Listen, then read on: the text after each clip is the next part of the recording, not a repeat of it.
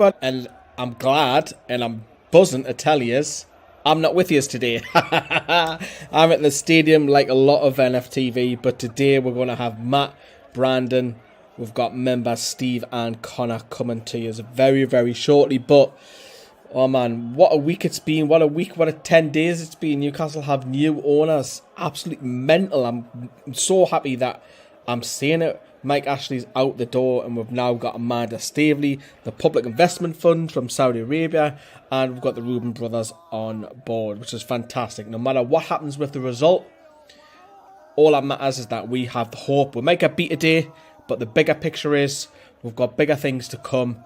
We're going to have a better squad. Facilities are going to be improved, you name it. And we're going to celebrate that today. So please get involved with all the lads here at NFTV. But first, I need to quickly tell you about Manscaped. Champions of below the waist grooming are here to save your balls. Yes, you heard it right. Manscaped, the best of the best and world champions of men's grooming are here so you can stay clean and take care of yourself where it matters most.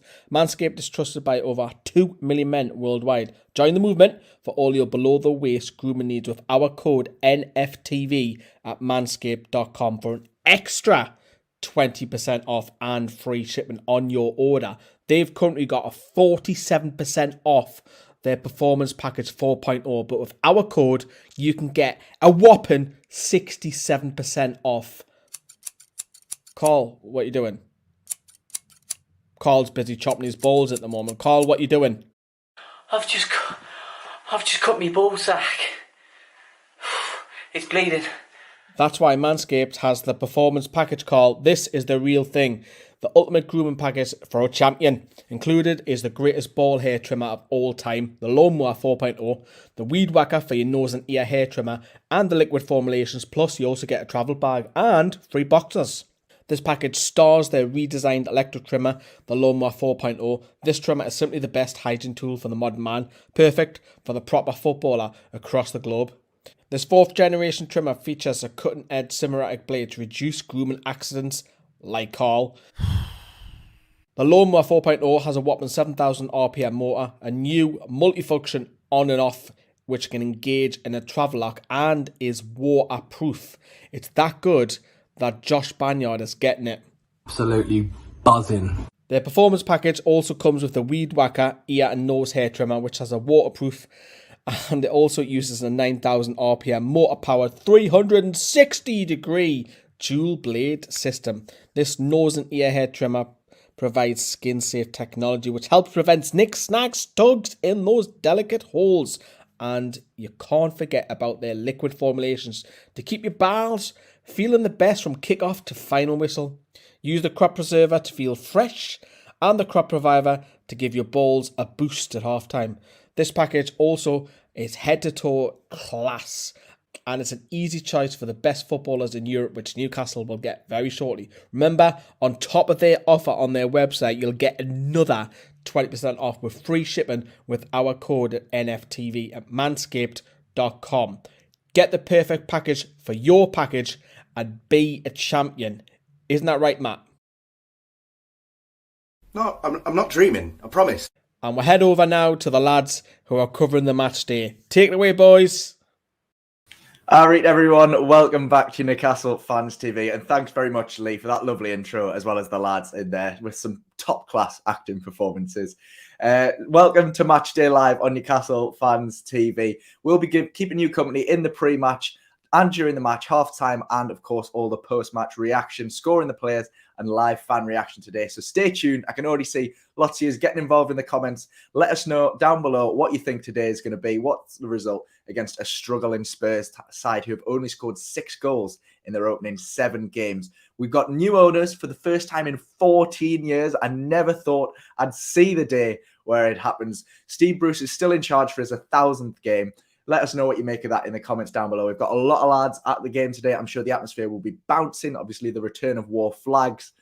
And we'll have, hopefully, Brandon joining us for the pre-match and our American member, Steve, talking through to us about the build-up today. And I'm sure we'll get his thoughts on the takeover as well. Before we do, though, we'll have a little recap of the stuff that's been happening in the last 10 days, because it feels like a whirlwind. On Newcastle Fans TV, we had the one and only Alan Shearer come on and give us his thoughts on the takeover. What's your emotions? What's your feelings? Tell me. Oh, I'm like you guys. I'm like the thousands that were at St James's Park last night. My son was there with all his pals. I mean, the place has just gone berserk, and so it should do, because for 14 years we've had nothing to cheer, we've had nothing to look forward to, we've not been involved, we've had no say. So I'm absolutely delighted that that eventually our club is back in the hands of the fans, and they've eventually got something to say, because they've not been listened to for far too long. And yesterday was a great day. It's going to take time. I think we all have to be patient.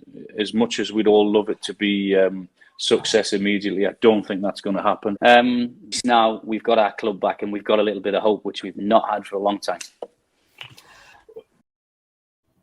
Yes, Alan Shearer earlier this week on NFTV. I'm sure you can find the video on our channel. It's done very well this week, so you can go back and watch all he had to say about the takeover and the club as well. Thanks to Lee and Sam smashing that interview out the park. But for now, it's about today's game. Tottenham Hotspur at home, the return of the fans under new ownership, return of war flags. Loads of the lads are there. But today I'm going to be joined by the one and only Steve from across the pond. Let's bring you in, lad. How are you doing? What do you make of it all? Finally, oh, he's got the cans out already.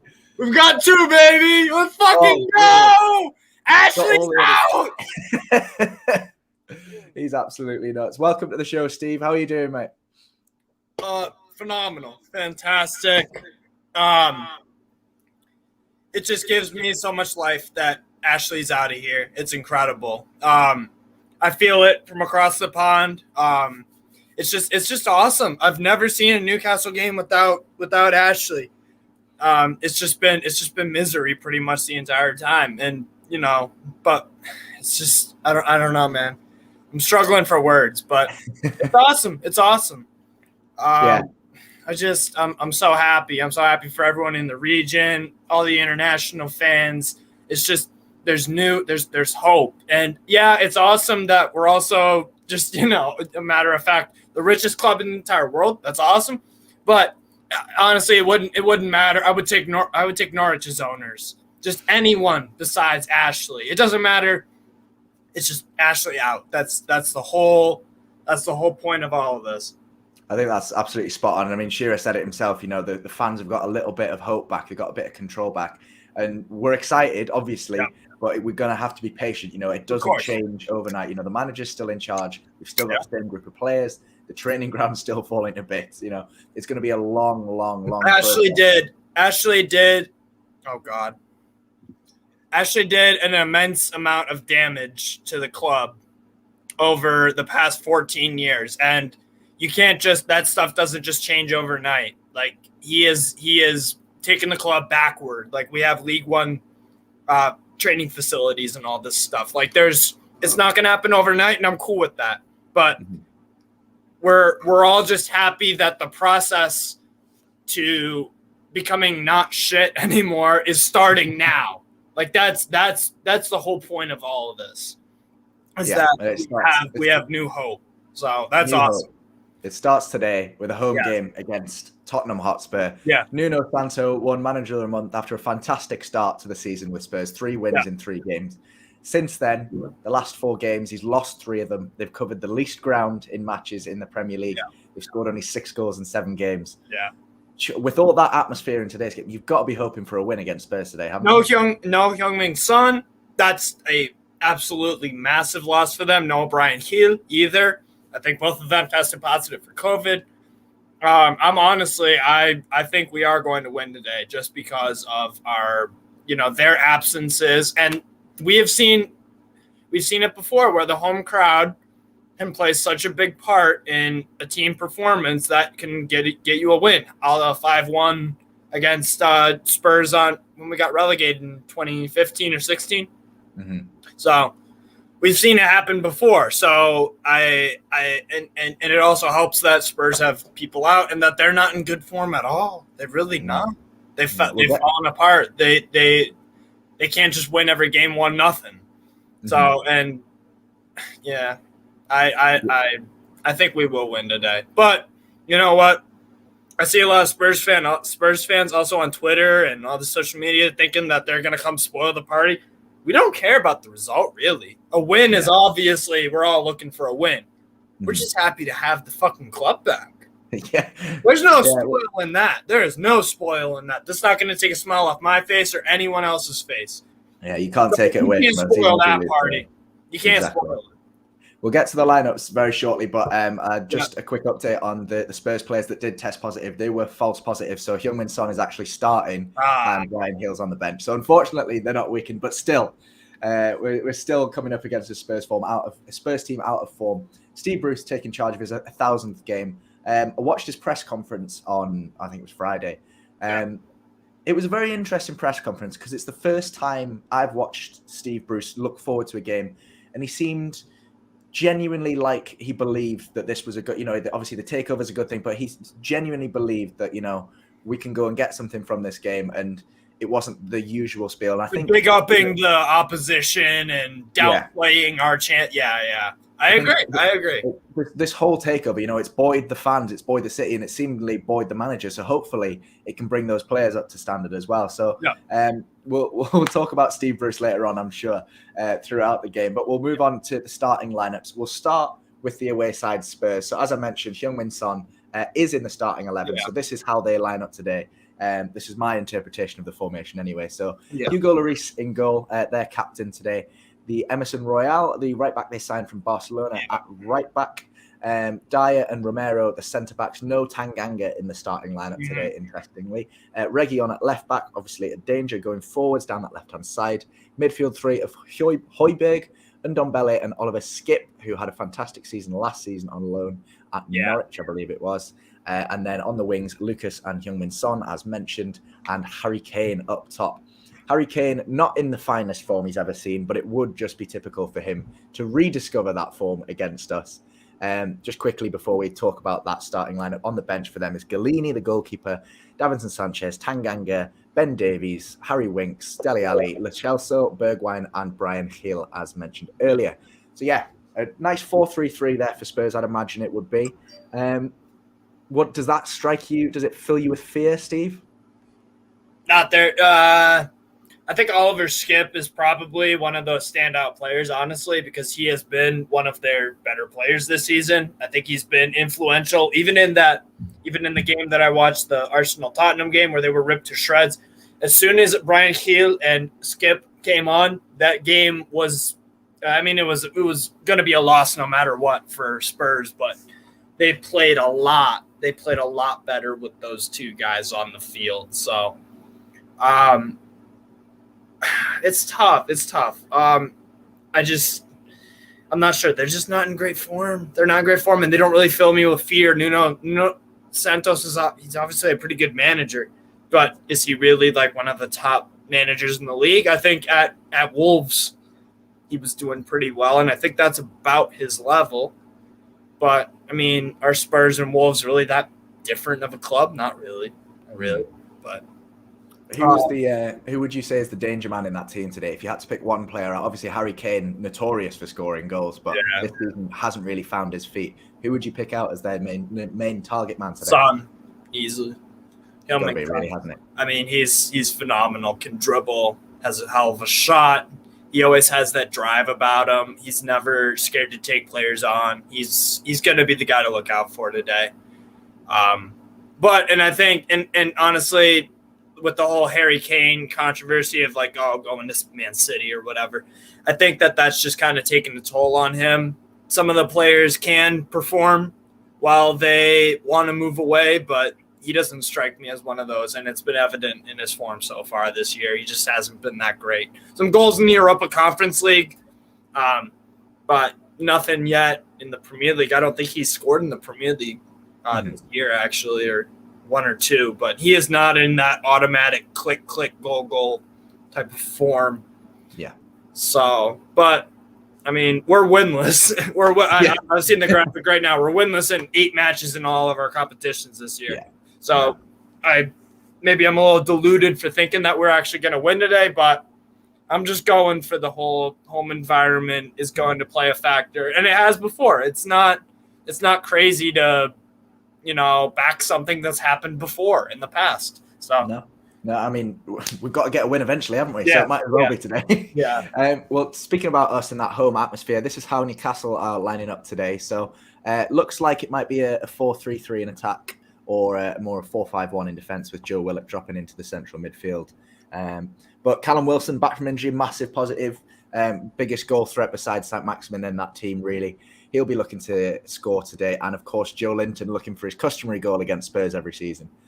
So hopefully he can provide a bit of threat from now that he doesn't have to be the main target man up front. And Saint-Maximin hopefully being deployed in his more natural, wider position rather than the number 9 main threat for us. But I like that midfield of Isaac Hayden and Sean Longstaff personally. I think that's probably our strongest defensive midfield pairing at the moment. Hopefully some investment in January to fix that. But yeah. That'd be nice, huh? Yeah. But we've got Matt Ritchie either coming up against Heung-min Son or Lucas Moura, both of which have incredible explosive pace. Yeah. And it's going to be an interesting battle because as much as I love Matt Ritchie, he really is a weak link in that left-back position for me. But before we move on, before we talk more about that starting 11, quickly on the bench, Gillespie, the goalkeeper, Fabian Schär, Jonjo Shelvey, Jamaal Lewis, Jeff Hendrick, Federico Fernandez, Ryan Fraser, Jacob Murphy, and Dwight Gale as well. So that's the starting lineup. Now that you've seen both teams, you said you were hoping for a win. Does that make you more confident or less confident that we're going to come away with all 3 points today? I'm worried about Richie in that left back position personally. I just think we got to give Jamaal Lewis a shot more,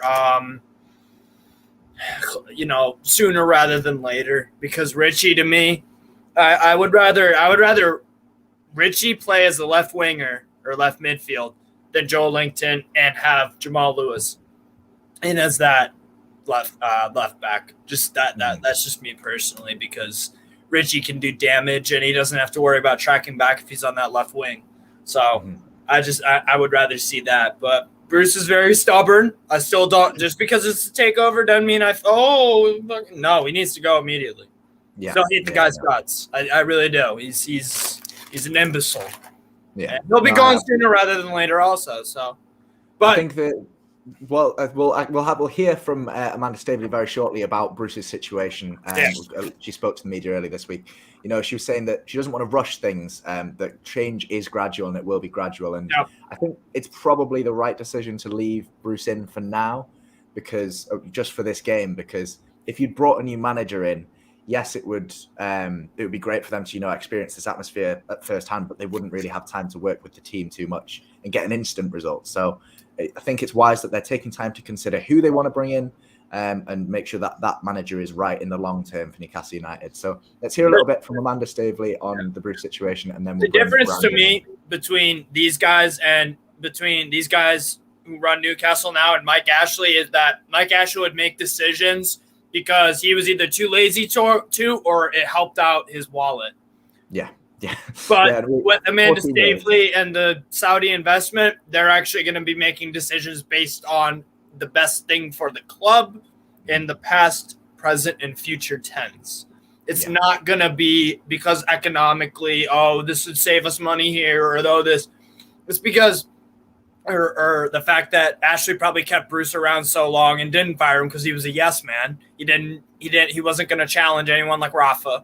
So that's the other really, really good thing I see about our new ownership is that they're going to be making decisions for us and for the club and not just for their pockets or just because they're too lazy to or they're using us as a cash cow. So I would rather I can understand why we're keeping Bruce, but it's not for the reasons that Ashley would keep him, basically. Yeah. No, absolutely not. Welcome to everyone. If you're just tuning in to our Matchday live stream here on Newcastle Fans TV, if you haven't already, please drop a like on the video, share it on your social medias if you can, and drop a comment down below. Let us know what your score predictions are before the match. I can't say there'll be any prizes for the correct score, but it's always nice to see what you guys think, whether you're feeling confident or not. Let's hear a little bit from Amanda Staveley then on Bruce's future and why the decision was made, and then we'll get Brandon in as well so we can have a little bit of a chat with him before kickoff. as I said earlier, today, all those questions are questions for the next month. It is not a question for today. We've just got here. We like to do a review, as we've indicated before, and we'll come back to you with all those points. So we're hearing from Amanda Staveley earlier in the week. So like they say, not really rushing into a decision there. Welcome, Brandon. We can see you may be having a bit of a connection issue there. So we'll try and stick with you if we can. But we might have to say goodbye if it doesn't work. But how are you feeling about today's game? Are you optimistic going into the game against Spurs? I would like to think so. Yeah. They kind of bring that little extra edge. As people on the channel here, one. Who knows? It's refreshing. Maybe we'll see. It can be over enthusiastic and make mistakes. We'll see after how it plays out. But. Yeah. We've talked about the danger men. We've talked about the danger men in Spurs' lineup already. Callum Wilson's back in the side, Brandon. What do you think that's going to add to today's team? Do you think that's going to be a massive boost for those guys going forward? Gonna produce goals for sure. So and we like scoring goals. Yeah, it will be a big positive for us. Yeah, absolutely. Steve, sorry, Brandon. I haven't even seen our lineups, to be fair. Well, we'll quickly recap the lineups then. So for Newcastle United, I'll pop them on screen for you now, Brandon, if you can see this. So it looks like a 4-3-3 for Newcastle. Darlow, Manquillo, Lascelles, Clark and Ritchie. Then Longstaff, Hayden and Willock in the midfield. Then a front three of Joe Linton, Wilson and Alan Saint-Maximin. And as for Spurs, looks like a 4-3-3 for them as well, with Lloris, Emerson, Dyer, Romero and Reguilon at the back, Højbjerg, Skip and Ndombele in the midfield, Lucas, Son and Kane up top. So big discrepancy in the price of those front three as well. So Son made it in the end. Yes, yeah, false positives for Son Heung-min and Bryan Gil, so they're eligible to play today. So they're both, obviously Son in the starting lineup and Bryan Gil on the bench. You mentioned Steve Bruce earlier on. I don't know if you guys watched the press conference or listened to it, but I thought it was very interesting that he made the point he considered walking away from this job last summer because he looked at the finishes he got. He's finished 12th and he finished 13th in the 2 seasons that he managed. And he thought, can I take this club forwards? Can I go any higher with this club, or have I reached my peak? And he thought, maybe this is the time to step away from the club because he can't do any better than that. But he decided, no, I'm going to stay. I'm going to try and be better. Obviously, it hasn't gone that way so far. I know how you feel, Steve. You're very Bruce out. But do you think he should be given a chance under the new ownership, or is it very much let him go right now and get someone new in straight away?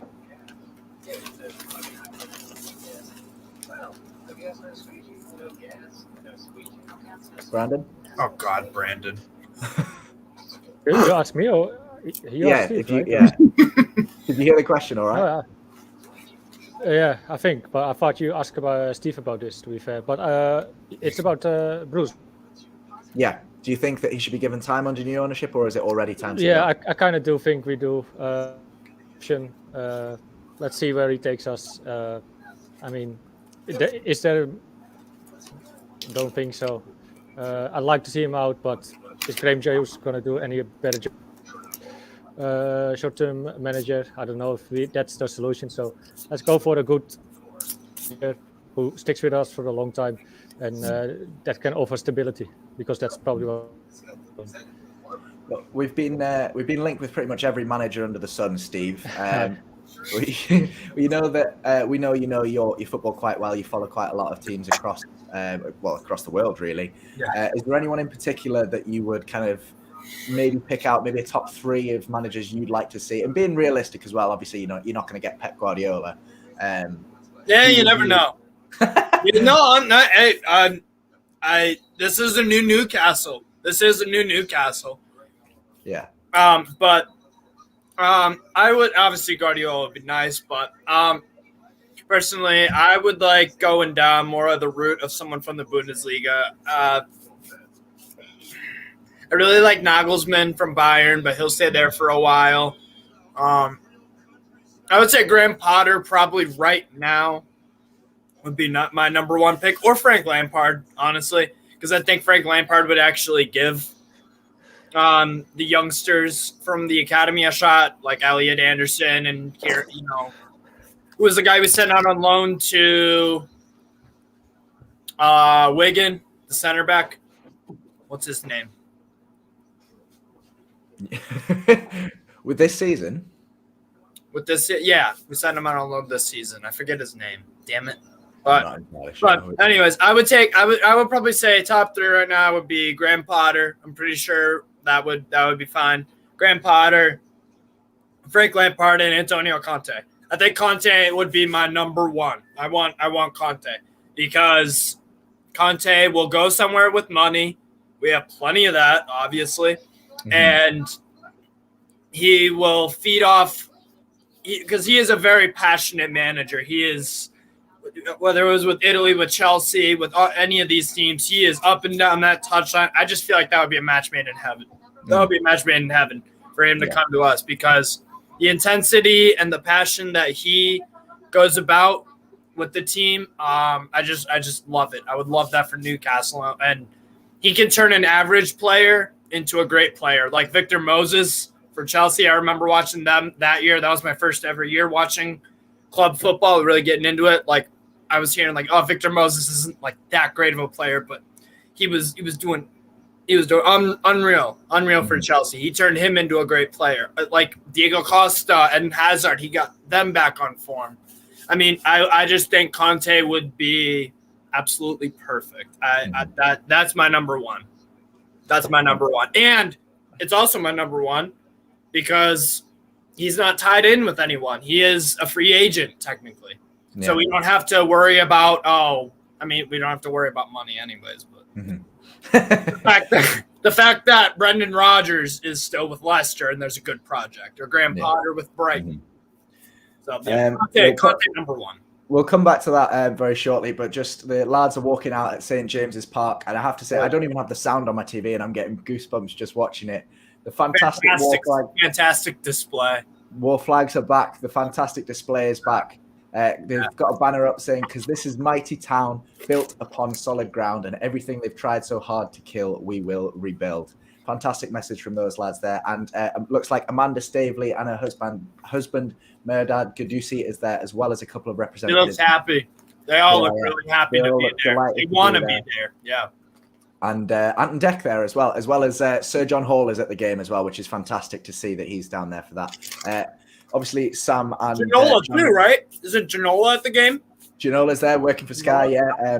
But Sir John Hall was interviewed by Sam and Johnny on the channel probably a couple of months ago now, which was a great chat. If you haven't seen that already, I'd recommend go watch that back, especially because that was before the takeover went through. It's interesting to see how his perspective might have changed. But it's a full house, needless to say, at St. James's Park. Spurs in their lilac away kit. Newcastle, obviously, in the black and white stripes they're wearing the classic jackets. The Gallagher absolutely buzzing there with black and white flags. Incredible atmosphere. I wish I was there. I really wish I was there. The thing is, before when Ashley was around, obviously I would love to go to Newcastle, but I would have to save up a few $1,000s probably for a trip to make a game. And I was like, under Ashley, I'm like, this guy doesn't deserve my fucking money. The club does, but not the money to this guy. Hell no. Now I really want this to happen. I really, really, because I think in February, Newcastle are playing 2 straight away games in London within like the same week at Brentford and I forget the other, not Watford, but we're playing Brentford and then another club in London away. So I'm like, oh shit, I could get 2 games in like a week or something like that. I'm like, okay, I should do that because if I'm going to go spend a ton of money on a flight and hotel, I may as well get in 2 games compared to 1. So that's my thinking. Yeah, might as well. I really regret not keeping my season ticket from a few years ago now. Oh God. But yeah, so games are due to kick off in just under a minute's time there. Atmosphere looks absolutely incredible. We'll have live reaction from the stadium as well. Lee, Adam, I think Johnny's going. Sam, I think, is there as well. Josh, all the lads are at the ground and they'll be absolutely buzzing. The players look up for it. Obviously, Isaac Hayden, being interviewed earlier this week, said it's directly affected the players, directly affected their mood They all feel super optimistic about the direction of the club. And of course, Jonjo Shelvey as well, first player to speak out since he said he wanted to be out with the fans outside the ground celebrating with a couple of cans. Yeah. So fantastic. Looks like Joe Linton's got a new haircut for the occasion, so hopefully he can put his head on a ball and put it in the back of him. Sports Direct signage still up at the stadium, but I believe that's part of the takeover deal that it'll remain for at least a short while, just for the television rights and everything. But to be honest, it's a minor thing at the moment because we know it'll go eventually. Look, let's just look at seeing everyone there. There's not a single frown in that crowd. Everyone looks absolutely delighted to be there, and why not? What an incredible occasion. The first Newcastle United home game in over 14 years without Mike Ashley. Absolutely incredible. Unreal. I've never seen it. And hopefully that performance will reflect on that. Oh. What do you think of, off topic a little bit? Well, not really, but it's Spurs. But I really like that purple shirt. I think that's phenomenal. That's a really cool away shirt. It's interesting, that's for sure. It's. I hate Spurs, but like I like a good football kit. For everyone at home that's not got a stream or not being able to watch it, the Spurs kit is like a lilac purple with a white quarter really on the shoulder, but it's almost patterned in. So yeah, it's an interesting kit. Joe Linton, early pressure on Emerson Royale, forcing him off the ball there, but the ref has blown up for a free kick. But the right back. My stream hasn't even my NBCSN hasn't even started yet. Oh no, I'm gonna have to spoil the game for you then if a goal goes in. That's all right. All right, now we're good. 5 seconds in. Last chance in the comments down below, everyone. Get your pre-match predictions in before the first goal goes in, because I haven't even made a prediction yet. I'm going to say 2-0 Newcastle, Joe Linton and Saint-Maximin. 1 in the first half, 1 in the second half. I'll go 4-1 Newcastle. Ooh, I like it. I was at the 5-1 game under Rafa when we got relegated, and it was genuinely the best atmosphere I've ever experienced as a United fan. Yeah. It was incredible. Why not? I did put a bet on for a Newcastle win, so hopefully they can at least just do that. Good man. $6 to win 22. So I'm like, oh shit, those odds are nice. Oh, unlucky. Go on.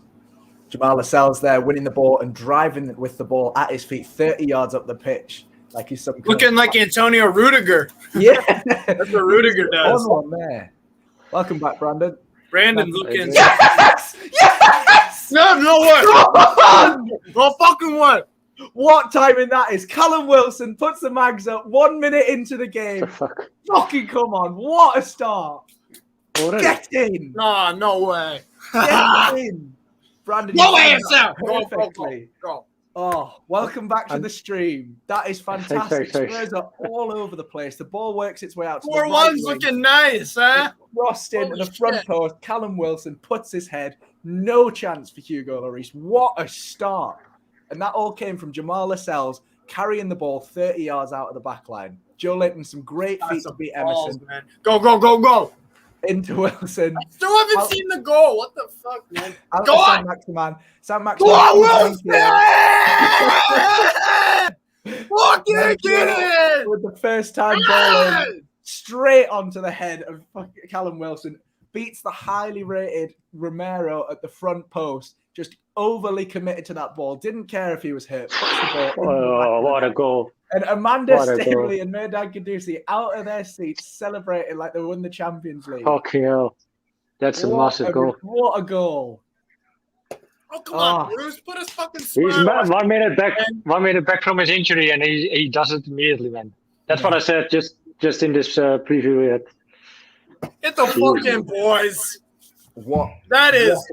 Now we just got to make sure that we don't throw this away. You can't write this shit in Hollywood, man. You can't write this script. Oh my god. This is the new Newcastle United. This it had to be Callum Wilson.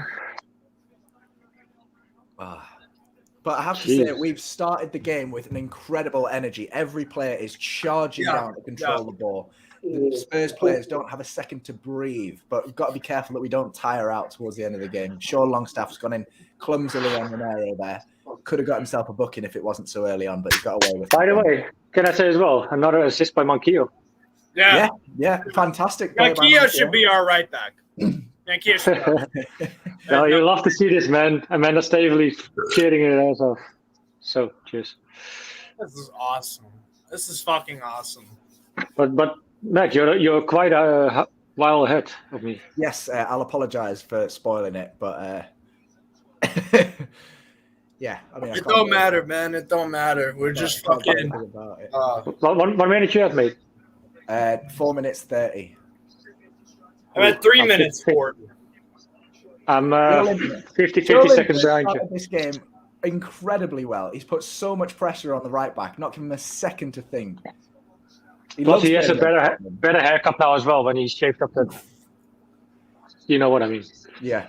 This is incredibly poor from Spurs too. I mean, it's only 4 minutes in, but they look like they're walking around. They like St. James's Park seems to me. It seems like it's got its fear factor back. Yeah. At least for now. For now. Because my God, Spurs players, they're just like walking around. They're second to every ball. Yeah. They're fucking second to every header. It's overwhelmingly in Newcastle's favor. This is the kind of game that we thrive on because Spurs look so disorganized. They look like a Sunday league side. There's no shape to them. There's no midfield. Yeah. Joe Linton, Joe Linton, go on, lad. Joe Linton has got Emerson on toast. He's beaten him in the air 3 times already.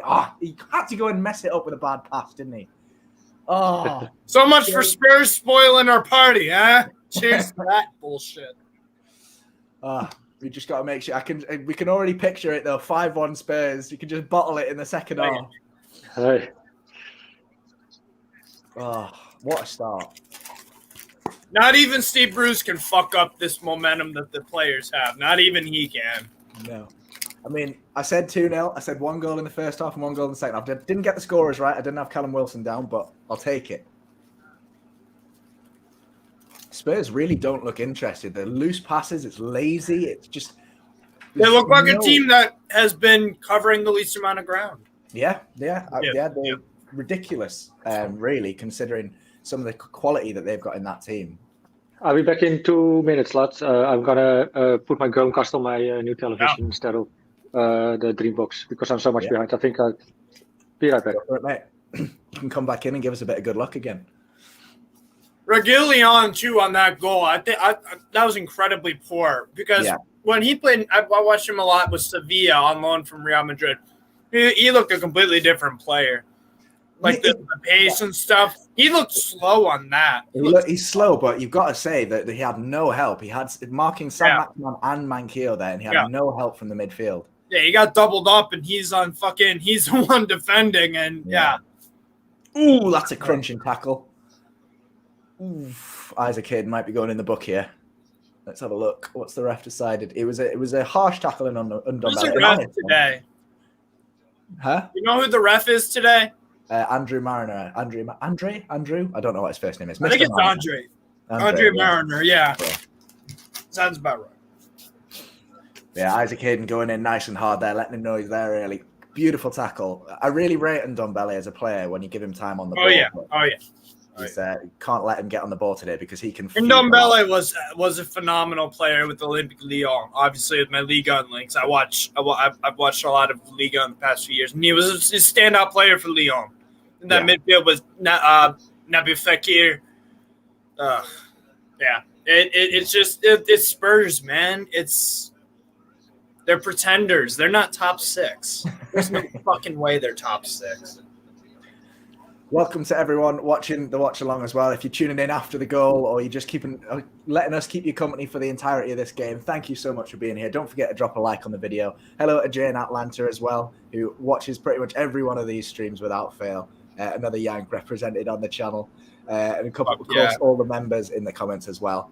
Fantastic stuff, lads. Keep the comments coming. Keep it interactive. If you want anything to know, sorry, go ahead. Sorry.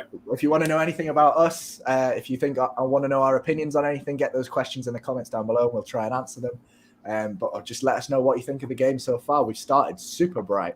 For some reason, Kieran Clark was attacking the header in the box there. Harry Kane, 0 goals in 6 Premier League appearances this season. I just saw that stat.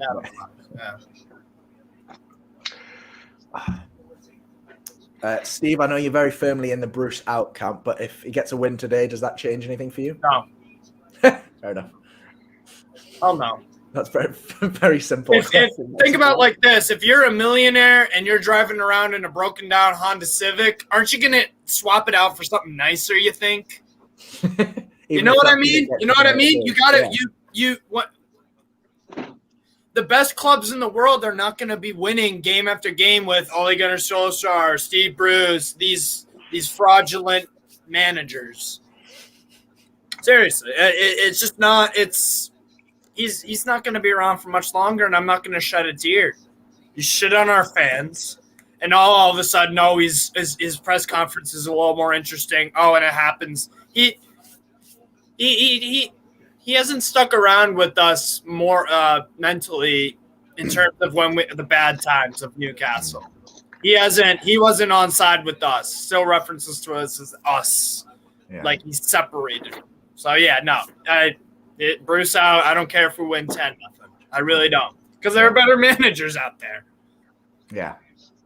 I think I have to say Joe Linton's started this game with a lot of energy. He's been pushed off the ball there, but he's chased about 30 yards back to win the ball back off Lucas Moura.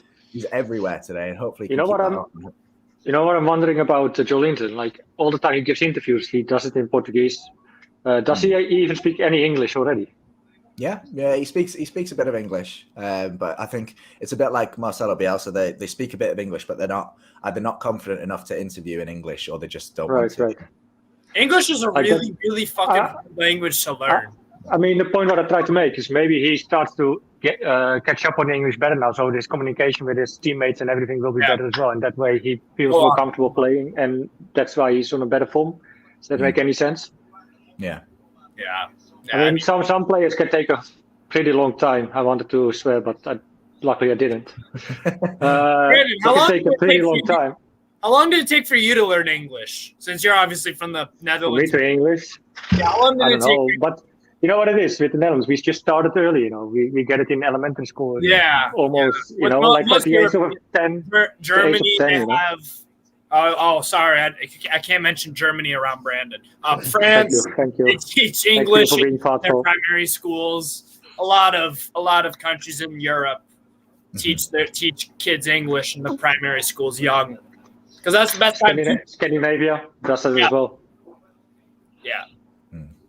Thanks so much to Craig, who's donated £1 as well. Thanks so much, mate. Your donations help keep the channel going, help us provide you with this excellent content that we provide on match days. We'll have loads of match day videos coming up tonight.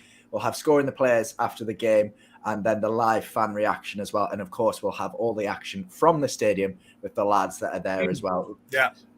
So stick around. It's going to be a long day, but hopefully a good day. Nah, well, who are you kidding, Matt? This is a fucking awesome day, no matter what. Regardless. Let's be real.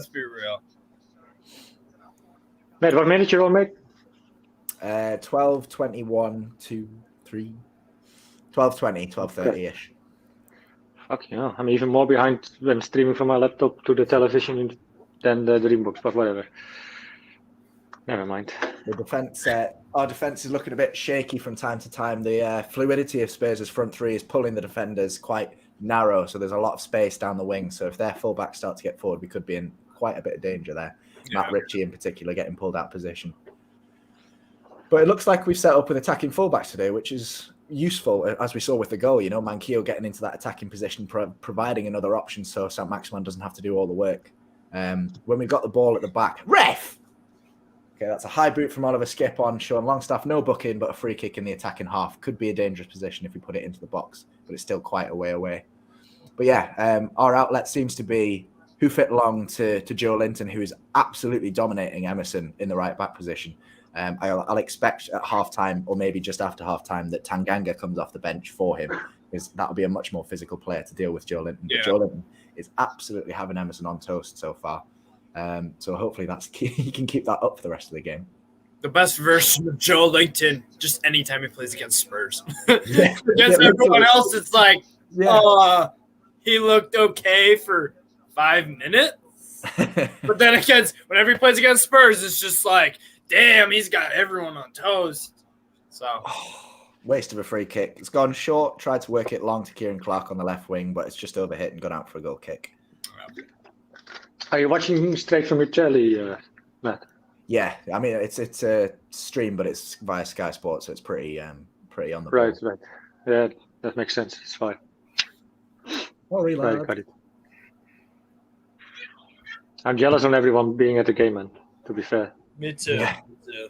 Yeah, Like now the meetup doesn't went on. Seems like it. You know, the Newcastle Fans TV meetup. Hey, and the Decker are there as well. Yeah. I'm just gonna look for a good game because otherwise I would have been for the Brentford game. But that'll be a good game. The return of Ivan Toney. Right. I don't know. I'm coming somewhere in November, that's for sure. But I don't know for which game. To be fair. Yeah. Well, it'll be a pleasure to have you here. Oh, God. This is what I was talking about. The overload on the wings. Lucas Moura in a dangerous position. Oh, he's absolutely butchered that. What the hell is that?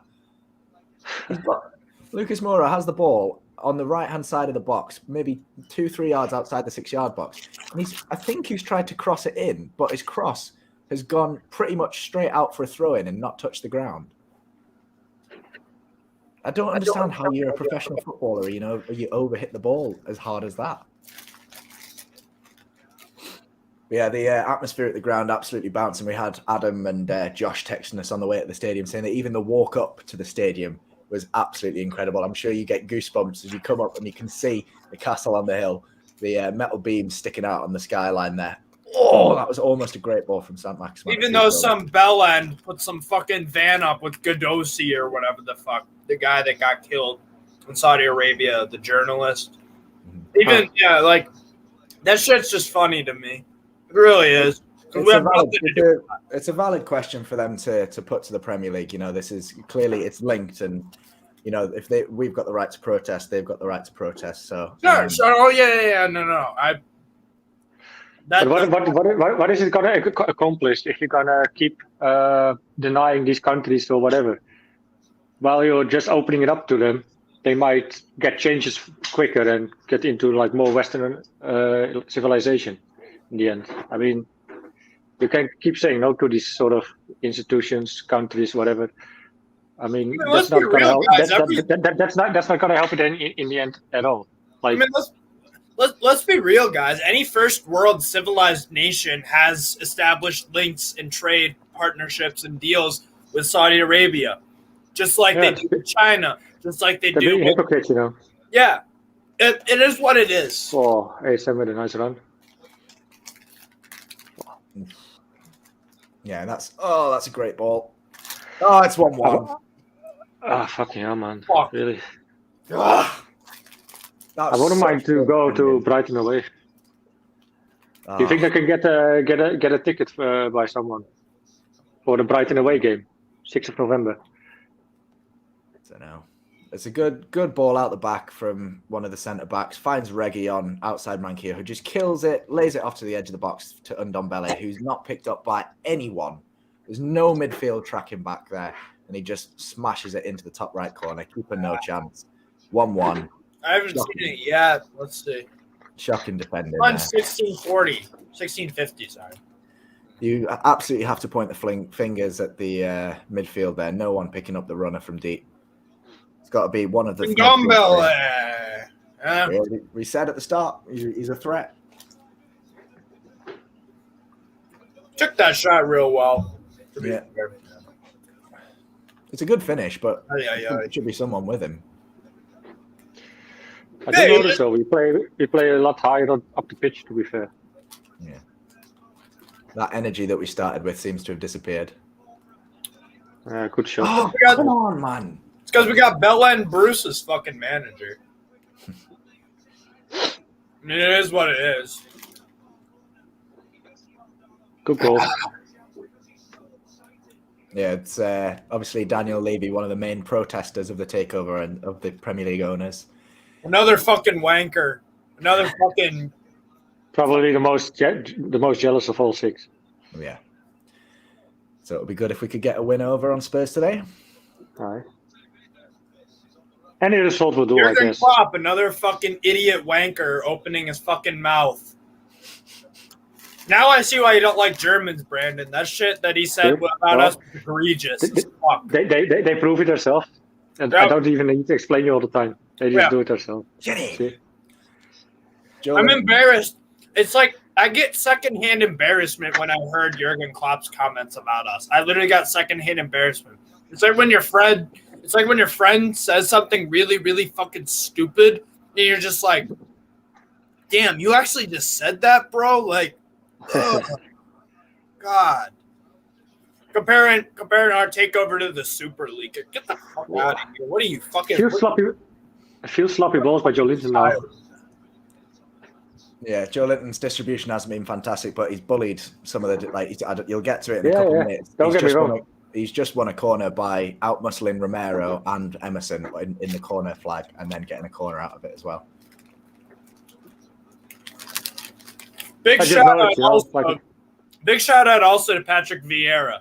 Because about his comments about the takeover, he was like, look, I'm just happy for them. They deserve it. The past 14 years has been shit for them, and they deserve it. He didn't try to be a politician or anything or give his morality a fucking boost. No, he just said he's happy for us. That's all it should be. Yeah. The defending here is quite...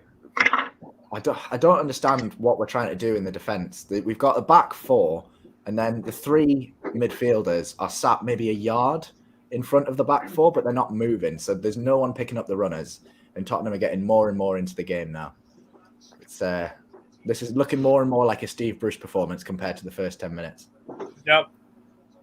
Maybe Graham Jones was in charge of the first 10. And then Bruce was like, all right, move over. We got to secure the points. Points accumulation. I was a Newcastle fan when Bruce said points accumulation. When if Bruce was to go, how would you feel about Graham Jones taking charge? Fuck yeah. Fuck yeah. It's a temporary thing? Sure. 100%. Would you not be worried about his lack of management experience? Yes, he's been an assistant manager, but he's only ever managed Wasn't he in charge of Luton Town, I think? Yeah, he didn't do fantastically well with that. Yeah. But it's better than Bruce. He has a better Premier League record than Bruce. Well, the ball is in the back of the net, but it's offside. Harry Kane chipping it over Cardallo there. It did look fairly obvious that it was offside. Of course, it'll be VAR, but it could be 2-1 to Spurs. Let's have a look at the replay here. He's about 10 yards offside, waiting for the ball to come in. Tries to get back onside. Ooh, I think he might be on, This could be 2-1 to Spurs. It was given on the field by the linesman. It's whether Manquillo is playing him all the way on the other side of the pitch. So I think I'm about to see it. It'll be those stupid little lines again. And if he is offside, it'll be by his shoulder. Nah, he's onside by a mile. It's 2-1. Fucking hell. See, that's just the Bruce tax. That's a nice finish from Kane. It's a nice finish, but everyone's given up. Yeah. It's the Steve Bruce tax. He's fucking terrible. He's fucking bozo, Belen, fucking wanker. I don't even know. He's a BBW. Bozo, Belen, wanker. Fucking hell. Hate this guy. Hate this guy's fucking guts. Oh. We said before the game that Harry Kane had been in shocking form, and it would be typical Newcastle United for him to rediscover it. The score, yeah. Steve Bruce tax. Right there. It's one long ball over the top by Højbjerg. No one picking up Kane. Chips it over the goalkeeper. 2-1 Spurs. A nice 10 minutes, though. That wasn't a nice 10 minutes. And guess what? Mike Ashley's out, so that's another fucking positive we can take from this. God fucking damn. Manquillo's left foot, because he's turned sideways, is playing Kane on by about a yard. Motherfucker. Should have paid more attention to Manquillo, to be fair. Yeah. And hey, you know what? The best part is if we lose this game by a lot, Emmanuel Staveley will just be like, all right, Bruce, buddy, you can fuck off. You can don't let the door hit us on the way out, man. So, is it though? I think don't so. think so. I think that the reason they've left them in charge, obviously, to not rush things, but also they can turn around and say, look, we gave you a chance. It's your 1000th game. You had a chance. The fans were behind you. for pretty much the only time this season. Yeah. And you've lost the game, so we're going to go in a different direction. So I'm not 100% convinced though about it here, but I hope you're right. But I don't. Yeah.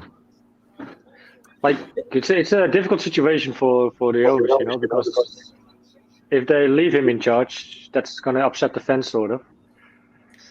I think But I'm not 100% convinced Graham Jones would do a much better job for now. Yeah. I mean, he's been there the rest of the season as well. What else he's going to do wrong though, or different though? Yeah. Go on. I mean, ref. I mean, the owners will realize soon enough, sooner rather than later, I believe, that we can't keep on. Just because we want to give Bruce a chance, we can't keep losing and losing and losing. Because eventually, that hole before January, we don't want that hole to be so big that we have to get like these big name players for the sake of survival. Like we gotta be. But in the January transfer window, I also don't think we're gonna get these big names. I think. Oh yeah, no, I don't either. I'm expecting 3 signings of some decent quality. Maybe. And I think we're gonna sign some loanies, some decent loanies. Yeah. I mean, I think we spent up just fucking anyone to around 80 to 100 mil in January probably. That's what I see happening. I think you can probably expect realistically like 50 mil, and then I was about to say like 50. Right. But you've got to think that three good signings like of decent quality, that you've got to be happy with that, because it's at the end of the day it's January. You know, it's not a big transfer window. There's not a lot of movement usually. So it depends. How nice is it already that we don't have to need to have that mindset that we might sign a loan player and get excited about it. Now we can actually sign people.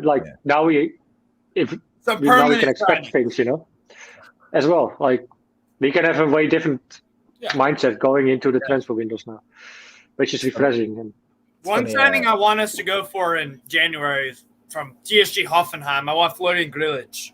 Really want. I have to say that we shouldn't need to make the same mistake as QPR made, you know, just buy a random squad and whatever. It has to be worked out well.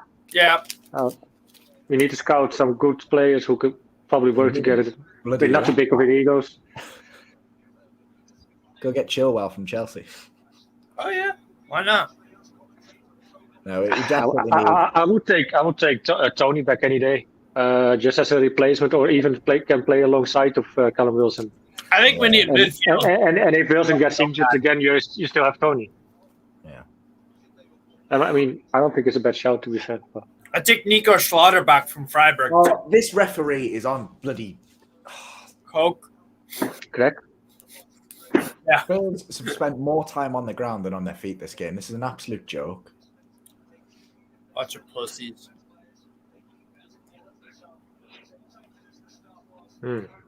They don't look that happy anymore. Yeah, I was just about to say that. Yeah, for the change of dynamics. Yeah, when we scored, the owners were jumping around, you know, shaking hands and celebrating, and now they look positively miserable. One of them was on their phone, probably texting somewhat like, "Can we get a new manager?" Get this fucker out. Get the fucker out. Brandon, what do you think of my number one shout for Newcastle manager Antonio Conte? That's my number one target. What do you think of that? Like, of course, he's a good management, but will he come already immediately in this stage? Save us for relegation? I think he would. If he have a shit ton of money. Yeah, if he was given promises that he could, you know, get the players he wanted in January, then I think he might. But the players you wanted, you still have a sort of budget, you know, because of financial fair play. I mean.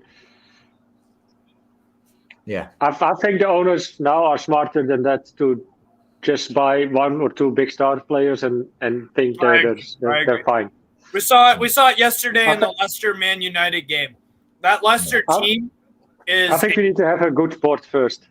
Good board, good sporting director and everything, exclusive director, all that shit. Scouts, good scout. We need a good board. It starts from there, in my opinion. Yeah. Oh, Joe, you stupid fucking idiot. I wish Joe Linton could actually control a football. He might be a good player. First touch is everything. Yeah. First touch is fucking everything. But I don't think Kane's first touch is the greatest either, though. No. He has quite a heavy first touch, to be fair. Not saying he's a bad player, but Who are you saying? ASM? No, Kane. Oh yeah. Okay. We were going back to the signings. We were linked with Hamza Chowdhury on loan at the start of the season. Obviously, we couldn't afford his loan fee. We couldn't. I was a Newcastle fan when. Oh no, Maxi! Oh. I was a Newcastle fan when we couldn't afford Hamza Chowdhury loan. Willock's just sent Saint-Maximin on a 60-yard sprint, and he's beaten about 3 or 4 players, and then his pass is just behind Callum Wilson. It could have been a great opportunity to score there, but he just passed that ball a little bit too early. Oh, almost.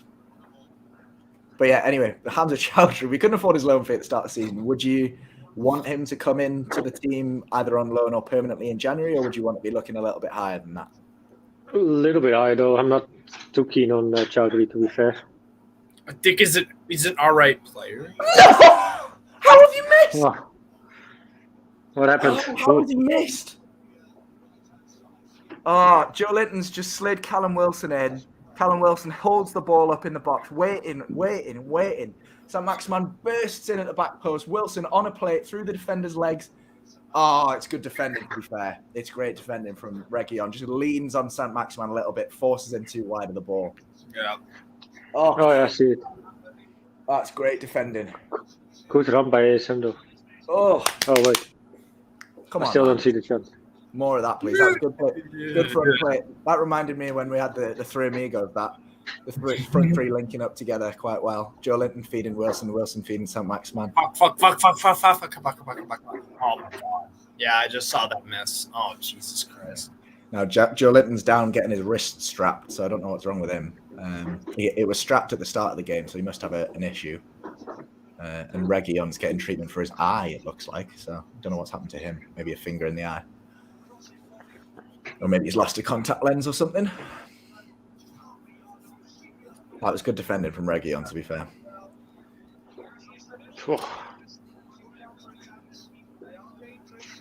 I'm interested, Steve, before the game you said Frank Lampard would be one of your top 3. Why? I know you said youth, but the academy is not fantastic here, as unlike Chelsea, where they could field their academy and win half the games in the Premier League. Why would Lampard be given that he had a relatively poor record with the team that he had available, why would he... he finished top 4 with Chelsea, and they had a transfer ban, and he plays attacking football. They did really well in the Champions League. I was a big fan, honestly. I really liked what he did with Chelsea. I agree that when he should have gone, and bringing in Tuchel was fantastic. Yeah.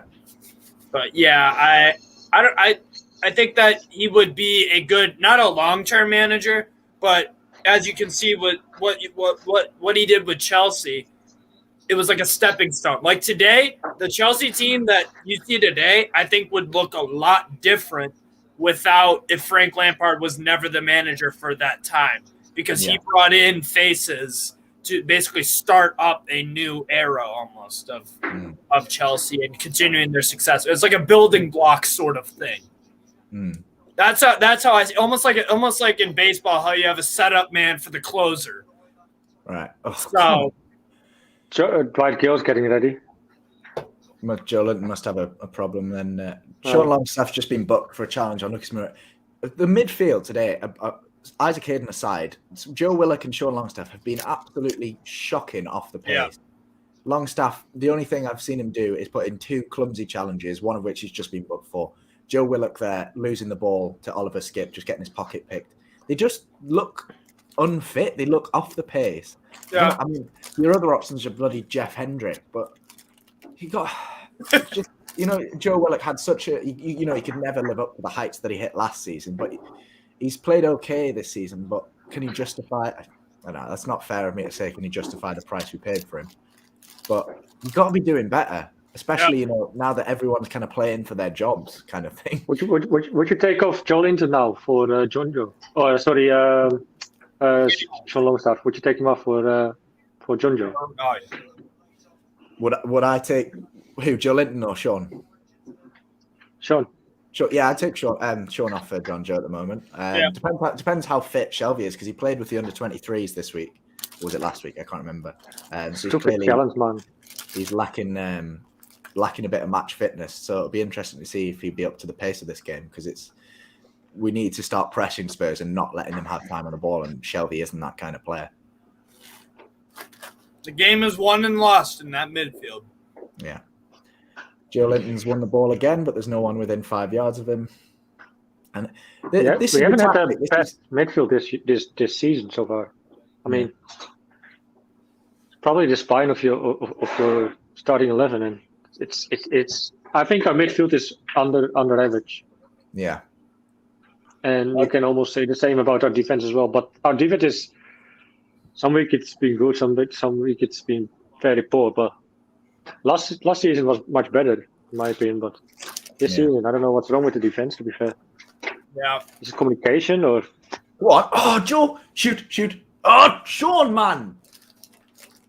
Fucking hell. Joelinton, I have to say, Joe Willock did really well there. Took the ball up the pitch, put the ball in the box. It wasn't a great ball. Defender controlled it. Joelinton picked his pocket in the penalty box. Dropped it off to Sean, who just lost the ball. Good interception from Hayden there. Good distribution to Maxi as well. Where's Wilson? Is he injured or something? Where's he gone? Oh, God, not again. No, I just can't see him in the attack. I think he was tracking back. We just tried to launch a counter-attack, and the furthest player up was Joelinton, and then it was saint-maximin, but there was no Callum Wilson there. Joelinton winning loads of aerial duels, don't know. Yeah, no, he's played. I think Joelinton's arguably been our best player today. Well, let's not get ahead of ourselves too early. Still got an hour to play, mate. Yeah. Cheers, Liam, chipping in with the 79 pence, Mr. Justin down himself. That was all what was left on his PayPal account. Hey, all goes to the right causes. All goes a long way. There you go. 1p, 79p, 100p, whatever it is. I've seen the chance of loan stuff. Yeah. Should have reacted earlier. Yeah. Some people in the comments accusing Joelinton of turning up now that the takeover's happened. Do you think that's a fair accusation, or is he just kind of a hit and miss player generally? I think it's a mixture of all sort of things. Like I said, it might has to do with something with his English, that he's now being more comfortable. Maybe it's because of the new owners as well. Yeah. I'd be more concerned. Maybe he just works hard on the training pitch and in the gym to get a better player than he used to be. So he might. You don't know what he does after training, Yeah. I'd be more concerned if he wasn't turned up and fired up for this game after new ownership. Right. I would be more pissed off if he wasn't looking like Longstaff doesn't look up for it. This ref is on Spurs' bloody payroll there. That's it. Mariners are shit ref. Joelinton's he's run into the corner, towards the corner flag, two defenders pressuring him. Great bit of skill to get past one, gets his ankles clipped, falls to the ground, no free kick. Meanwhile, Spurs got a free kick 5 minutes ago for less than that at the other end. I mean, all the Premier League refs are fucking shit. With the exception of Michael Oliver, because he's a Geordie. Yeah. No, all of them are fucking terrible. Someone needs to sit on Ndombele because he's too dangerous to be. He's just walked into the box with the ball. He's too strong and too good with the ball at his feet to be able to do that.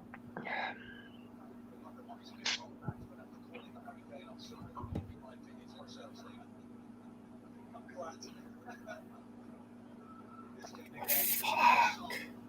Oh.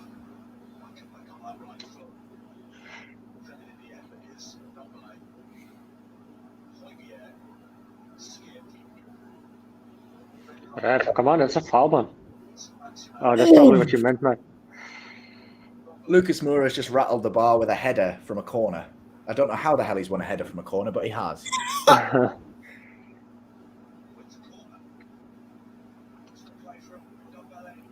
I'm not mistaken, Mora haven't scored in ages, is it? I can't believe Spurs fans actually try to slander Ndombele. How fucking ungrateful can you get? I mean, sometimes he does have bad games, but Harry Kane's beating out Richie. Good defending there from, I think that's Hayden with the red boots. Gives away a corner, but Harry Kane was steamrolling in there.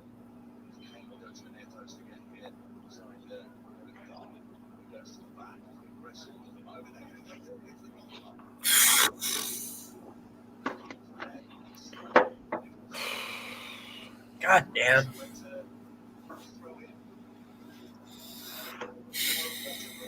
Oh, it's not looking good, I have to say. To be fair, it's been, since the goals went in, it's been fairly even. You know, the possession just popped up a minute ago. I think Spurs have had 55, we've had 45, which is more than we have usually. Something's happening on the side of the pitch. Reguilón pointed it out to the ref. Play's being stopped for now. The cameras haven't showed what it is. I don't know if it's a streaker or something, or someone's collapsed. It looks like all the players are waving the medical staff on. So I don't know what's happened there. How did Mora win that fucking head? Nobody was near him, man. I think it looked like something's happened in the stands, and they're calling medical staff over. There's something in the stands. Someone's collapsed in the stands by the looks of it, because there's St. John's ambulance there. The game play's being stopped for now. Hope everything will turn out well for the person involved, though. That happened yesterday in the Freiburg-Leipzig game. Someone had to get taken out by Red Cross. Yeah, Eric Dyer's just gone across to the medical staff saying they need a stretcher or defibrillator. Okay, so they're taking the defibrillator across to the stands there. But I hope they're not going to show it in telly, though. I don't like to see that. After the Euros, I hope that. I mean, what the fuck? It looks like the referee's waving the players off the pitch. Well, when there is a streaker, it's funny to see, in my opinion. I don't know why they don't show that. But someone being injured or whatever, like a streaker, is just funny, you know. Whether he's naked or not. But the referee's called the players off the pitch for now, so it looks like the game's going to be stopped. It seems like the Spurs manager's complaining at that, which is disgraceful, in my opinion. It's clearly someone's having a medical emergency. The Newcastle medical staff have gone over with the ambulance, the St. John's ambulance staff. They're tending to that person now. If we get any updates on who they are, how they are, we'll let you know. But the game's been stopped as of now, and hopefully that's all okay in the stands. And hopefully we can bring that news to you soon. Let's hope that person is fine. So. Players are still stood on the side of the pitch, so we can hope that the game will be resumed shortly and that person's will be okay. Yeah. Obviously, you don't like to see that anywhere, never mind at the football. So hopefully, best wishes to that person. Looks like it's in the, I think that's the East stand that they're sat in there.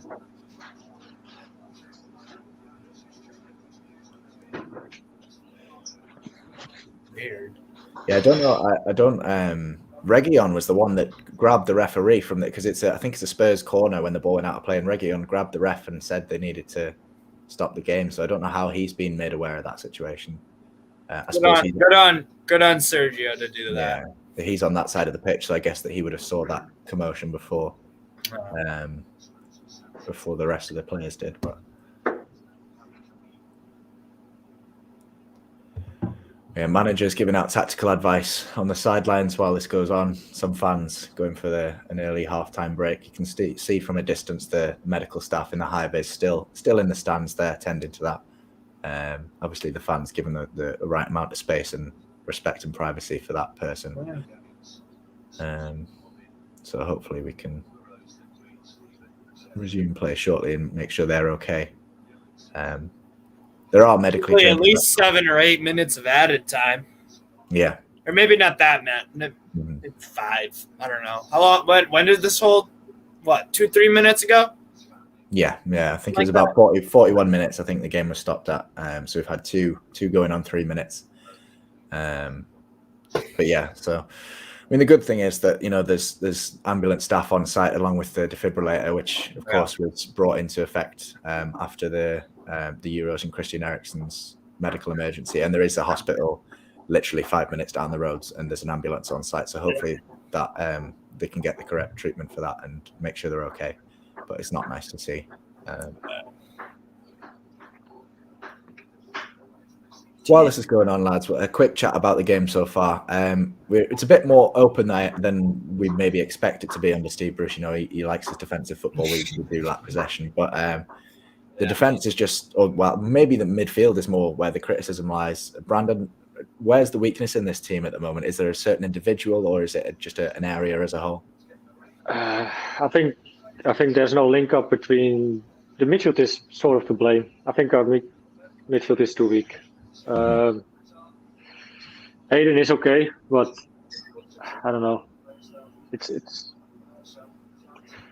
they have to set off our attackers, and it's not really happening. But it's an entertainment game so far, at least. I mean, at least we're having a go. John Linton plays surprisingly well. Wilson, of course, with the first minute goal. After being injured for how long he was injured? 5-6 weeks? Yeah, I think he missed 4 games. I don't know how many games he missed, but yeah. I think he only played 2 for the whole season. Yeah. And then obviously ASM having some good runs, to be fair. Just heard something. I heard Arlo White saying cardiac arrest. I think that's something like that. Jesus. Yeah. Sorry to interrupt, but yeah. No, that's okay. I mean, like we said, medical professionals on site for with a defibrillator, so you're equipped to deal with it. The referee talking to the stewards and some of the fans in the stand now, trying to get a grasp on what's going on, whether they can restart the game if that person's okay. Currently into added time, there's been 7 minutes added currently. But obviously that will be extended if this game does stay stopped for now. It looks like we're not resuming at this moment. Ref's blown his whistle and we're going to changing room. So the game's not going to be resumed at this moment because of that medical emergency. So I think they're going to give it a few minutes. The streams will probably go to the studios to discuss the game. So we'll bring news of that if the game resumes. We'll let you know, but obviously medical emergency in the crowd, so that takes priority over the football. So 100%. Ambulance staff on site to deal with that. So as soon as that, we can bring you any updates on that situation if the game resumes, and we'll bring you updates if that person receives. What's the procedure from now on, though? Like, did they go to the changing room and then what? They play first the rest of the remainder of first half and switch immediately to second half, or? The full 90 minutes will need to be played, so they'll resume the game with the correct amount of added time. So the game, obviously, I think we've had, we're in the 46th minute there, so probably I think it's 5 minutes we've been stopped for plus 7. We've got 7 minutes of added time, so I imagine if the game does resume, it will resume in the first half, and we'll play 7 minutes of football before going to a half-time break, and then playing the second 45. I think that's the correct procedure. I'm not entirely sure. It's an eerily similar situation to the Denmark game where it was like it happened around 40-ish minutes, and then obviously not a fantastic situation, but being dealt with correctly by all the medical professionals and the officials at the game. So like I say, we'll bring you an update of that as and when we can. But we can hear a little bit. This is the first game, as we were talking about in the pre-match build-up, with new owners since the takeover. And at Newcastle Fans TV, we've had the pleasure of going on lots of different media sites and talking about it, giving a fan's perspective. We hear a lot of talk from professionals, but we, as fans, we very, very rarely get to give our opinion across on the professional media. So we're very grateful to the opportunities that we had. And our very own Sam Mulliner was on Sky Sports News discussing the takeover. So while we wait to bring you an update on the game, let's hear from Sam and his interview on Sky Sports. Newcastle is under new ownership. Let's get some views on that. We can speak to Sam Mulliner of Newcastle Fan TV, who joins us now. So I've got to ask you, how do you feel? I don't know whether to laugh or cry. This is 14 years of Mike Ashley, and now 4 years Amanda Staveley's been trying to buy Newcastle with this consortium. Wow, just speechless. We've finally got our club back. I mean, you can say that, okay, Newcastle are now one of the richest clubs on earth. I mean, that's all well and good, but it's about much more than that for the city of Newcastle and the supporters. It's about rebuilding relationships between the fans and the club, and legends like Kevin Keegan and Alan Shearer. There's a lot I've heard from the previous regime that this new ownership can resolve pretty easily. We've had a statement from Newcastle. The words that spring out are patient and long term. Are the fans prepared to be patient, or do you want it, and do you want it now? No, we are fully prepared to be patient. I mean, there's a common misconception that we expect to be challenging for titles every year and we should be in the Champions League, and now we're going to sign Mbappe and Messi and all that carry on. Look, first and foremost, we have to stay up this season, as Keith Downey rightly said before the break there. We're 19th in the Premier League. There's work to do this season. But on the positive side, this is the start of a journey that the fans want to be a big part of, and it's so nice to have hope back and some positivity around the football club again. It's been so dearly missed. Isn't that the key? Hope is a great word. Is that what Newcastle fans just haven't had over these last 14 or so years? Absolutely. When all you're doing is just being a football club for football club's sake and not really competing and just doing what's good to get by, and it's so depressing, and you can tell that from the areas of the club. Like St James's Park doesn't shine as much as it used to. It needs a lick of paint. It needs a facelift, and there's so many other areas of the club that are like that. It's the whole atmosphere that's represented 14 years of neglect, really. And I know there are teams and clubs worse off and that have been worse off than Newcastle, but look, it's such a relief, and it almost doesn't seem real. You've got to pinch yourself that this is finally happening and Mike Ashley's gone. Yeah, well, it is real, Sam. So you've got your hope back. So what do you hope for? What do I hope for? Short term, we need to stay up, for one. We obviously need to change a manager. Obviously, Steve Bruce is like all the other managers under the Ashley regime that hasn't had the correct support, but I think Steve Bruce knows the writing's on the wall, that the performances on the pitch and the things that he can control have not been good enough. So a change of manager is urgently needed. I want to see relationships rebuilt, as I said before, with club legends. I want to see Kevin Keegan in an ambassadorial role. I want to see Alan Shearer have whatever he wants. I want to see Les Ferdinand back as director of football. I want to see the good old days. You've had Warren Barton and Rob Lee on earlier today, who know exactly what it means to be not from Newcastle, but to be a part of Newcastle United. And they should have roles in there as well. There's a lot of quick wins for this new ownership, and I'm sure they're fully aware of that. Any sympathy for Steve Bruce? Yes, to a point.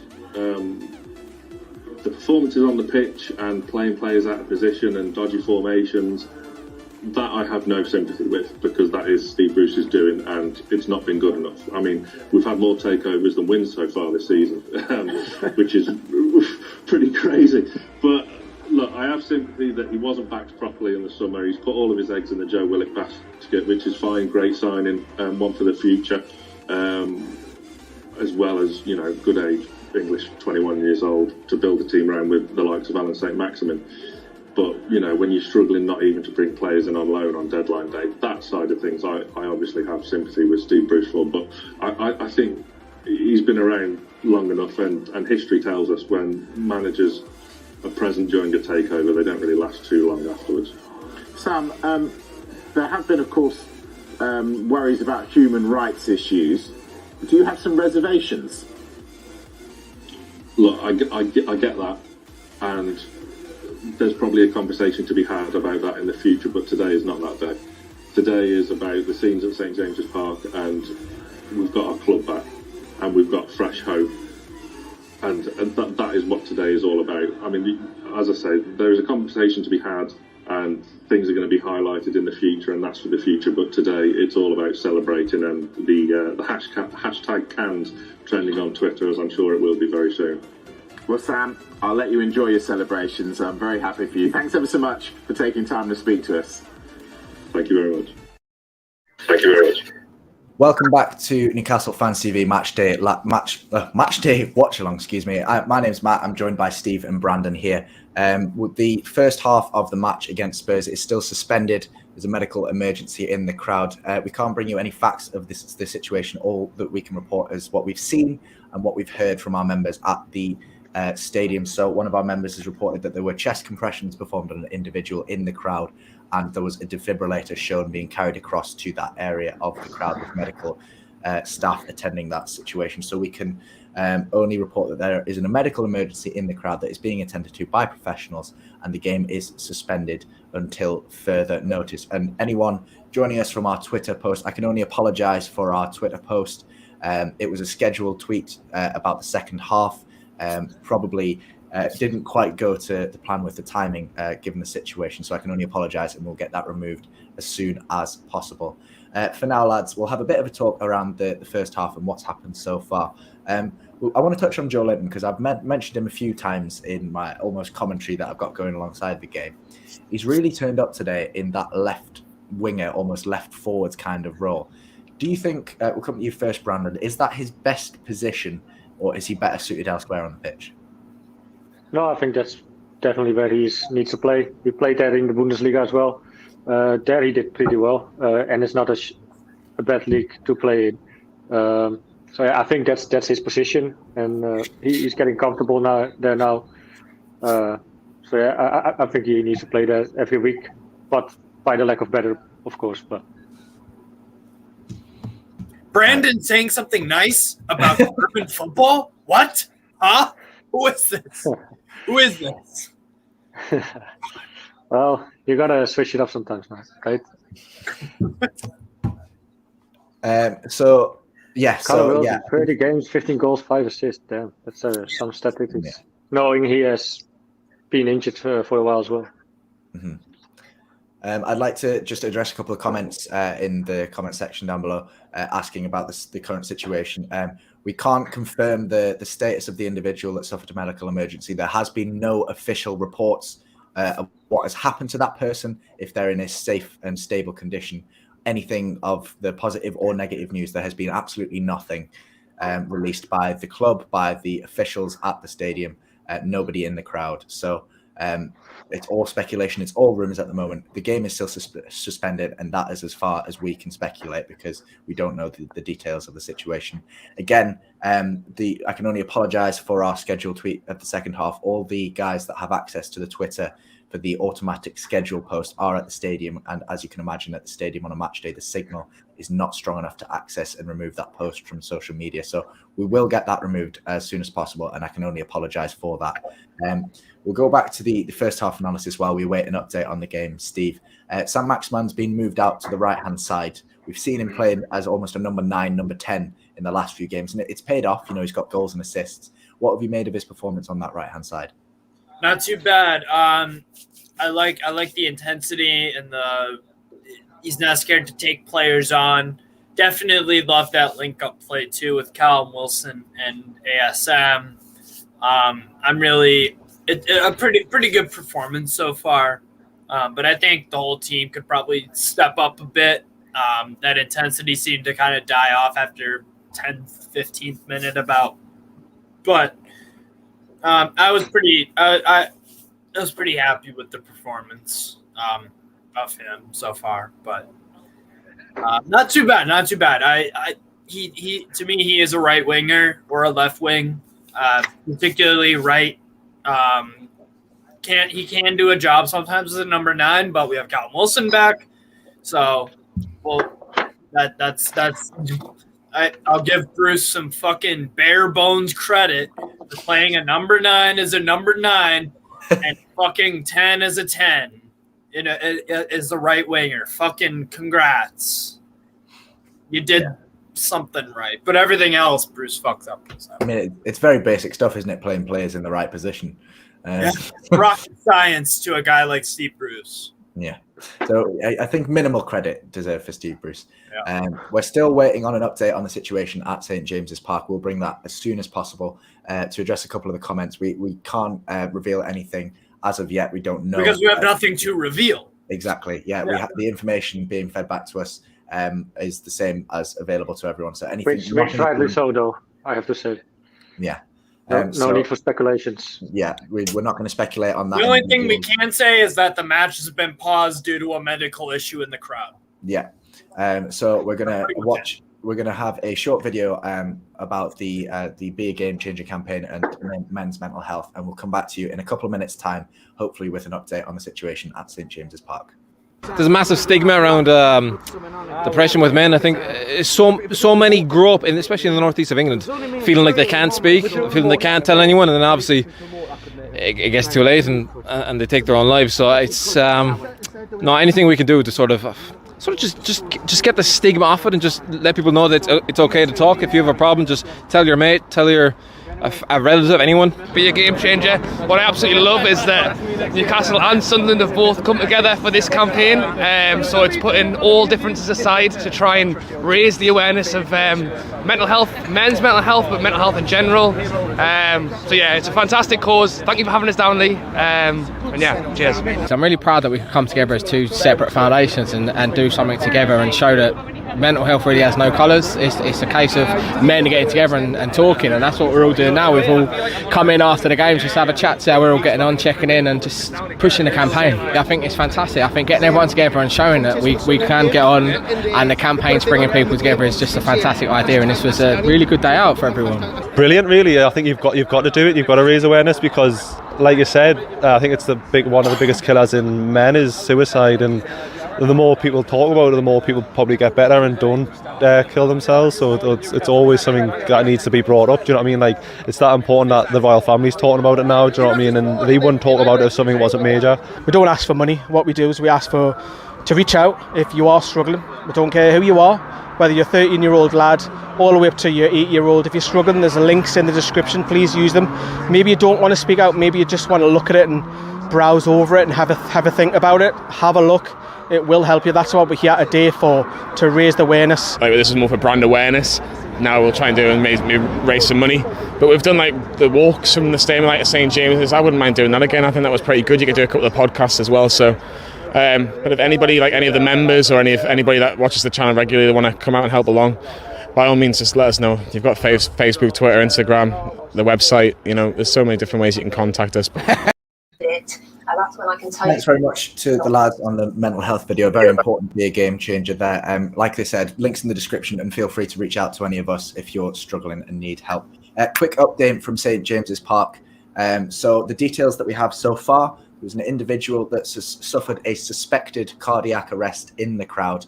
They received chest compressions and they received shots from a defibrillator in the crowd from the Newcastle United medical team and the St John's ambulance staff. That person is now on their way to receive treatment at a hospital in an ambulance. They've left the stadium. The players are back out onto the pitch, and the match looks like it's going to resume. So everyone here at Newcastle Fans TV sends our best wishes to that individual and those affected by the medical emergency at St James's Park. And we hope that that person can make a full recovery. And thank you to Sergio Reguilon and the fans around the individual that suffered that suspected cardiac arrest for making that emergency known as quickly as possible, because as we know in these kind of situations, it is the speed of the response that matters. Every second counts. Every second counts. It could be positive towards life or towards death. Yeah, you gotta be quick. So there's a stupid question, maybe. What is a cardiac arrest? It's heart attack. Yeah, it's the medical term. Yeah. Okay. So the game is about to resume shortly, but again, this just reinforces the need for defibrillators, not only at Premier League stadiums, but also at football stadiums up and down, competitive, non-league, league alike. Every single sporting venue should have a defibrillator on standby. The world, man. Yeah. Not just for the players as well, as shown today. So hopefully it means that person can make a speedy recovery because of the actions of the individuals that reacted so quickly. But the game is now back underway. Tottenham have the corner they've just taken, and it is cleared by Newcastle United. And they picked up at 45 minutes again. Yeah, so 7 added minutes. 7 added minutes to play, and then we'll go into the halftime break. But hopefully those players can be in a frame of mind to resume playing to a good standard, because obviously it is, I can imagine it is quite shaking, especially for someone such as Pierre-Emile Højbjerg, who had to witness his teammate Christian Eriksen collapse at Euro 2020 and receive a similar treatment on the field. So play's back underway now. 2-1 to Tottenham Hotspur in the first half, with just under 6 minutes of the 7 remaining. Heung-min Son on the edge of Newcastle's box currently lays it off to Lucas Moura and is charged down by Kieran Clark. But football's back underway. The individual is off to receive professional treatment at the nearest hospital, and it's a fantastic hospital up there as well. I presume they're being taken to the RVI, which is closest, and they'll have specialist help there immediately to help them make a full recovery. So our thoughts here at Newcastle Fans TV go out to that individual and those affected at the ground. But now we're back to the football, and hopefully we can make this result a good one. I'm actually surprised, Matt, that the players picked up on it as well. You would think they, like, you realize now that they even get what's happening in the crowd as well. Yeah. You know, I'm surprised about that, to be fair. I thought they just focus on the game and don't really look at the crowd too much. Mm-hmm. Well, but that's it as a professional, there has to be a balance of, when sometimes in the crowd you ignore the guys saying, "Oh, fuck you, fucking dickhead," but you do gotta pay attention, and other people gotta pay attention too. Just be aware of your surroundings, because that emergency stuff, like I said, every second counts. Mm-hmm. Life and death in a few seconds. You never know. But good on Regulon and everyone getting the medical professionals and whatnot. Yeah. Well done to everyone involved, and hopefully, like we say, the speed of the action will be reflected in the speed of the recovery, hopefully. But for now, there's 47 minutes gone, which gives us about 5.5 minutes left. 4.5 minutes left. What minute are you on now, mate? 47-42. Oh, now it's 7 seconds behind you. 50 seconds behind you. I'm finally 7 seconds behind, Matt. Finally. That's good. Oh, it's 3-1. God fucking damn. The man we picked out at the start of the game as being the main danger man, Heung-min Son, after a pass from Harry Kane across the 6-yard box, squares it across, no defender in sight, tap into an open. Harry Kane doesn't look like Harry Crane anymore. He actually looks like he's fucking wants to play for Spurs. God fuck. Being out of form the whole of the season and against us, of course. Lose the ball after Richie decides to hoof it down the line to nobody. Ndombele yet again loses his man, drops it to Lucas Moura, who dances through. Great ball into Harry Kane, and then it's simple enough. Just pass it across the 6-yard box and tap into an open goal. It's great play from some individuals there, but the defense again. Oh, that move from Moura, that touch around. Yeah. Fucking God. And that's the golfing quality in a side like Spurs and a side like Newcastle. So, this is just further evidence that Bruce needs to fuck off right now. Fire him at fucking halftime for all I care. Because it's just, every single game that we keep dropping points, it's just going to be more fucking, it's just going to be another 3 points that we have to salvage out of somewhere with this fucking idiot in charge. And the owners, I have obviously a lot of faith in them.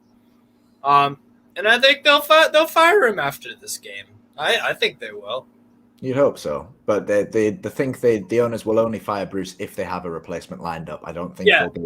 Because they're not going to be reckless or lazy or whatever.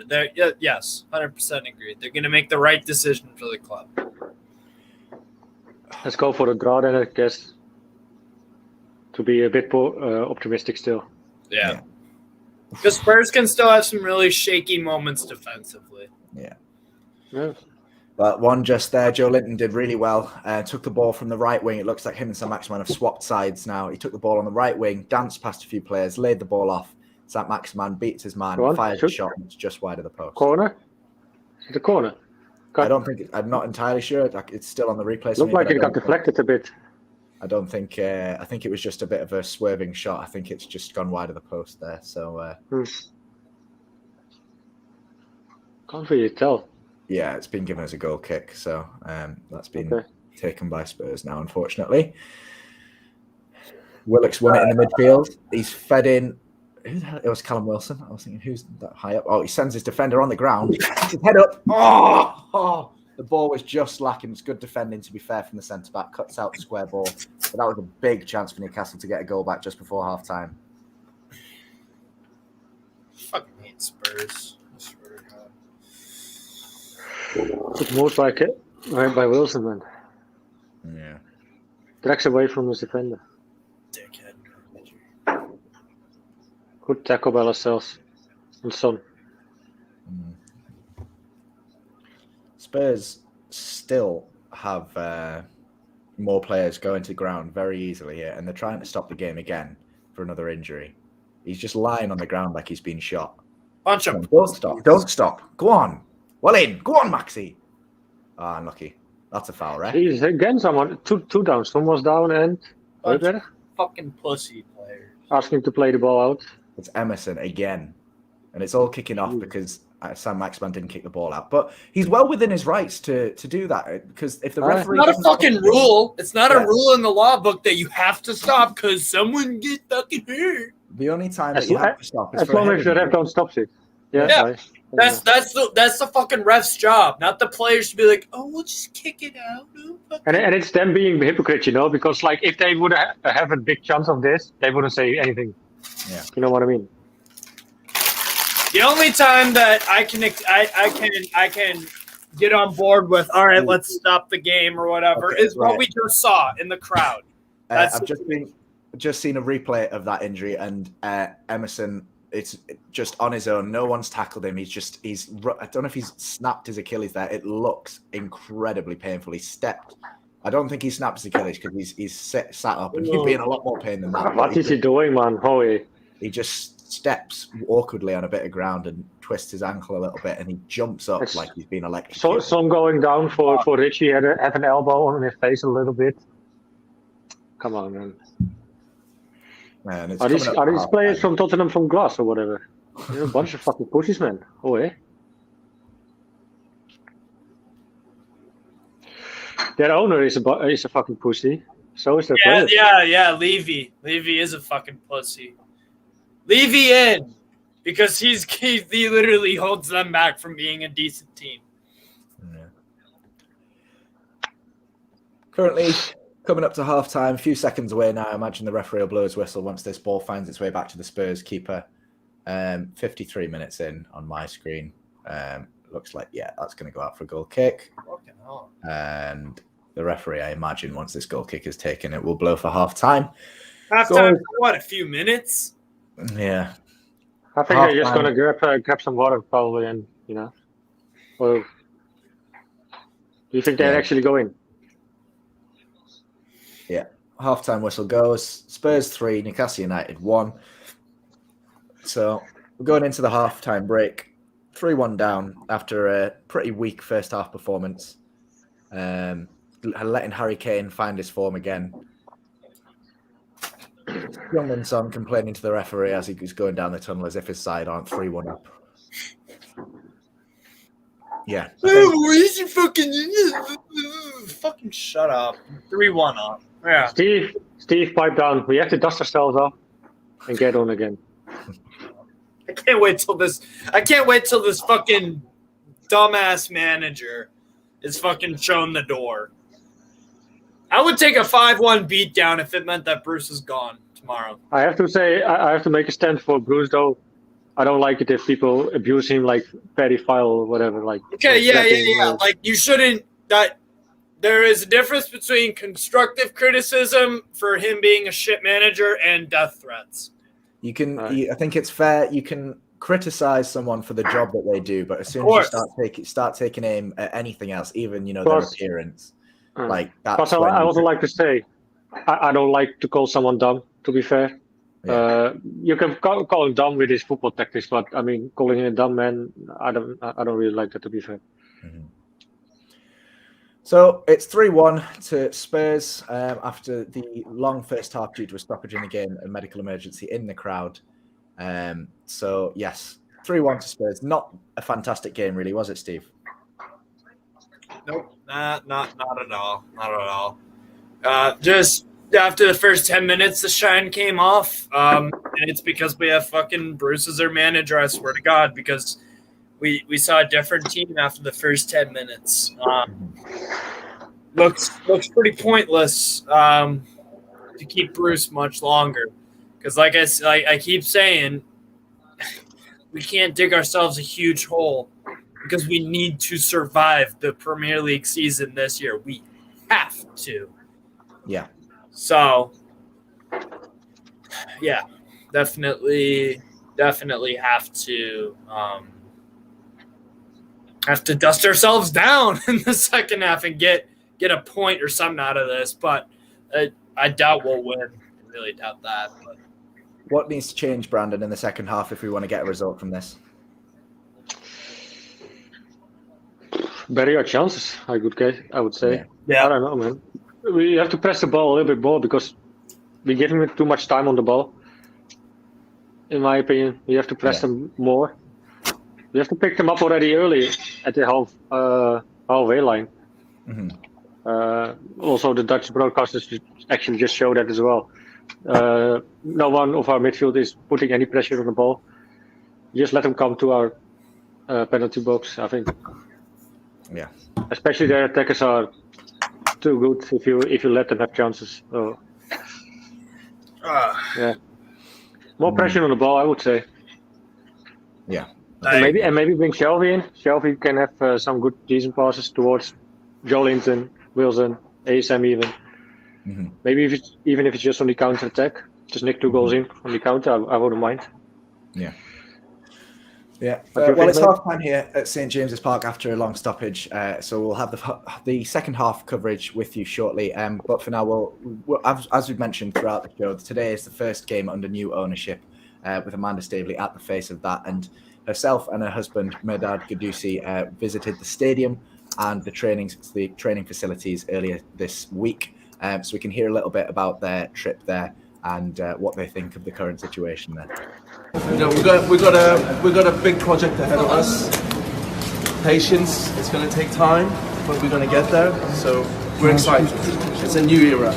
So we're very excited for the club and for the fans. Look, there's a lot of things to do.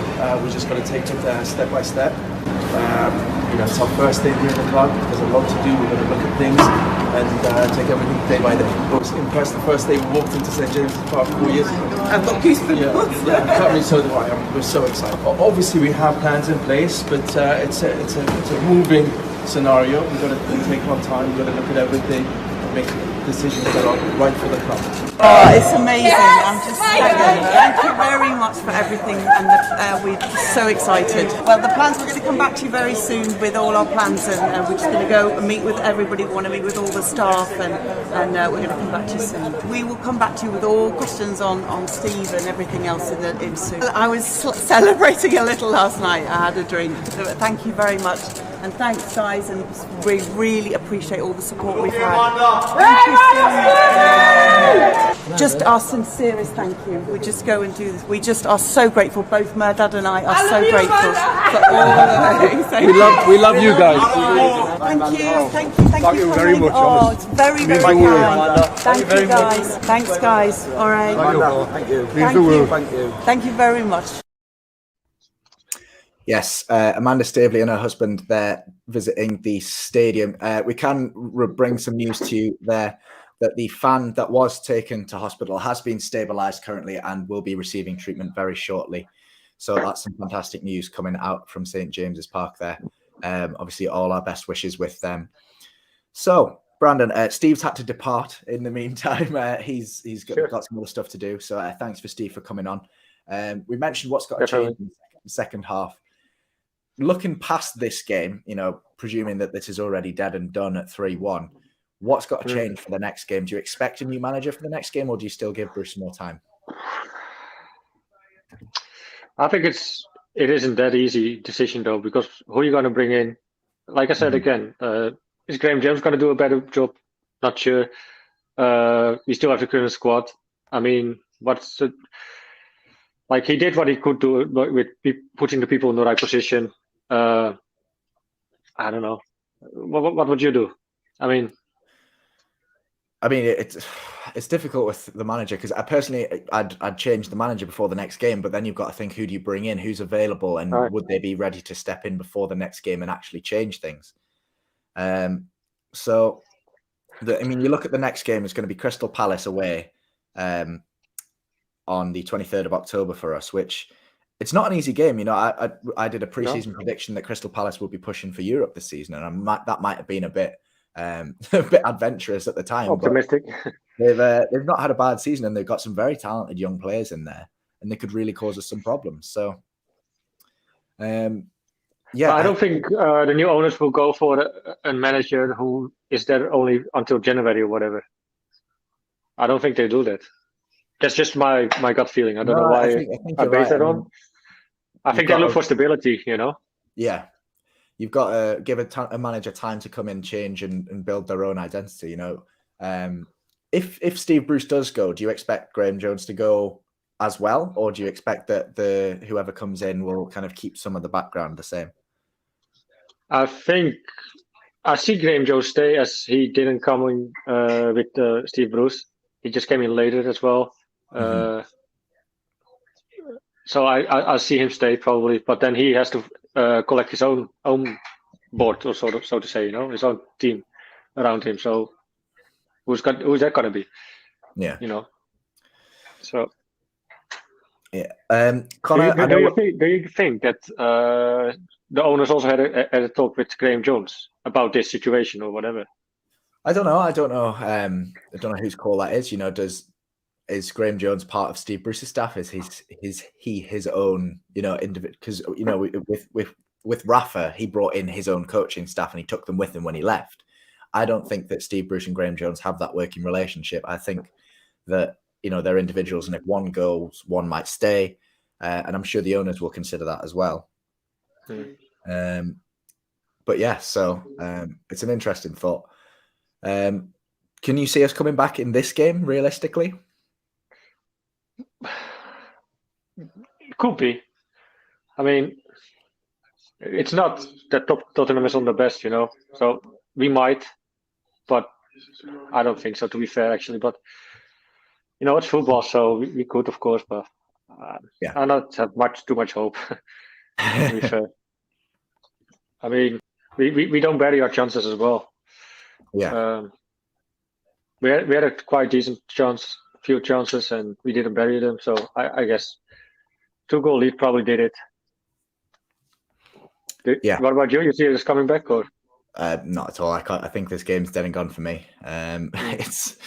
It's not fantastic unless we can score a goal in the first 5 minutes of the second half. Then I might think we can get a draw, a result at least out of it. But I think we've got to start like we did in the first half and come out with a lot of energy and a lot of pressing. I think the lack of energy has really cost us. And then keep our shit together. Yeah, for once. Absolutely. Well, what the takeover's gone through, we keep mentioning that this is the first game under the takeover. It's gone through this week, and Keith Downey, who works for Sky Sports, was reporting on that. And it's been a long time coming for him. He's not a Newcastle fan, but having worked in the city and with the club for so long, it's a bit emotional for him. So we'll hear a bit of him before the second half kicks off. And he spoke to Johnny about how he was feeling when the takeover went through. Yeah, it's been a crazy day. It really has. I can't believe actually we're standing here talking about this after all these years of reporting on it and months of wondering if it's going to go through or not. This has been a really, really mad day, and all my fellow reporters I've spoken to who've been up here at different stages, we've all just looked at each other and just gone, crazy day, and it's just felt like that. It's been really, really good to feel part of. I'm pleased for you guys that you're happy. I got a little bit emotional myself earlier because I'm not a Newcastle fan, but I've covered the club for a long time, and when we were doing the live updating that it was almost there, and then when we broke the news that the takeover was done, We actually could hear people down behind us at St James's Park, down near the Bobby Robson statue, shouting and roaring at everything we said, and it was just a really, really emotional moment, and it kind of made me realise how much it meant to everyone, and it just kind of actually made me feel a little bit upset, and I thought, God, what's going on here? But I think that's just what happens when you report on a story of this magnitude. You realise importance to everyone else, and then it kind of made me feel a bit like that. So yeah, it was a bit weird, but listen, it's great. As I said earlier, we've stood here so many times, looking over the stadium, talking about negative stuff all the time in front of the stadium, time and time again, freezing cold in the dark, and yet here we are. And for once, it's a joyful moment, and everyone's happy. And if I'm honest with you, in my time covering this club, I never thought it would probably arrive. Yeah, Keith Downey there giving his thoughts on the takeover. Yeah, think that echoes with a lot of fans. All the time we've been here as fans of the club, watching these games week in, week out. We never thought this day would arrive, and it has finally. Fantastic. But yeah, first new owner for me. I've only knew Mike Ashley, so I'm buzzing about the good times that's going to come. As most of the Newcastle fans has experienced, and I never. Yeah. We had Steve joining us in the first half to give us a bit of insight in the first half. We can now welcome to the live stream Connor, who is going to join us for the second half here. Welcome, Connor. How are you doing, mate? All right, gents. Not too bad. Safe to say, I think this game's probably got away from us now. At 2-1, you're still in it. There's somewhere going it, but I think defensively, we look like we could quite comfortably ship another couple of goals, which is concerning, because for me, our first goal, great strike for him in Dumbelli, but nobody's closing him down, so he's had the space to get it away. And then the other two, it's all a bit too easy for me, because I don't think have Spurs been that great in this game. But I don't feel they've really got out of second gear that much. But they've still caused us a plethora of issues. Yeah, I think our problem is as well. I think our problem as well is we already won three goals down again. This is now the 19th goal against us in 8 games. That's more like 2 goals almost 2 goals per game that we concede, and we don't really score that much. So what you gonna do about that? Well, that's why keep conceding so much. Yeah, but that's why this has to be Bruce's last game in charge for me, and I think. I get the sentimentality of it being his 1,000th Premier League game, and okay, you can't begrudge him that, because it would be galling to be stuck in 999, because I think we all probably would accept he's not likely to get another Premier League job. So, fair enough. But I think as much sympathy as some people might have for them, this game today shows you in microcosm exactly the problems. We got off to a flying start. He scored after 2 minutes. For the first 15, 20, I thought we were the better team. Without creating another guilty chance, we certainly controlled the tempo, and then we just flung it away because we can't keep the back door closed. And that seems to be typical Bruce, because we score a goal, we lead, and then for whatever reason, Bruce's tactics are, then let's just drop off and sit in. And you're not. What we're going to defend a 1-0 lead for 70, 80 minutes against Spurs, really? You made the point earlier, like Spurs haven't got out of second gear, and I think that's probably the problem, really, because you look at the first 10 minutes, they were in first gear, second gear, and we were pressing, and we looked amazing in that first 5-10 minutes because we were just dominating the game. We weren't giving them a second to think on the ball, but since then the intensity's dropped off, and they've just got into the game that they've got quality players that are comfortable on the ball. And that's where we've suffered. You mentioned that no one closed Ndombele down for that first goal. That really frustrates me, because he's just walked from the midfield to the edge of the box unchallenged. We've got 3 central midfielders that could be tracking back there. None of them were with him. He's a quality player. Surely Steve Bruce has got to say someone's got to be on that man. You can call out the defence for being as bad as they are, but the midfield for me has been the real weak link in this team. We're losing that battle, and it's costing us the game. Oh, definitely. That is the problem. I think there's a lot of ball watching going on in the defence, which isn't helping.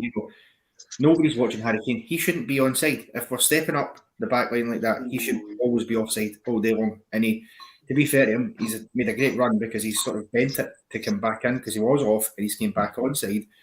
But that's because nobody's aware that he's there, and they're all watching the ball. Yeah, Connor, is it fair to say our midfield is probably the worst of the whole league?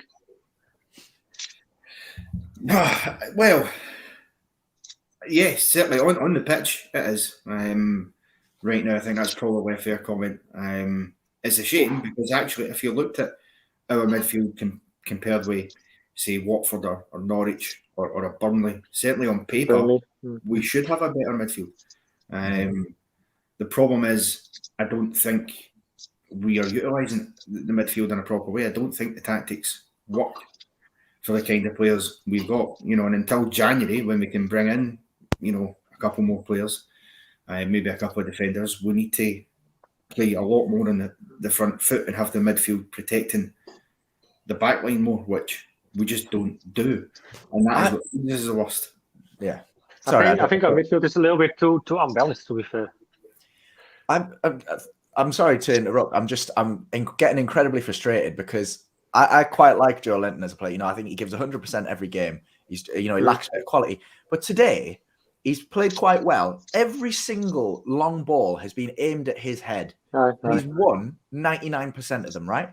But nobody is going to help him out. He's just had a ball played to him there. He's headed it straight up in the air, and then he's brought it down, and he's taken on 2 Spurs players, and then a third comes across to tackle him. There is not one Newcastle player within 10 yards. We don't win the second ball. Yeah, it's like there's not one player within 10 yards offering something to support him. Richie's not getting some link-up play. No, like you can't expect Joe Linton to bring the ball down against 3 Spurs players and then beat them all and create something out of nothing. It's not that type of play. And it's incredibly frustrating because there's people that are going to lambast him for losing the ball there. But he's had 5-10 seconds where he's controlled the ball and there's no one helping him out. And that's the fault of the midfield, to be fair, because they have to follow up with the link-up play from him. Yeah, you can't expect Callum Wilson to do that or ASM, as they have to be in the box. You know what I mean? Big chance by Tottenham. Cleared by Lascelles. Sorry, mate.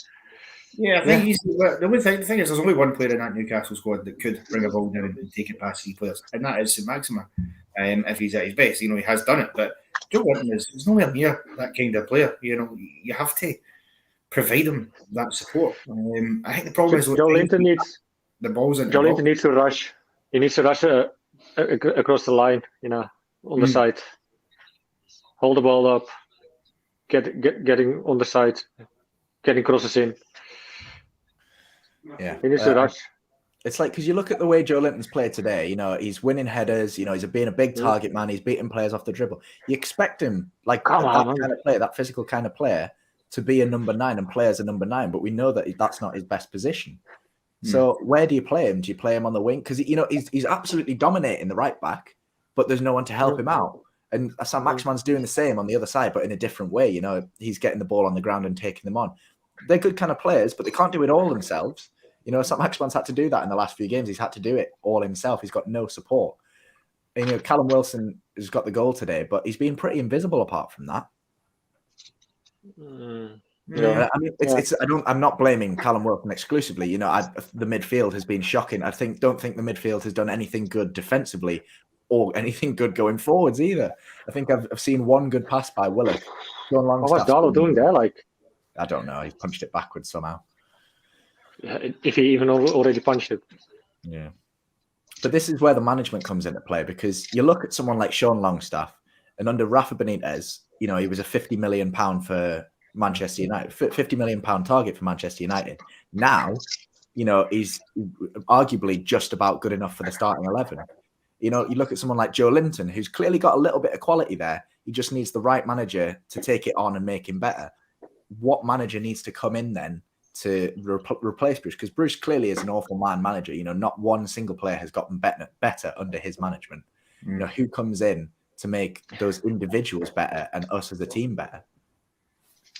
I think for me right now, because the way it will work will almost be similar to City in that you'll have a couple of maybe transitional managers, because I know a lot of people speak about Antonio Conte and things like that, but I think he's the kind of manager you get a couple of years down the line when you're a fairly settled mid-table team, if we're getting maybe 8th, 9th place finishes and we're kind of looking upwards as opposed to downwards, that's when a manager like that comes in. Right now, I honestly think probably the best man for it is probably Graham Potter. Other names can be mentioned. I know Steven Gerrard's someone that's been touted as one of the bookies' favourites. But for me, looking at what Graham Potter's done with Brighton and galvanising them, look what he's done with Shane this season. A guy who was awful at Celtic last season comes in and he's probably one of the most informed defenders in the league. That's the kind of manager Potter is. So I think he's surely the right man. I just don't know when the new There's actually someone who comes to mind for me as well. Because I know he doesn't have a club now at the moment. Peter Bos. What do you guys think of him? For the period, if Bruce gets sacked and we look for a new manager. Who did you say, mate? Peter Bos. He was trainer of Ajax. I think Stuttgart. No. I'll be honest. I haven't followed his career path, so I couldn't say whether I would like that or not. But no. Why would you want to bring him in then? What makes you say that he would be a good choice for us? Because at Ajax he played well, and he played well. He managed well, and he can get the best out of players. Yeah, that's what I've seen. He was at Bayern Leverkusen, Borussia Dortmund, Olympique Lyon. He's still there. Well, I think you need someone as well, not just to manage the players, but someone who will react quicker in making changes to the system or making substitutes when it's not working or when it's not going well. Bruce doesn't seem to do that. I mean, you look at the second half here, we've not really changed anything in terms of the system coming out in the second half. And when you're 3-1 down at home, at half-time, okay, you can say the game's gone, which I think it probably is, but you've still got 45 minutes to get 2 goals. So it's not impossible. So you make a change or two in order to counteract that. And Bruce just waits and waits and waits. And, I mean, we won't see a sub until 70, 80 minutes into the game. By that point, we're still 3-1 down. It's far, far too late to change it. So you need somebody who can recognise that aspect as well. Which Bruce sorely lacks. Although, in my opinion, I actually think Bruce will probably be sacked this week, if possibly tomorrow, maybe throughout the week. But I think he will go this week because the bosses are there. Staveley's there looking at it. He said himself he was going to make his case. If this is him making his case, it's not a very good case that he's making. Yeah. So for me, he's surely done. Yeah, no, I absolutely agree with that. You say this is a good point. He's going to make his case. This is a game. You've got a fully fit squad aside from Dubravka and Dummett. Arguably, Dummett doesn't even get into the starting 11. Maybe as a left. Stupid tackle by Clark, man. Fucking hell, what was that? Yeah, sorry, man. You got done by Kane and just took a stupid book in there. But you got fully strong 11 against an out of form Spurs side. And if you want to be serious about pushing up the table, these are the teams you've got to beat. Someone that's probably in the top 8. Come the end of the season, but is currently out of form. Their best players aren't firing. You've got an atmosphere that won't get any better than today. You've got to be saying you've got to win this game if you want to be seriously considered to be the manager of Newcastle United under this new owner.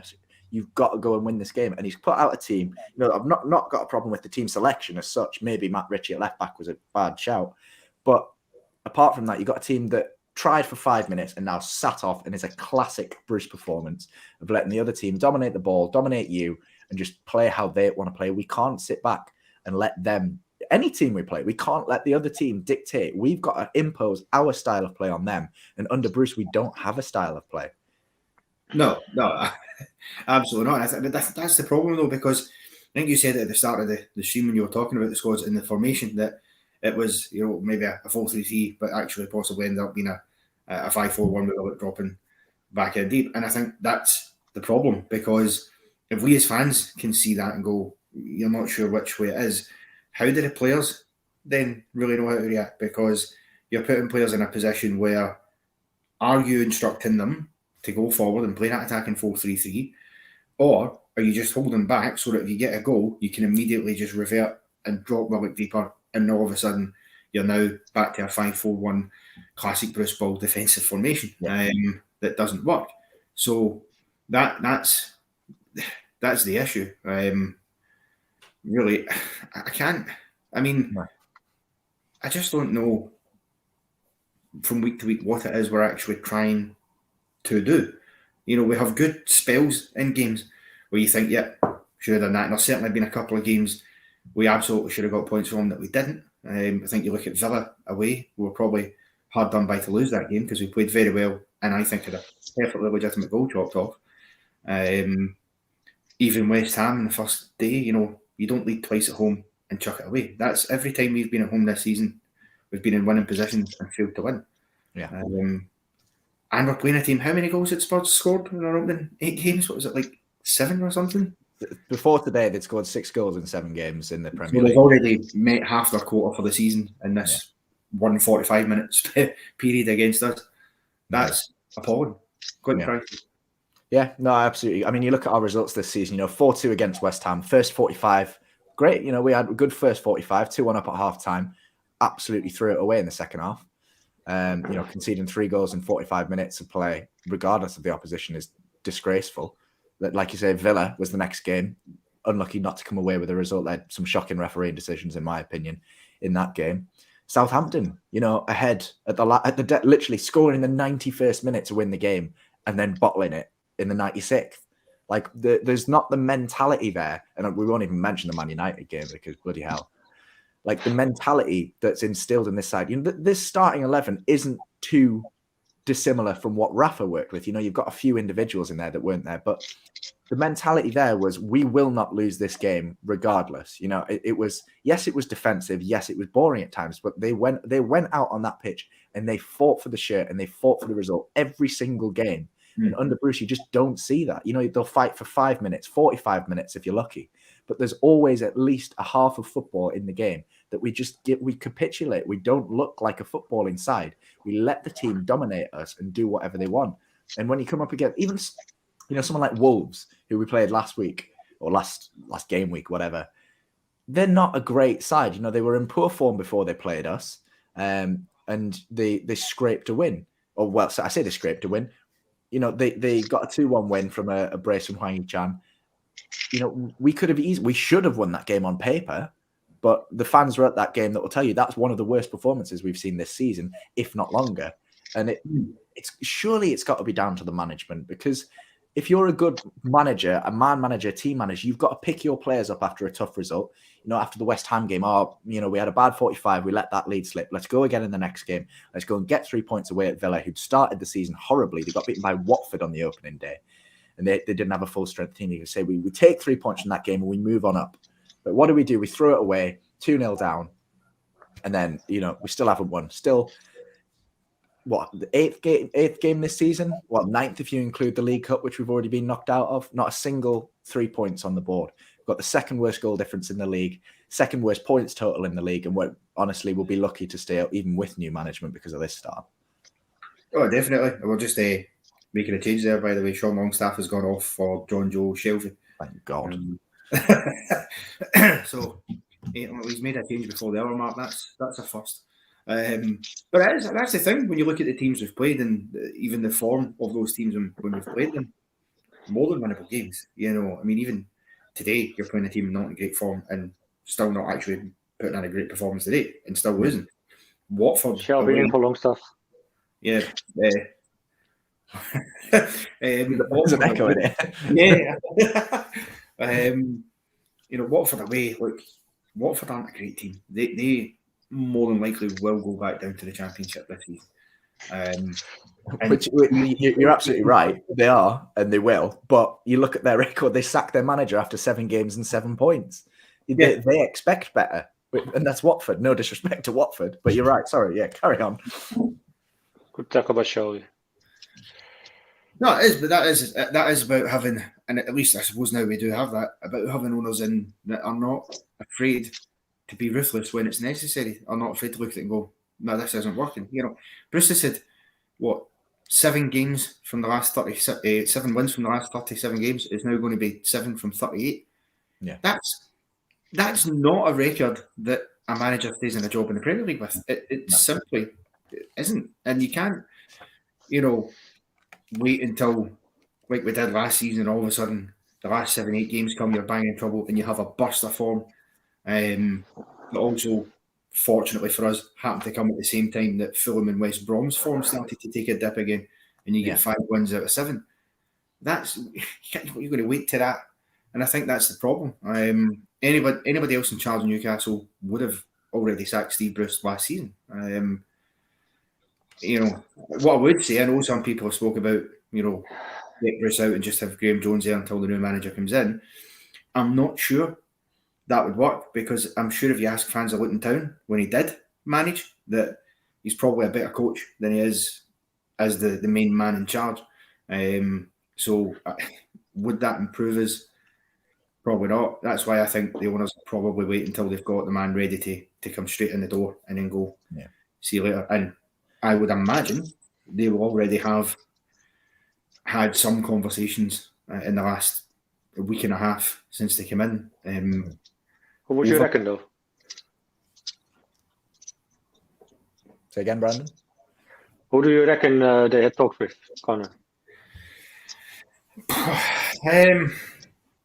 I think they may well have talked with a couple of managers who are out of a job. They might have had a chat with a Lampard or or managers like that who are out of job, because they're easier to access than those who are still in a job, because you can't speak to a manager that's in a job without permission of the club. Right. So I think they've probably had a look at that. Maybe they've had a word with some of the other candidates that are in jobs. I mean, nothing's been reported to suggest that. And perhaps, quite concerningly, a couple of names who were initially touted have come out and said they don't want the job. Because I think there is an argument to be made that right now, even with the money, you still have to make us an attractive prospect for a manager, because let's not forget, we're not the only team with money. Man United are probably very soon going to be in the hunt for a new manager, because I think Ole Gunnar Solskjaer, with the tools he's been given and the way they're playing, will be gone. So some managers will hold out thinking that's a bigger job that we can go to. Right. We have to put the right proposals on the table, which I think we can do. Is that a penalty? No, it's not a penalty, but that Emerson, honestly, I'm furious. He's been rubbish all game. He's been disgraceful, and he's just yanked Saint-Maximin back on the halfway line. Cynical foul for a booking. Didn't the ref, admittedly, played advantage, and he's booked him since. That's disgusting. And then him and what's the other called? Romero come across to Willock and take him out on the edge of the box. I'm not even sure a free kick's been given there, but he's booked Emerson for the earlier foul. That's disgusting play. You cheated. Anyway. To be honest with you, I thought Emerson should have been booked for simulation in the first half, because every time we went on the attack in the first half, he hit the deck. And let's be clear, most of that was cynical in order to stop our attack in its tracks, which is disgraceful, in my opinion. It was time and again. I mean, obviously we wish the fan well in the crowd, but I think even without that medical emergency happening, but we're still looking at 5 or 6 minutes added time anyway, because he kept just throwing himself to the ground. So for me, he should have been booked for that. I mean, even you saw when he went down because he'd slightly twisted his ankle, which did look a painful one. But why is he jumped up in the air like he's seen a ghost in a cartoon or something like that? If I was a Spurs fan watching this, I'd be fuming. I'd be saying, get bloody Tanganga on the pitch now. He had a great start to the season before that stupid red card against Palace, and now he's been kept out of the team by this prima donna that's come in from Barca. I don't know. I mean, but in the end, our problems are bigger than just being false, not given, well given by the ref or whatever decisions by the ref. Our problems are bigger than that. I mean, yes, it's frustrating, but we can't really blame that too much, to be fair. I mean, yes, it's frustrating, but it's not going to win us the game, probably. If the ref would do anything against it. Sorry, there's just Spurs are on the attack there, and I know. I don't know. Clark screamed at Saint-Maximin because Saint-Maximin's not tracking back, but then when Matt Ritchie's nowhere to be seen either. He still not is. This club is in the mud. Matt Ritchie just there he is. He Matt Ritchie looks knackered. The screen just kind of slightly panned over to him, then you just saw him just kind of leisurely stroll at the back. Why is Steve Bruce so against Jamaal Lewis? What's I don't know. I mean, Lewis, admittedly, when he got a chance in this first team, he wasn't fantastic, but surely to God, he's better than Matt Ritchie. No, and I like Matt Ritchie as a player. You know, he brings a lot of energy and a lot of drive to the team. He's one of the rare players that will give 100% every game, but he's just not good enough anymore. You know, he's in his mid-30s. He doesn't have the legs to be playing against Lucas Moura and Heung-min Son. Like, bless him, he's trying his hardest, but as just demonstrated, he can't keep up. No, but there's also the argument to say that chances are he's probably going to go in January. You know, he looks like he's on his out. He is apparently, you know, interested in going back down to Portsmouth, I think, was the rumour. So if you know that he's a player on his way out and Jamaal Lewis is a fairly fresh face, okay, as you say with Eddie's chances, he wasn't lighting the world, you know, but you've got to give him the chance because he's the long-term player that's probably going to be there. You know, he'll not be one of the first names in the chopping block in January because you can't just get rid of, you know, 14, 15 players. That's just not a responsible thing to do. So that's who you give more of an opportunity to. Because it's not even starting him. He's not even necessarily being brought on either. And at this stage of the game, I'd be getting Ritchie off. I'd be bringing Lewis. You'd have to. You'd think that, really, wouldn't you? Or even worse, I don't know if Kraft's on the bench, but moving Mankier to left back and bring in if he really doesn't trust Lewis. Oh shit! You're on dangerous ice, mate. Just another question for you guys, though. What happened to Joe Willock? He's not a player since we signed him. He's been Bruced. That's what happened to him. Yes, he's been Brucified. I think that's what happens. Bear in mind, he came in on loan, so he might. Mate, did he have a decent game since we signed him? I think he's been a solid 6-7 out of 10, but he's not. Like I said earlier, he's not going to be able to replicate the form that he had towards the last season. But for me, he's an attacking midfielder that links the strikers to the midfield. In this formation, he's playing where he's also played Miguel Almiron, which is a box-to-box defensive midfielder. He's playing him alongside Longstaff and well, it was Longstaff and Hayden, but it's a flat three. Whereas for me, Hayden should be sat in front of that back four, and then the other two should be able to play out from the back. Or at the very least, get Hayden and another defensive midfielder and let Willock have that creative freedom. We've seen him burst forward in this game. He clearly wants to drive forward, and we saw the spoils that he returned in the end of last season when he did get forward. So I don't understand why Bruce is going, oh no, mate, you've scored, 7 in 7 at the end of last season? You come back in defensive midfield and fit 2 yards in front of Kieran Clark for us. Yeah. It baffles us. Yeah, I think you have to bear in mind as well that one of the things when players come in on loan, particularly from clubs like Arsenal, you know, they don't just send them to us on loan and go, right, just do what you want. They will have undoubtedly had some sort of input in saying this is what we're kind of looking for you to do. We will, and he'll have, at the time at least, obviously that changed quite quickly, but at the time he'll have essentially be playing for two different people. As much as he was playing for us, he's still playing with the thought in his head that could still rescue his future at Arsenal, and he could maybe, you know, showcase his talents and why he should be in that team. So now that he's come in and he's fully under the control of Bruce at this point in time, I think that stifles him a bit. I also think playing him in that role where you're sort of asking him to do two roles of go forward and then sit deep when suits isn't the type of position for Joe Willock, really.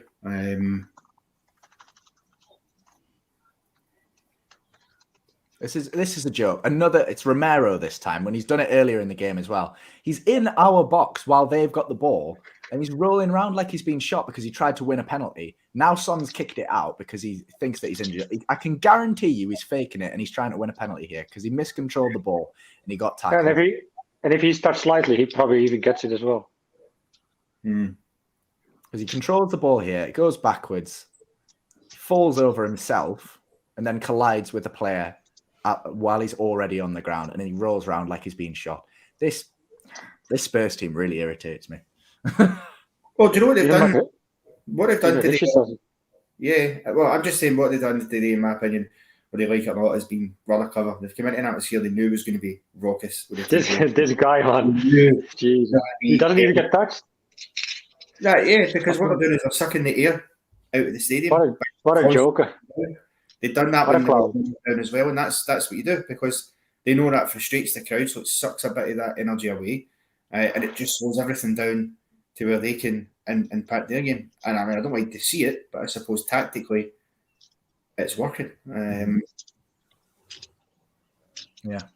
Like I live in Leeds. I work with a load of Leeds supporters, and it's been interesting kind of comparing. Obviously, last season we got beat by them twice. They took 6 points off us in their first season back in the Premier League, and since the 5-2 when they beat us, they absolutely slapped us 5-2. There've been 37 games, like we mentioned. We've won 7 of those. Got 31 points from those 37 games. Right? Leeds have 45 with what is admittedly a championship squad with maybe 2 or 3 quality players in that side. And Leeds fans will admit that. But the difference is they have a quality manager who's able to set up a team, and they've got an identity. You know, the first game in the Premier League last season, I think, was against Liverpool, and it was like ridiculously fast-paced. They played a fast attacking football. They lost the game, but they lost it playing the way they wanted to play it. And they fished, I think it was 9th last season, first season back in the Premier League. They've not started very well this season, but they're still trying to play that way of football, and they're still doing better than us with a worse squad, quality-wise. So when people say, you know, you can't blame Bruce for the players' performances. Yes, you can. You know, a manager is supposed to get the very, very best out of these players. And of everyone on the pitch today, apart from maybe Joe Linton, not one of them has put in their best performance. What would your guys' feeling be if Bielsa was approached for the job? Would we have him? I really like Bielsa. I think he's a good manager. I don't think he's the right fit for Newcastle, personally. I think he's very set at Leeds, and he only signs a 1-year contract every year. But I think that the owners, they handpicked him while they were in the Championship, and he committed to them in the Championship for 2 years before they were even considered getting in the Premier League. So I think we'd have a hard time convincing him to take on something like that up here. I'm not sure it would be the right fit. I do rate him. I'm not sure it would be the right fit. I'd much rather have someone like Graham Potter, like you mentioned earlier. I think he's a fantastic manager. He's worked on a budget, and he's built them up from being just surviving relegation to getting up. This season towards the top of the Premier League. They'll probably finish mid-table comfortably, if not better, under a good manager and limited resources. And if you can build a team on limited resources, you can build a team on unlimited resources, really. He's turned mud into diamonds down there. And I really don't like Brighton as a club, but you've got to applaud the management there. Oh yeah, they are a role. I like to point out this comment actually. I think he hits the nail pretty much on the head. Where was it? This one. Like, sounds weird, but I like how it has turned out for the new owners. They got a sample of what it could be in the first 5 minutes, and they have got to see what a mess they have to sort out too. It hits the nail on the head, in my opinion. Yeah, I think it comes back to what Connor said earlier. This was Steve Bruce's chance to give it everything, and we had, as fans, as owners, we saw for the first 10 minutes what this could be, and now for the other 85 minutes, we've seen what it is. Let's just say we are a really honest club. We don't hide anything, Yeah. Like they got a hard reality check to new owners. Well, we will not be seeing Jamaal Lascelles because the 2 subs about to come on are Ryan Fraser and Jacob Murphy.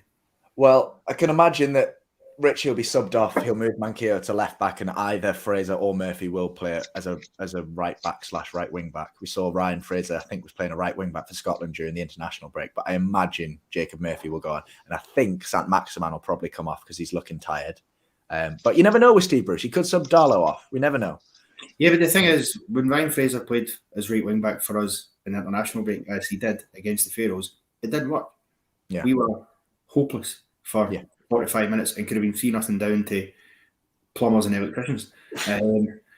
So for me, surely, does Bruce not keep an eye on these players when they're away and see that they aren't positions that they really work in?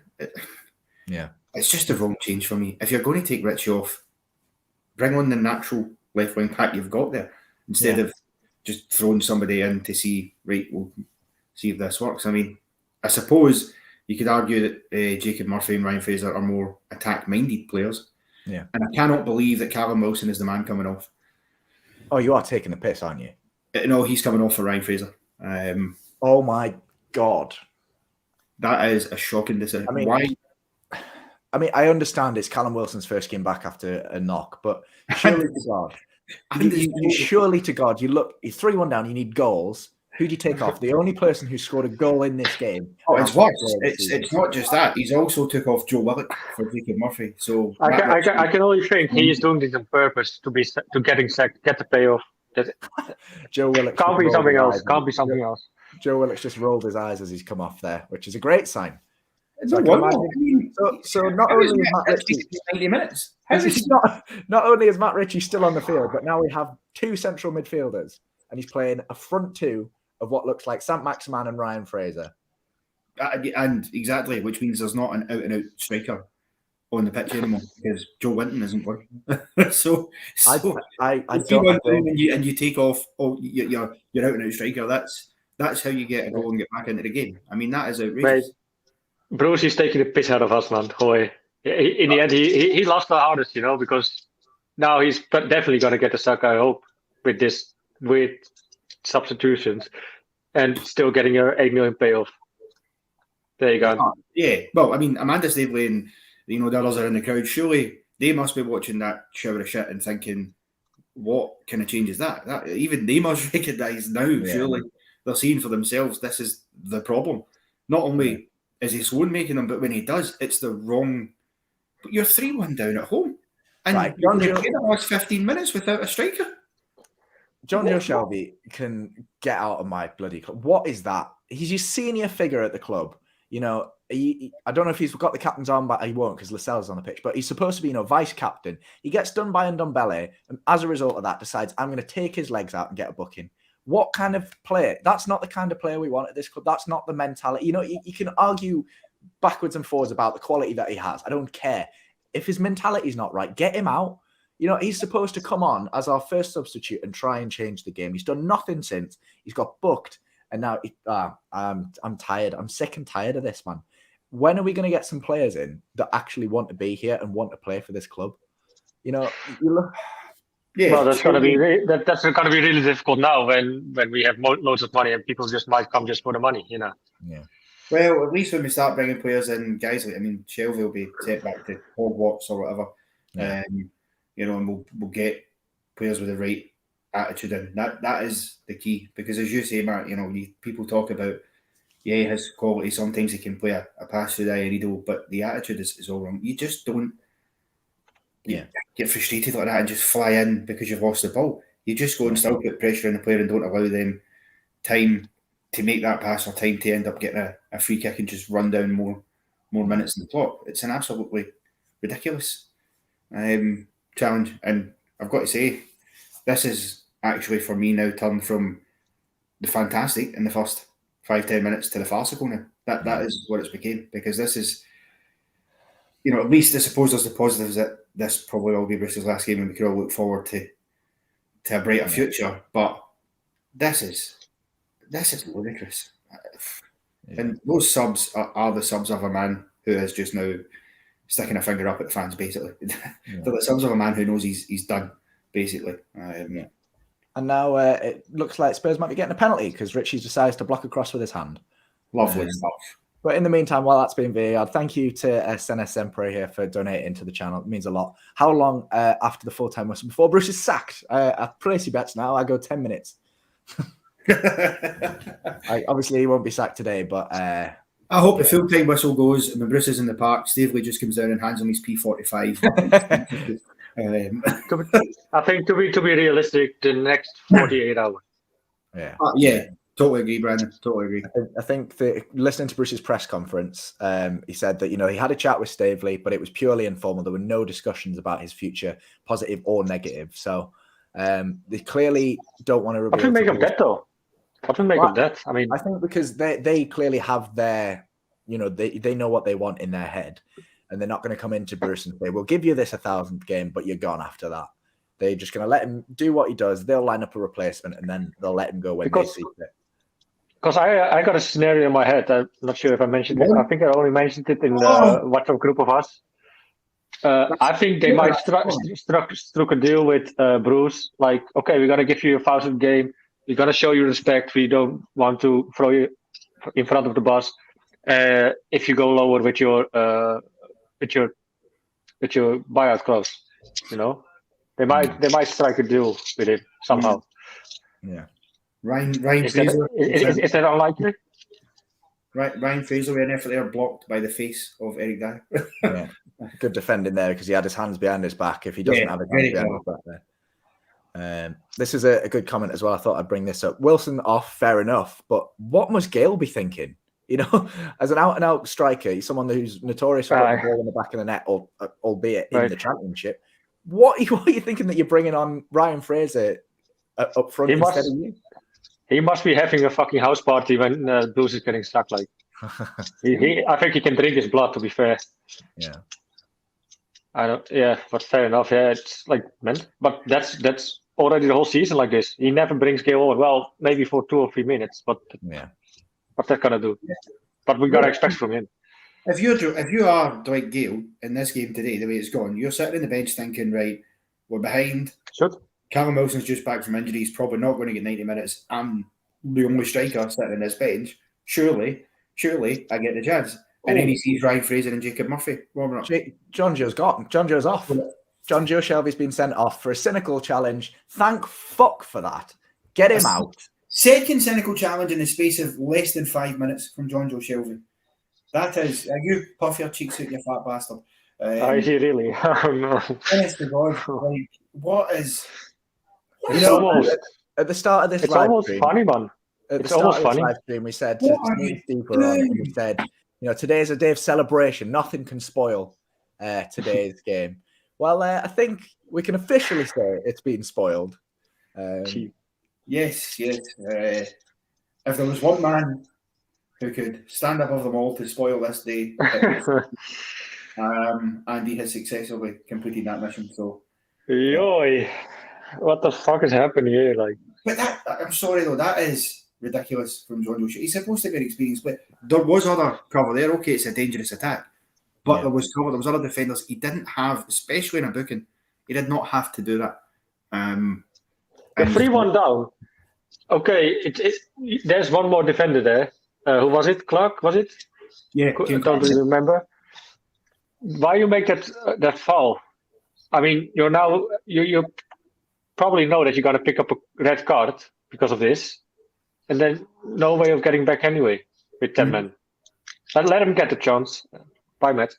I mean, what the hell, man? What was he thinking? I mean, I suppose at least the game's already done and we are 3-1. If it had been like 1-1 or something or 1-0 and he's done that, you'd be even angrier. But that it just highlights the real problems we've got, not just with, you know, tactics and formations and things like that and the style of play, but also the attitude of some of the players. You know, somebody like Shelvey. I hope they scored it. I hope they scored it, man. Yeah, well, he's come on the pitch for 20 minutes. He's made 2 stupid, cynical fouls in a space of 5, and he's gone. That is an appalling attitude, especially shouldn't the players also ASM getting frustrated. You saw that? ASM's getting frustrated. I don't blame him. He has to watch out himself. Yeah, but he has to watch out himself. He don't pick stupid cards. Well, here's the question, Brandon. If you were Amanda Stavely and you're watching this today and you're looking at the team, how many of those players are you realistically thinking you could keep for the new era as it comes in? Right. I would keep Dubravka. Hi, mate. Welcome back again. haven't missed shit. I would keep definitely Dubravka, Wilson, ASM, of course. I think you can even make a case for Hayden.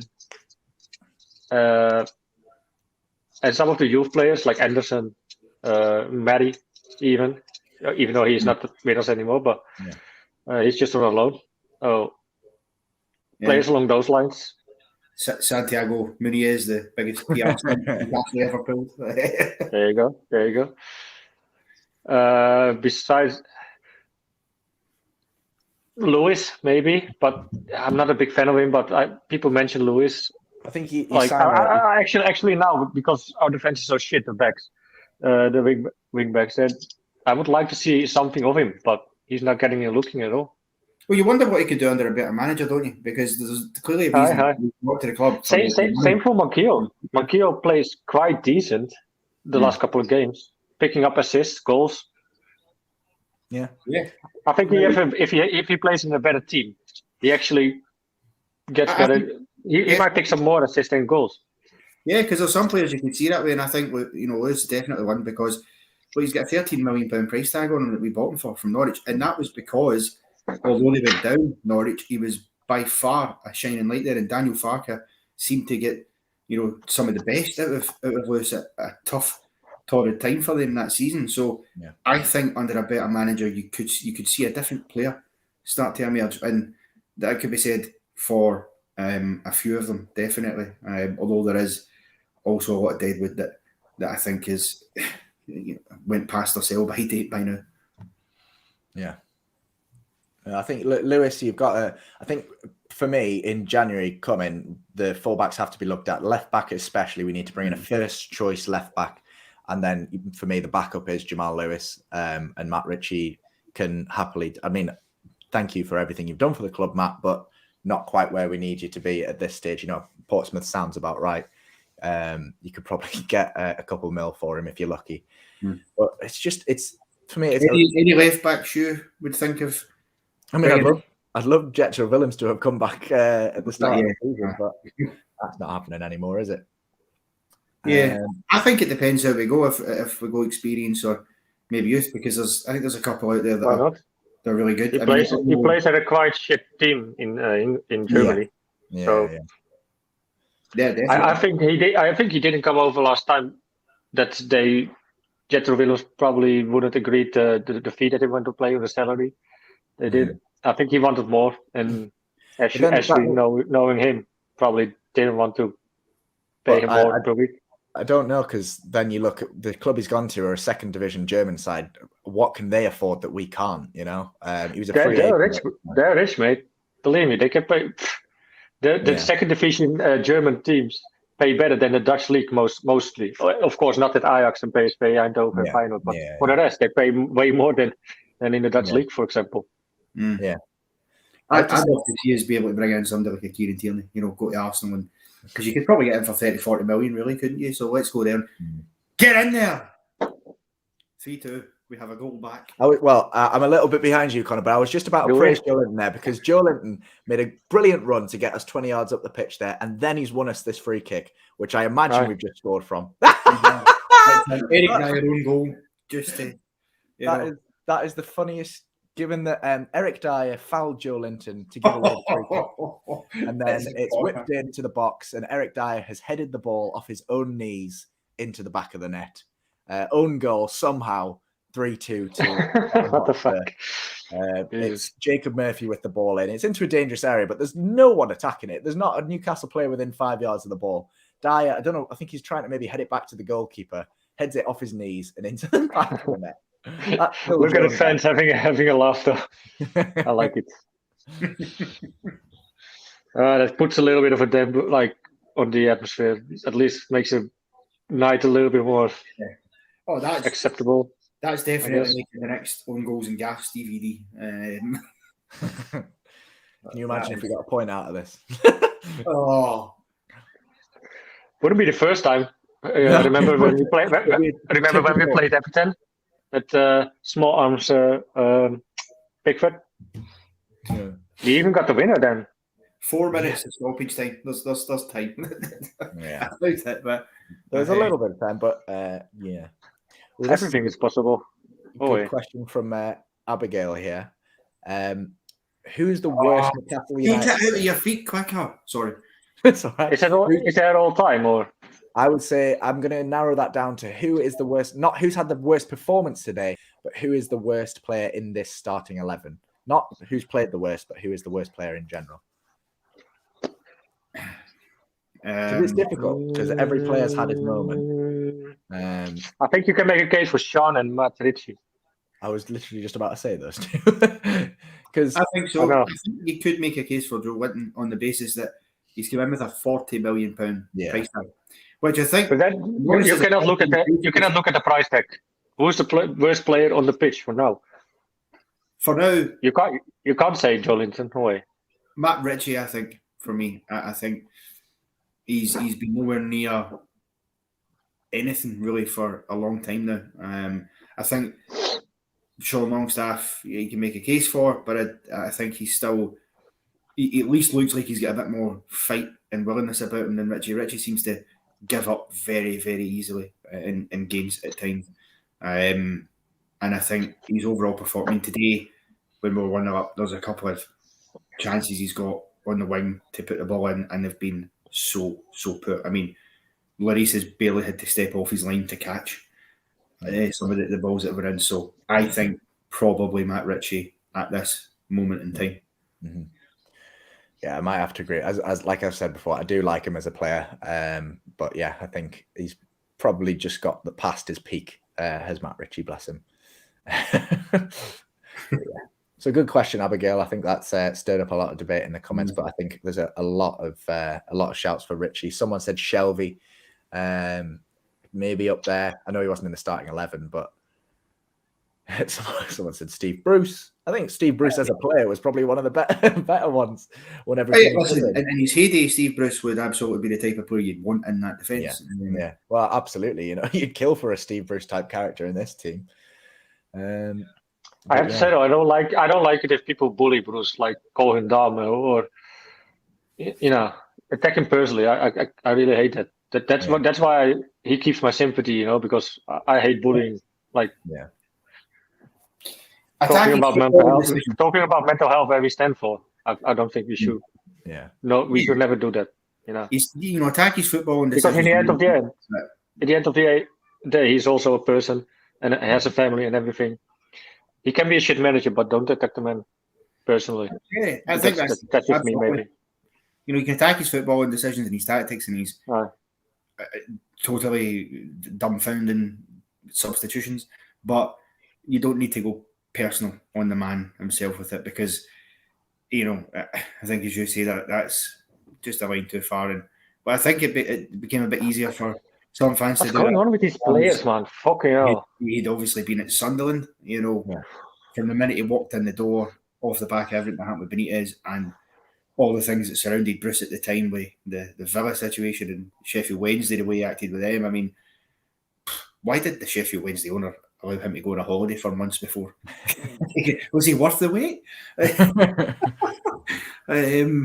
But yeah, no, I don't think attacking him personally ever helps. We have to be a more dignified club than that. That was a good idea from Joe. The Shelminator. I want to say I'm probably the worst woke person in the Netherlands. So pipe yourself down, mate. Cheers. Game's pretty much wrapped up at the moment, but the diver at the centre-back, Romero, is rolling around again. I'm not sure the ref's even given a free kick here, but he's off the field injured. What is he doing again, man? Joe Linton's intense. Good play from Joe Linton to try and play in Ritchie. Ritchie just doesn't have the legs to get to it. Catches his man, admittedly, but the man rolls maybe 5-10 yards off the pitch to make a meal out of it. Good tracking back from Jacob Murphy to stop the counter-attack there, but this game is well and truly dead at this point. That's just poor refereeing though, because he's off the pitch. It isn't a head injury. It's not even a serious injury. You can allow play to continue. If he's off the pitch, so be it. But well, the game's finished. Full-time whistle is gone. Full-time score 3-2 to Tottenham Hotspur. Steve Bruce's 1,000th game in charge goes exactly how he's expected to. His worst win rate as a manager is at Newcastle United with just under 30% of games winning. Probably, hopefully, the last time we'll see him as manager of Newcastle United. That remains to be seen. But an all-round shocking performance, and the scoreline probably flatters Newcastle's performance a little bit too much there. Some players not really fit to wear the shirt today. I'm sure the atmosphere was fantastic and bouncing for the first 5-10 minutes, but then obviously dipped after that. And shocking performance given the circumstances today. The players should have given 1,000% today, and it didn't seem like they even give 10. Should mention as well the individual that had a medical emergency in the first half. All our best wishes from Newcastle Fans TV go to you and those affected by that emergency in the stadium and at home. We hope you make a full recovery in due course. But yeah, like I say, it's finished 3-2. Tottenham Hotspur coming out and beating Newcastle United in the 8th game of the season. Newcastle's second bottom of the table with the second worst goal difference and still without 3 points from a win on the board. Yes. So we'll be here with scoring the players and the live fan reaction, of course, carrying on tonight. And then the lads will have live reaction from the stadium, uploading those videos later on. Thanks to Steve earlier on for joining me. Thanks to Brandon. Thanks to Connor. We will be keeping going. And thanks to everyone at home that's watched and commented as well. If you haven't already, drop a like on the video, subscribe to Newcastle Fans TV and NFTV Extra. It really helps us out. And get involved in the comments down below as we move into scoring the players. I changed the title already, Matt. Good man. Brandon, if we say goodbye to you for now, and we'll bring you back for the fan reaction, is that all right with you, or do you want to stick around for both? I don't mind. It's up to you, mate. It's up to you. Well, because there's 3 of us, we might as well keep you here if you're happy to go for the full length, mate. So Newcastle United is finished 3-2, and we'll move on to scoring the players. We'll get that changed. The link in the comments for the fan reaction show later on is live. You'll be able to join that later on, but for now we'll move into scoring the players. Should I do the control, Matt? Sorry. Yeah, I wanted to say that the camera panned to Amanda Stavely just after the full-time whistle. That looked like a very angry woman in that stand, I must say. Yeah. She did not look very happy at all. So yeah, I think Bruce is toast.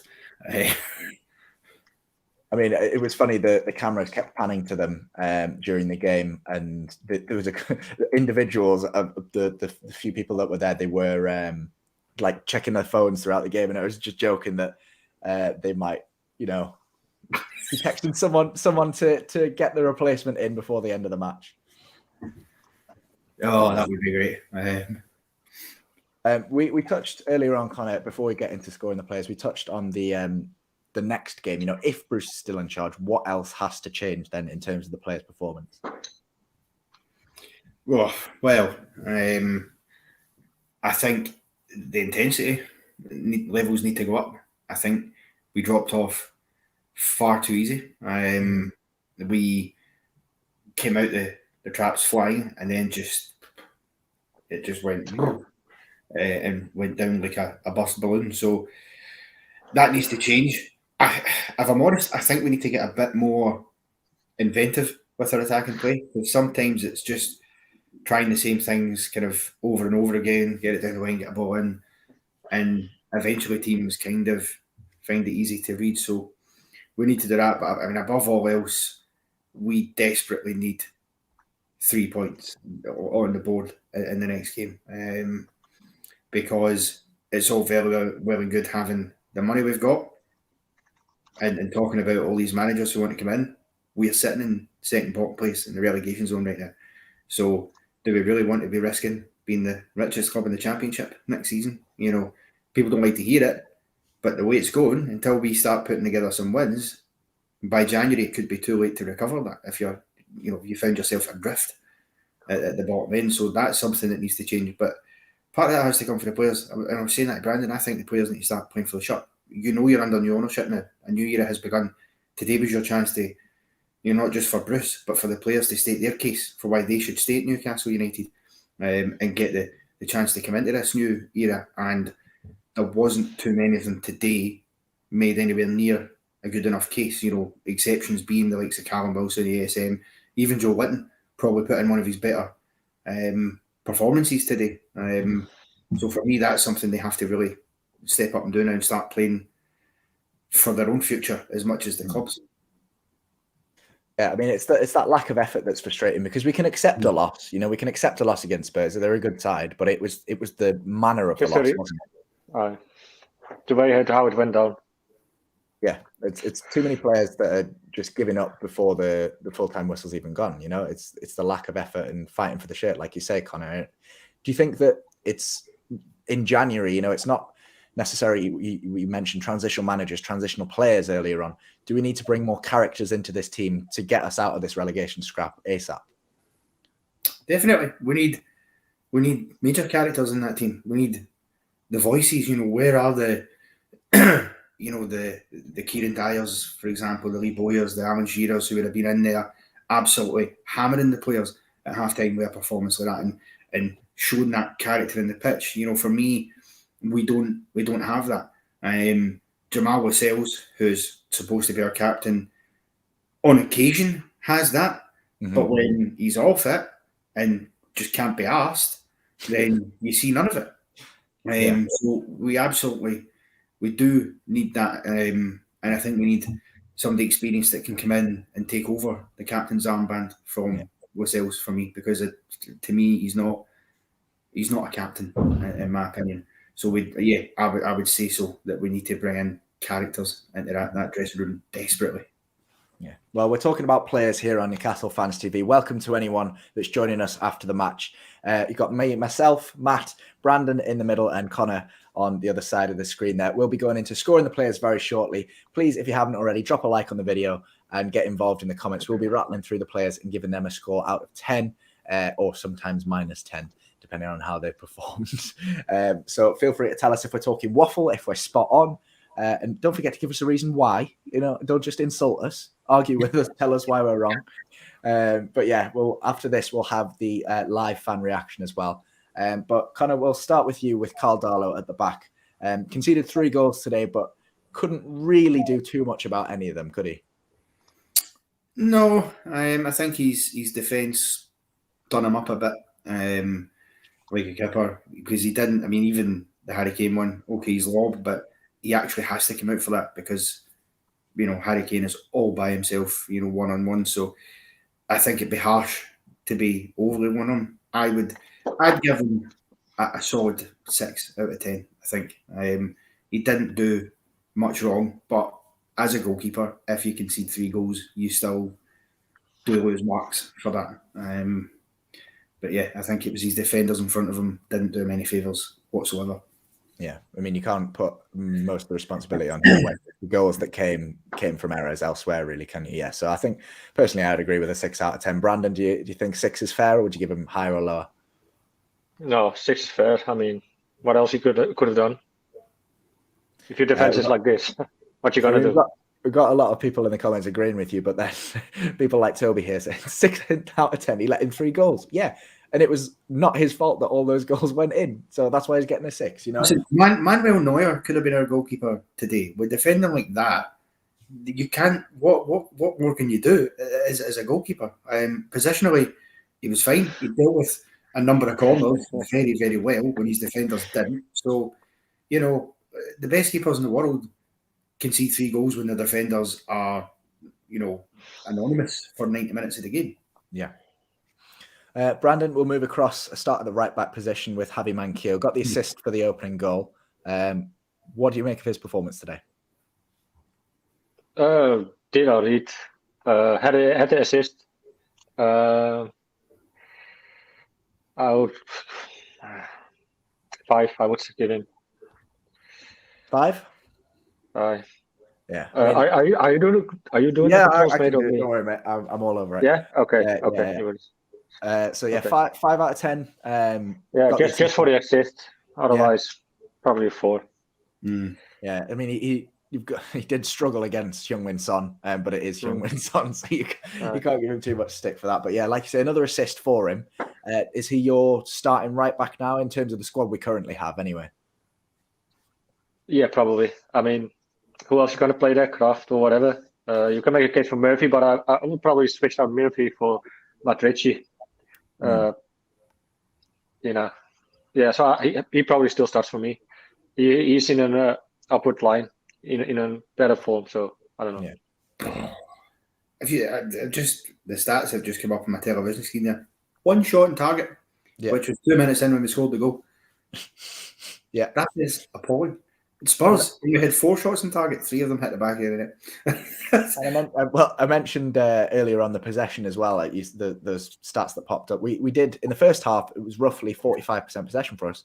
And I was like, oh, well, that's, that's unusual for us. We usually let the other team dominate. And it's ended up like a usual Newcastle United performance, 36% possession for us. So fantastic. We're back to normal. But moving on from Mankio's performance, I'll take Kieran Clark on that left side of the centre backs. Not his finest hour. Stupid booking in the first half. I think it was the first half. Scything down Harry Kane when he didn't need to. I'm giving him a 4 out of 10. I'll let you guys decide whether Jamaal Lascelles was better or worse than that. But Clark, for me, I used to really rate him really highly. I thought, he's our starting centre back alongside Lascelles. The last few times I've seen him play, he's been really poor, and I'm not sure he's quite the quality needed in this first team anymore. He was great, when we signed him. He's been great for a while. It's a bit like Richie, where he's just dropped off a bit too much. He's a bit too behind the pace now for me, and it was a 4 out of 10 for me today. Do you guys agree with that, or do you think he deserves a bit more than that? Yeah. Just a question, by the way. How old is Clark now? Oh, good question. I think he's just in his early 30s. 32, 33. 31, I think, or 32, something like that. I'll check his age for you. Yeah, he's 32. 32. He's just turned 32 as well. So, right. Yeah. Yeah, I don't think he's the same player he was before he got that really bad injury that kept him out for a long time. Because when he first went to Newcastle, he actually was quite good. And obviously that injury happened at a time where he was probably playing quite well. And then he's not come back the same. I think 4 out of 10 is probably fair. Because I don't think any of the defenders get above that. Mankio was an exception because he had an assist. But I think for me, it was decision making at times was poor. As you see that side and tackle, there's no need to do that. Just stay on your feet and try and shepherd them out into if you can get him out for a throw, or even just keep it tight so he doesn't have an easy time getting past. But instead, you bring him down, you allow them to, get themselves organised in an attacking shape and get a free kick at you, and you just don't do that. So, yeah, I think four's probably round about where I'd have went with that. Well, we'll come back to you now, Connor, for Jamaal Lascelles' rating. His partner in crime, the captain of today's Newcastle United starting 11. He said, he's not a leader, he's not a captain. Wasn't a captain's performance today, was it? No, absolutely not. He's the man in the centre of the defence. He's the man that's the captain. He's supposed to be organising the defence on the pitch. Screaming at players when they're not doing their jobs properly, when they're not picking up men. I suppose it's hard to do that when you're also not doing that. But he's the man that should be doing that. I think the second goal firmly comes from poor defensive organisation on his part, because we've stepped the back line up, but because no one's kept an eye on Harry Kane, he's been able to stay onside despite what we've done, and then we're caught, he's 1-on-1 with the keeper. And I think that basis, that's why, for me, he gets a 3 out of 10, because I think it was a really I totally agree. Poor performance. As he is the person who needs to organise the defence, and he's not doing it. I don't know if his communication is better or whatever, but he's not doing the thing he needs to do. Yeah. Nobody organises the defence, in my opinion. No, I agree. And you need that person to step up, and he wasn't that person today. Well, he's the closest player to Harry Kane when he bends his run, so he should be aware Kane's there and aware of that danger, and he doesn't drop back to sort him out or doesn't instruct anyone else to. So he's completely dropped a bollock on that one, really. So yeah. And you can't really underestimate the importance of a captain as well. You look at you compare yourself to Man City with this new ownership, but of all the multi-million-pound signings they've made over the years, the most important one they made was Vincent Kompany as a captain of the club. There's a statue of him outside the ground now, and he wasn't the biggest name in the book when he came. He was a solid, consistent player, and he was a leader both on and off the pitch for those players. And that's the kind of player we need to bring in January for me. You mentioned it earlier on, Connor. You don't think Lascelles is a captain for this or a leader for this club, and today demonstrates that. You're not going to go in too harshly on him. It wasn't his finest hour. He has played well in the past, but when you look at, you say you want to build, you want to be better than just a relegation scrap, you can need someone better than that as a leader to bring the rest of the team up with them, because they set the bar and they don't let players drop beneath that bar. And that's the role of the captain. But yeah, not good enough from him. 3 out of 10. Brandon, I'll give the honour of marking Matt Ritchie's performance to you. I hate to do that because I like Matt as a person, probably. But a 2 out of 10, he just doesn't have it anymore. He has too heavy legs. He's not fast enough. He can't keep up with the pace. He still has a good shot, probably, but it's done with him, I guess. It's at least for the Newcastle. Maybe Championship or League One will be good for him, but it's not a Newcastle anymore. It's 2 out of 10. As much as I hate to say it, because he's probably cracking a lot, but yeah. I mean, I agree. Like, you know, I like him as a player, but he isn't good enough as a left back because he was never a left back. You know, he's a midfielder being converted into a fullback's position, and you know, you expect that maybe when the guy's younger. You know, Jacob Murphy's been kind of shepherded backwards into that fullback, and he kind of can adapt to that because he's got the legs to keep up with the attackers. Whereas Matt Ritchie, we saw, I think it was in like the 70th minute, he was on the halfway line tracking back when the rest of the team sat on the edge of the box. He's just not good enough to be in that kind of position anymore. So yeah, 2 out of 10, I think, personally, I think is fair. Could have given away a penalty for his defending with his hands, blocking the cross as well, but luckily didn't. So, I think that's fair, because for me, I think he somehow in the age of VR got away with one, because I think if we're honest, that is probably a penalty. He has blocked the ball with his arm, and I suppose he's just lucky because last season that probably gets given with the slight change they've made that not all handballs will just automatically be penalties. That probably rescues him there. But no, I thought he was poor all afternoon, and his deliveries into the box were woeful. You know, there was not a chance a Newcastle player was getting on the end of most of those deliveries. No. Right, we'll move into the midfield then. None of which, I mean, we slated them all game, none of which had a good performance. But of the starting 11 for me, Sean was the worst. So I'll take him. I mean, I don't know if you guys agree, but I'm going to give him a 1 out of 10 today, because the only the 3 things that he did for me were give away a silly foul in the first 3 minutes, give away a second silly foul, get booked for it, and then get subbed off. Maybe that's a bit harsh and critical of me, but I don't know why Sean Longstaff was on the pitch today. I do rate him as a player. I think he is good enough to start for us when he tries or when he's used in the right way. But I can't understand what he was supposed to bring to the game today. Brandon, you look like you're biting your tongue there. Yeah, I think he's just too much of a lightweight for the Premier League, to be fair. Physicality is, I don't know what it is, but he looks like a lightweight, probably like me, you know. I wouldn't make it that either, but I don't know. Do you think like a loan to somewhere like the Championship or the Scottish League might be beneficial for him then, or is it just a case of getting rid? As well, that's he definitely needs to work on that too. But I mean, yeah, I don't think I don't think he'd fare well in the Scottish League. Certainly not our top flight, because especially as opposed to down south, it's a very physical league up here. He's not got that physicality about him, and it would depend where he goes, because his brothers obviously come up here to Aberdeen. They're on the back of 10 games without a win, 5 defeats in a row. He's barely had a sniff in there as well, so that seems like it's not worked. So I think he'd be better going to a Championship or a League One side for a season. Mm-hmm. And I want to point out as well, what was it, 2 years or 3 years ago? Sean Longstaff could have gone to Manchester United for like, what was it, £50 million? Yeah. Should have taken that deal. We were saying he was better than Declan Rice at the time, but I don't think anybody in their right minds would be saying that now.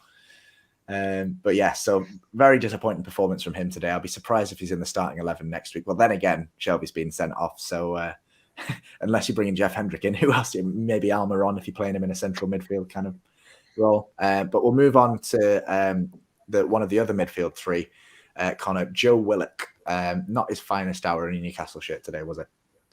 No, it wasn't. I thought it was a very tame, quiet afternoon for him. Like, there wasn't much that he did that you looked at that was overly bad or overly wrong. He was just fairly anonymous. He wasn't involved anywhere near enough in the game. And again, as I touched on earlier, I think that's partially due to whatever instruction he's been getting from Steve Bruce and how he's playing. But for me, you expect so much more from Willock, especially against Spurs, because he's a former Arsenal player, so that should give him even more impetus to want to play well.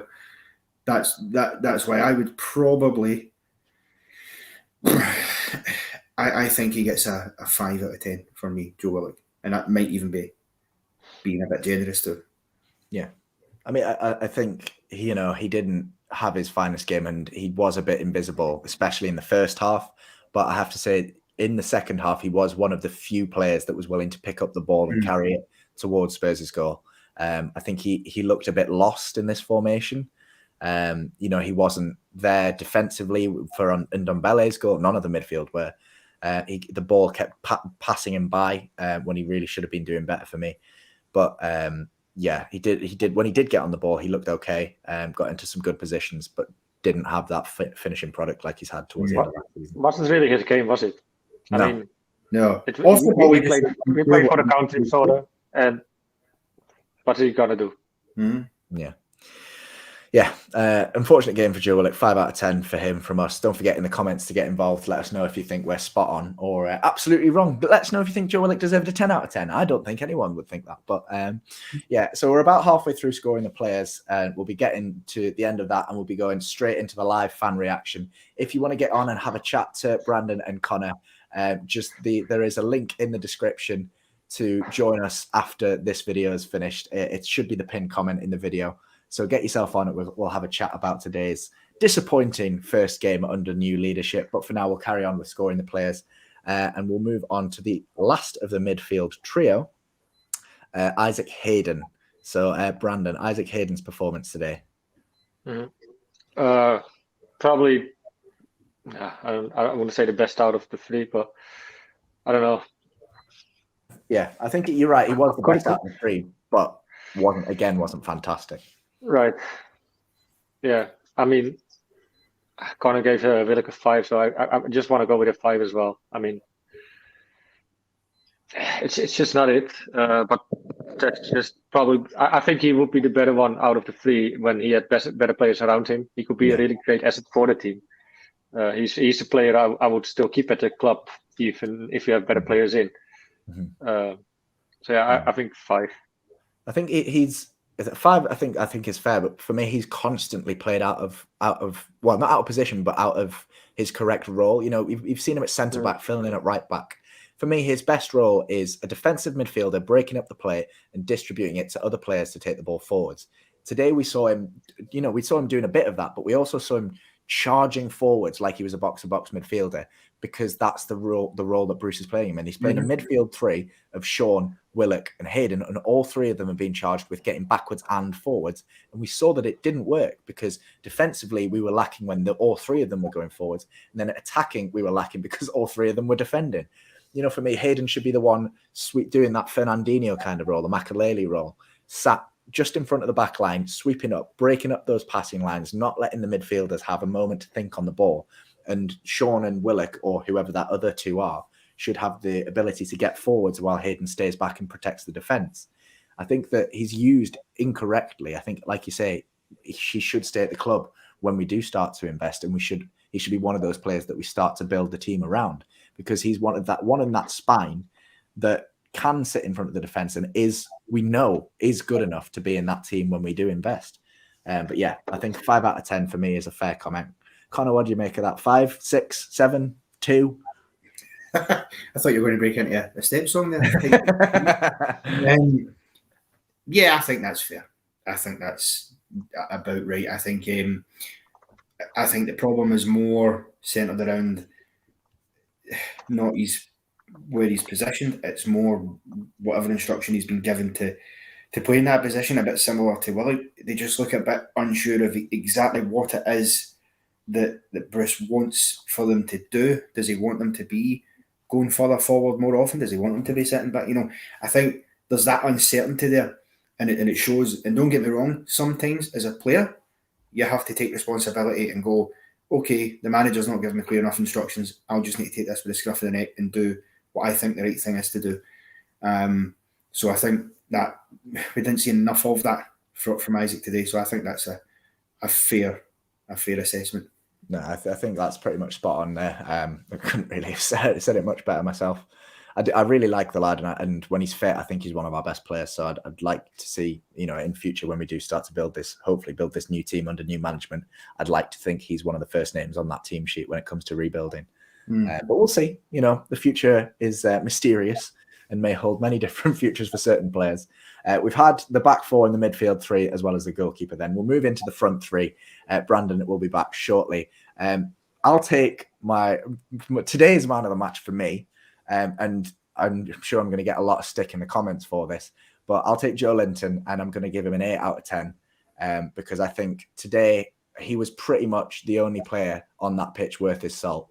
He was given a task, get up on that left side, win the ball, get us up the pitch. And to me, he did that today. He did absolutely everything that was asked of him in that role. And he just didn't have the support from his teammates. We mentioned it in the game, that only route out was lump it up to Joe Linton. Just get it on his head. Get it there so, he can get us up the pitch. And he did that. He battered Emerson. He absolutely dominated that right back. I'd love to see the stats of how many aerial duels he won today. But every time he'd bring the ball down, there wasn't an option around him to offload it. And that, for me, isn't his fault and he shouldn't be punished for it.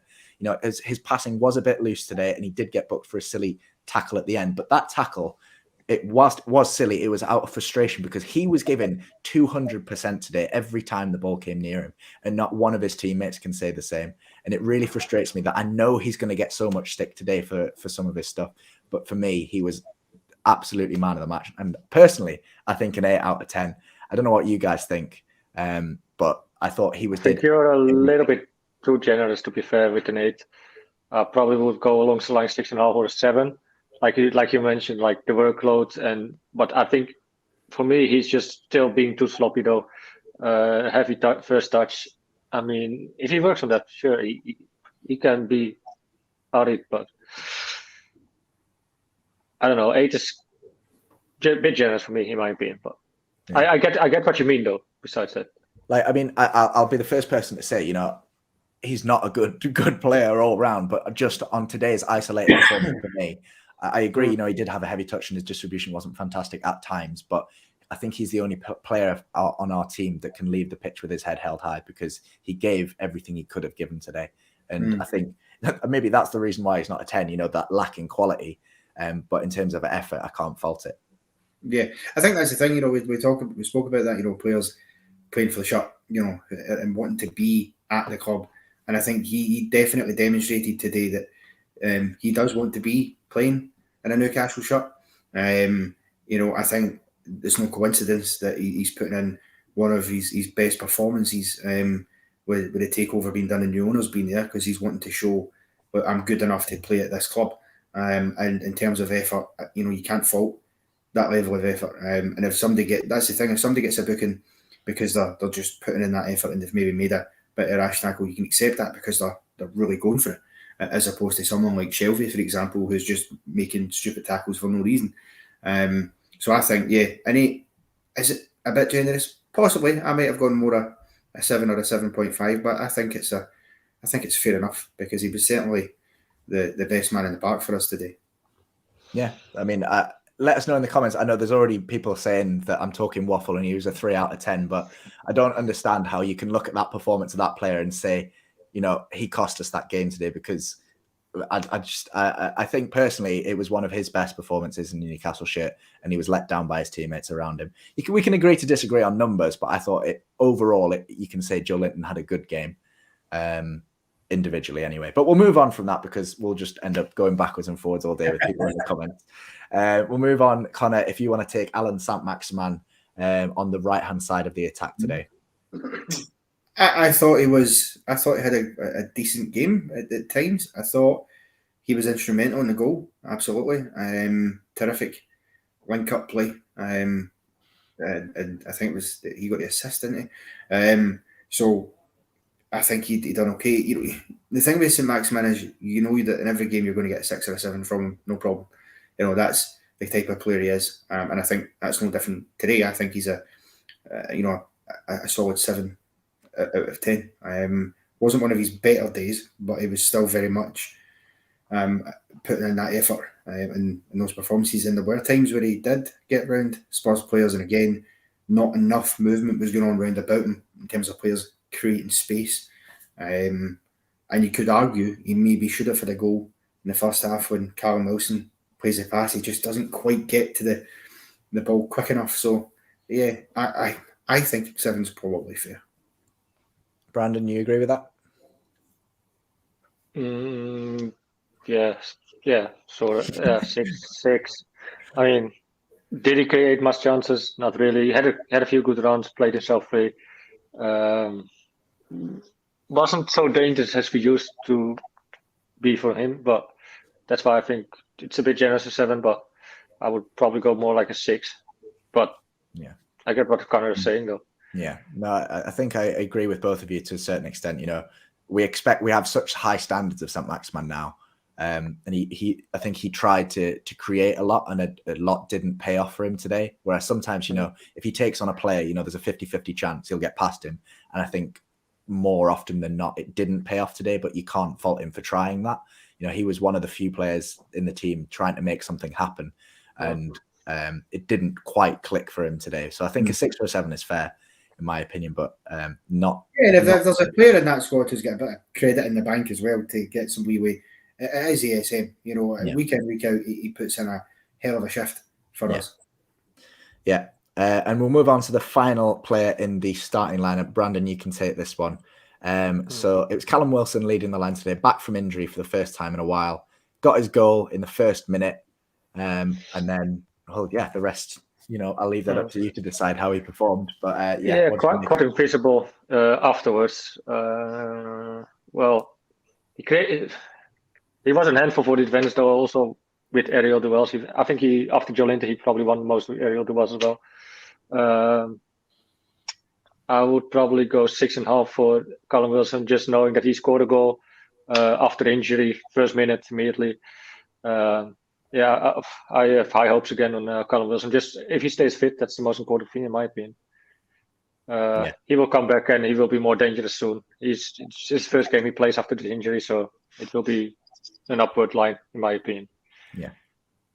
I mean, it is worrying. And like we say, you know, it's his first game back for injury. We can excuse him a little bit, but it is worrying how he did disappear into nothing when nothing was happening for us. You know, we need that front three to be able to take something out of nothing and create a chance. You know, we had Saint-Maximin trying it, we had Joe Linton trying it, but Wilson was arguably the weak link in that front three today because he wasn't quite on form. And, you know, he's come back from injury, fair enough. But when you want to, you know, Spurs are a good team. You've got to take your chances, and we need, you know, those small half chances. We know Wilson scored, you know, some incredible goals when there was really something out of nothing. We needed him to step up to that plate today, and he didn't quite do it. We'll forgive him for not being fully fit, you know, being subbed after however long. But yeah, got his goal. Hopefully he can stay fit and kick on for the next game against Crystal Palace.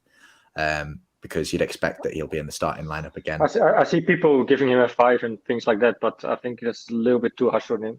I mean, you can't really blame him yet, as he's just back with fitness again. So, and also the goals, very, very good. I mean, the movement to come across at the front of the defender and get that header, it's terrific centre forward play. You do have to say that. So I think 6.5 is fair. I think 5 would be very harsh. I think that's I'd agree with that personally. 5 I mean he played under average, and I don't think so. I don't think he did though. Yeah, I think that leaves me with the pleasure of marking the first substitute, which was Jonjo Shelvey. I believe it's we've come around to it. I'm going to let the rating speak for itself because I think that's probably one of the worst performances I've ever seen in a Newcastle United shirt. Maybe I'm over-exaggerating a little bit, but it definitely wasn't even worth a 1 if I'm giving someone in the defence a 1. It's the thing with Jonjo as well, what he had in the Championship as well. He looked better after a while. He's just losing his head so quickly. It's like you're back to old Jonjo Shelvey. You got a question. He loses his head. Yeah, you've got to question whether he was ready to come back into that starting lineup today and the situation that he was introduced in the game. You know, he's been out injured for a while. He's came back. He's played a game with the under-23s. He's maybe not fully fit, but he's definitely not mentally ready to be chucked into a game where the fans are on the players' backs, we're 2-0 down, 2 goals down, and you've got to take the game by the scruff of the neck. It's your responsibility to drag your team back into the game. As a senior player, you've got to bring those other players around you up to your level. And if anything, we got worse after he came on, and he replaced the worst player on the pitch. How does that work? Got booked for a stupid tackle and then sent off for a stupid tackle. First one was malicious. A player beat him fair and square, and he kicked his ankles because he didn't like being beaten, or he couldn't be asked chasing the player down. Joe Linton got the ball nicked after him in the first half. Didn't foul the player. He sprinted after him for 40 yards and won the ball back fairly. Jonjo didn't fancy that, so got a booking and eventually got himself sent off. This is one of the individuals in the dressing room that young lads are going to look up to. You've got players in that team who are young, who are inexperienced. Joe Linton's 23, 24 now? I don't know how old he is. He's still, he's had a couple of seasons here, but he's still going to look to players, senior players, for guidance, for inspiration on and off the pitch. And if Shelvey's one of those players, you got to question where this club's going, because he's on 100 grand a week. He's coming off the bench with 30 minutes. That's a side note I wanted to make. I wanted to say a side note. He's probably our most expensive players on the payment list slip. Yeah. And for those in the comments saying that I put 10 out of 10, no, I didn't. I put negative 10 out of 10, minus 10 out of 10. It's the opposite. Maybe put the mistakes on or zoom in. It definitely says maybe. He's not going to get a 10 out of 10. He was outrageous. He's an experienced player. He's not a young, fresh-faced kid anymore that you think, okay, the occasion gets him, he's just got frustrated and he's lost it. He's made 2 very, very stupid and cynical challenges in the space of a couple minutes, and they're both very similar. As you say, with the first one, player gets around him, just takes him out, clips his ankles away from him. Second one, again, very similar. The player's past him. He's got Kieran Clark there covering, so he doesn't need to, when he's on a booking, to be doing that. And again, he just whacks his leg out and takes him down. And he knows, as soon as he does it, he knew he was gone. It's a really, really stupid thing to do. And I agree with Brandon. I think he's almost regressing back into that old Jonjo Shelvey where he's just compulsive and way too aggressive in his play. And that's not a player personally that I would want at our football club. Yeah. No, I think I agree. It's a kind of backwards mentality that we need to get rid of if we want to take a step forwards rather than a step backwards. You can launch all the criticism you want at Steve Bruce, but when you're relying on players to come off the bench and change a game like that's 100% the player today. You can't blame anyone but him for his performance. Disgraceful in my opinion. Should be, not to be too harsh, but should be fined a week's wages because he's come on. He spent 25 minutes on the pitch. He's got 2 bookings inside 6 minutes. He's let the fans down today. He's let himself down. He's let the club down. The defeat's not on him, but his performance is on him. So shocking performance from Shelvey. Matt Shelvey, minus 10 out of 10 for me. But yeah, so not great from him. The other 2 substitutes, I'll give you one each. Connor, if you want to take, we'll go with Ryan Fraser, your fellow Scotsman. Mm-hmm. His performance, he got about 15 minutes of game time off the bench today. So not all the time in the world to change the game, but enough to maybe make an impact. Yeah, he didn't really make that impact though. I think, he's come on. Yes, he certainly tried to drag the team forward once or twice. He got that shot away, which was very cleverly defended by Eric Dyer, and he's jobbled. But I think overall, and obviously we'll get to him very soon, but he was the wrong change to bring on at the time, and I think that's the problem. So, given the fact he had 15 minutes or so, didn't do much, I'd give him a 2 out of 10, because maybe had he played longer, had he played the whole game, he might have been able to do better than that. But for me, he didn't do anywhere near enough to merit. God, you're from Scotland, are you? I'm just double checking now, just in case. Yeah, absolutely. But he's not, he didn't exactly play very well for us either, I think, against the Faroes. So, just because he's Scottish, I think he can still get it. It wasn't like when he came on it. I'm not sure I could tell where he was supposed to be playing, and I'm not sure if that's down to him or the manager bringing him on, because it looked like at first he was up top with ASM, And then 5 minutes later, he was dropping back in towards the back four to pick the ball up in like a midfielder kind of role. I'm still not sure where he came on and played. I'll have to watch the game back to see his average position. Well, he's came on for Callum Wilson, so you've brought him on for your attacker, your striker, instead of Dwight Gale, who's another striker, but, Bruce. But, the fact is that if he's come on in that situation, then you're thinking, well, was he now the forward? Is that what is he just going into replace Wilson? And I think that did lead to that confusion of going, what exactly is his role here? Where is he supposed to be? Because he was definitely not the furthest man forward in the pitch when he came on. He was more sort of central midfield based than he was up front. Yeah, absolutely. We're nearly done with scoring the players. We've got one more player and the manager to go. But if you're watching, I can see there's still quite a few of you staying with us. Stay tuned because we do have the live fan reaction coming up next. If you do want to get involved, book your place now. You can follow the link in the comments. It should be the pinned comment to get in the studio with Connor and Brandon. They'll hopefully be doing a bit of fan reaction with you guys later on. Just staying as long as you guys want to debate that game, because it is the first game under new ownership after 14 years of rubbish under Mike Ashley, and we've whimpered to a 3-2 defeat in the end, finishing the game with 10 men after Jonjo Shelvey's red card as well. So let us know. Come on, give us your thoughts. Was that a bad performance? Was it a sign of things to come? Is it a one-off? Let us know what you think. Do you think every player on the pitch deserved a 10 out of 10? You're all mouthing off in the comments, telling us we're talking waffle. Come on and tell us to our faces, Give us your thoughts on the game, and not just the game, but also the takeover, the manager, the players, what's to come in the next few fixtures as well. Get your place booked by following that link in the comments down below, and we'll have a chat to a few of you for the fan reaction. We'll stay on for as long as we can. So, Brandon, before we do that, we've got one more sub to go. Jacob Murphy came off the bench at the same time as Ryan Fraser. Not sure he'll be credited with the assist, but took the free kick that led to the second goal. Eric Dyer's fantastic piece of defending. What did you make of his performance off the bench? Not much, really. Haven't much seen of him, so I don't. 4 out of 10. 4? I think, yeah. I mean, again, wasn't sure where he was playing because he was brought on as probably a winger. I think we can say that he was playing on the right wing and moved Saint-Maximin up top. But the tactic remained the same: pump it long to the front men and hope they can bring it down. And there was just no support up there. Yeah, pump it long to the front men when you don't have a striker on the pitch anymore. That's the tactic there, So you do have to have an element of sympathy for the players, because when the manager doesn't know what he's doing, it makes it incredibly difficult for the players to, some of them anyway, to know that as well. So yeah, I can't understand that pundits even say he's a decent manager. I mean, we got a little bit lucky last season and got us 12. Okay, fair enough, but there was luck with it, a lot of luck with it sometimes as well.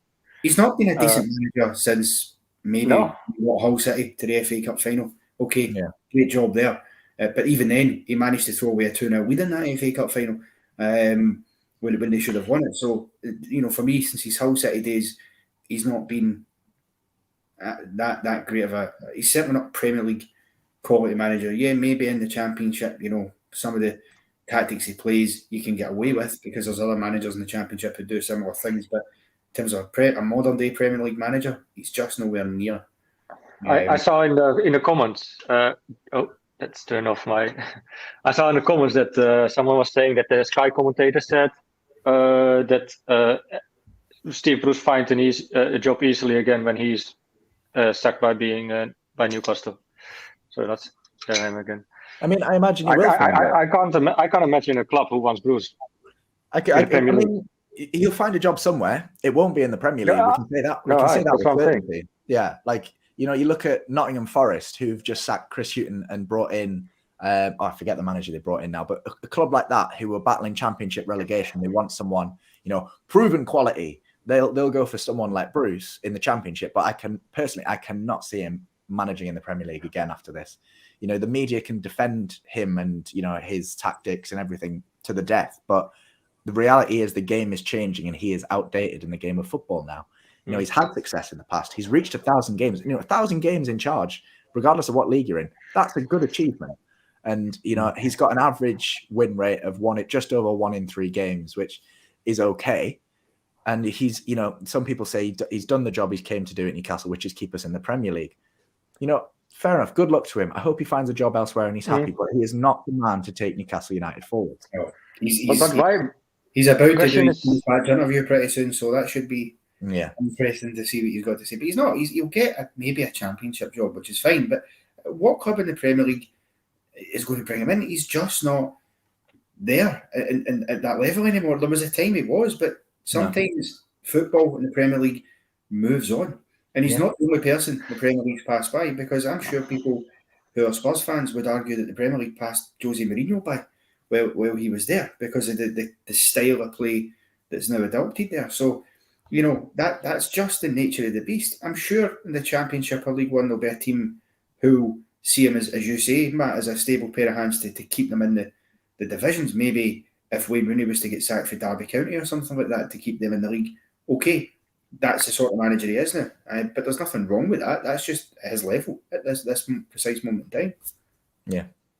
No, my question is though, why are the pundits in the media just keep defending him? I don't get it. These are we so wrong though? Maybe we are as fans so delusional and we don't see it and we have no idea. The difference is these people are passing comment, and it's easy to do that when you only see 1 or 2 games a season, and we might have happened to play well in those games, and you look at the league table and that tells a flattering story. The reality is that they're not watching what we are watching week in, week out, and there are people paying hard-earned money to sit at St James's Park and watch it week in, week out. You know, you look at almost every other statistic table in the league, we are, if not bottom 2, bottom 3. We are so poor. It is as much to do with luck as anything else that we've had a 13th and a 12th place finish under. And scoring an average goal per game at 1.01 or 1.11, and probably conceding at minimal 2 on average. That's your answer. You're never going to win a game that way. Yeah. And it's shown. No. Yeah. And you're lucky if you get a draw. Yeah, like if your average, you know, TV pundit or media commentator that doesn't support Newcastle, doesn't watch Newcastle week in, week out, they'll watch this game and they'll say, "Oh, Newcastle had a good 10-minute spell. You know, they had good flashes, but Spurs went 1-0 up. But Spurs, you know, they're a good team and their quality showed today." That's what they'll take away from this game. They won't think Newcastle United play like this every single week and it's dross. Like they don't think that. They think, you know, oh, they were up against West Ham. They must be all right to, you know, be 2-1 up against West Ham. Yeah, they've lost the game, but they must be okay to be doing that. You know, they don't see what we see week in, week out. And, you know, we can't blame them for that. You know, their job is to, you know, report on all these clubs. We can't ask them to have an in-depth thing on every single team. But it does become frustrating when they say, you know, Bruce is, you know, he's been given this job to do. He's done it. Well, yeah, he's done it. But, you know, his comments about us ticking along, blah, blah, blah, blah. Like, it's just, we're a stagnating club at this moment in time. We're neither going backwards nor forwards. And hopefully this takeover and hopefully new management will take us on the upwards trajectory. Excuse me. You might have to look at today to see that. Look at the changes he made. You're 3-1 down with 15 minutes to go. And he decides we're going to play that last 15 minutes plus stoppage time without a recognised outright striker on the pitch, because he brings on Jacob Murphy and Ryan Fraser, 2, you know, central midfielders, or Fraser's maybe a winger, and they're coming on for, you know, Callum Wilson and Joe Willock, and you've got a guy in the pitch in Matt Ritchie whose race was run, who should have been one of those changes. So when that is the changes you're making, you know, that is on him. You can't not criticise things like that, because that is just ludicrous that he has done that in that situation today. Well, we've still not given Steve Bruce a mark out of 10 for his performance today. Can we all agree? Just a fucking 1. Get on with it. Yeah. I mean, well, do you two want to submit a 1 as your rating then for Steve Bruce? Yes. Yeah, I'm just. He's just on the screen giving his interview. I'm just going to see the thing. I mean, I agree that Steve Bruce had a pretty poor performance in the game today. I think that his team selection was fitted well for this game in the first 5 minutes. It showed that selection was okay. But his refusal to adapt, like you say, that's what matters. As a manager, tactically, you can't sit and just watch the game unfold and not react to it. And I think that's where he fell down today. I'm going to be less harsh than a 1 because personally, I think he deserves the tiniest bit of credit for setting up the team. Man. Not bringing Dwight on again. No. I mean, I'm only giving him a 2. Abysmal, man. I'm only giving him a 2. Don't you worry. No, we need to have the average. So, Connor, what are you going to give him? Well, you guys give him a 1 each, and I was going to give him a 3. So yes, 1.5. Okay, well, I need that 1 on there, man. Fine. 1.5 for me. He's just said there on the television, I've not seen his entire interview, but he's just said to the interviewer that apparently he's saying, well, the goals we concede, you can say are good play for Tottenham, but defence isn't good enough. And he's just said that we tried to change it and go more in the attacking front foot, and it's just not worked. And he's saying that's been a sort of theme throughout the season. I'm not sure I agree with him there, but that's what he is so far been saying. Lots of different ratings in the comments, but generally 3 or below is the general consensus, which in my opinion is still an awful game, an awful result, an awful rating. And I think we're all still firmly in the Bruce out camp. I don't think anything changes after today. And I think he knows that as well. I'll be watching this interview later on back that he's given to Sky Sports currently. But he's. But if I was him, I would sit tight as well. Yeah, he's clearly not the man to take Newcastle forward. Today's performance shows that. The players were partly to blame for today's performance, but the man behind those players has to take some of the flack for that too. I mean, with sit tight, like he, if I was him, I would just wait for them to sack me because I get a huge payoff. Yeah. Well, that's the thing. People can say, "Oh, well, it's unfair of him," and he's, we need to have all the sympathy for him. People seem to forget that when he walks out of the doors, and I hope he doesn't let them hit him on the way out when he gets sacked, he is going to have a hell of a lot of money in his hands. He is getting a pretty healthy payoff. He is not going to exactly be, down the job centre. You know what I mean? Like he will be absolutely fine, and he might end up with another job. So it is the cutthroat world of football, and we have owners in now who will not tolerate that type of performance, and nor should they, because it isn't good enough. And there are things he can control. You can talk about player performances, and there are certain things out with his control. I said in the comments in the first goal that I thought Steve was harsh to blame Bruce for that, because you can't legislate for your defenders not closing down. That's just something any defender worth his salt should do. But there are things he can control, and his in-game management at times it just leaves a lot to be desired. It's nowhere near good enough. The changes he makes, which was discussed, and the instructions he gives players. When you've got players in the park who don't look like they know exactly what they should be doing, that's on the manager, because he has to be very clear in his instructions. This is what I want from you, and he's not doing that. And it's for those reasons that he's, for me, that is the criticism he thoroughly deserves. Whether the media want us to say that or not, tough luck. You don't pay to watch it every week. You don't sit and listen to some of the nonsense he spews when he's talking about, well, we try to change it and go attacking. How did we try and change it and go attacking when you took off the striker and didn't have one on for the last 15 minutes? That isn't changing it to go attacking then, is it? So, yeah, no, I'm sorry, but I have no sympathy for him, because at the end of the day, it's his own performances that will cost him his job. Not anything that a fan says or does. Him and him alone. Yeah, absolutely. I think that sums up the thoughts of most of the Newcastle fan base, to be honest.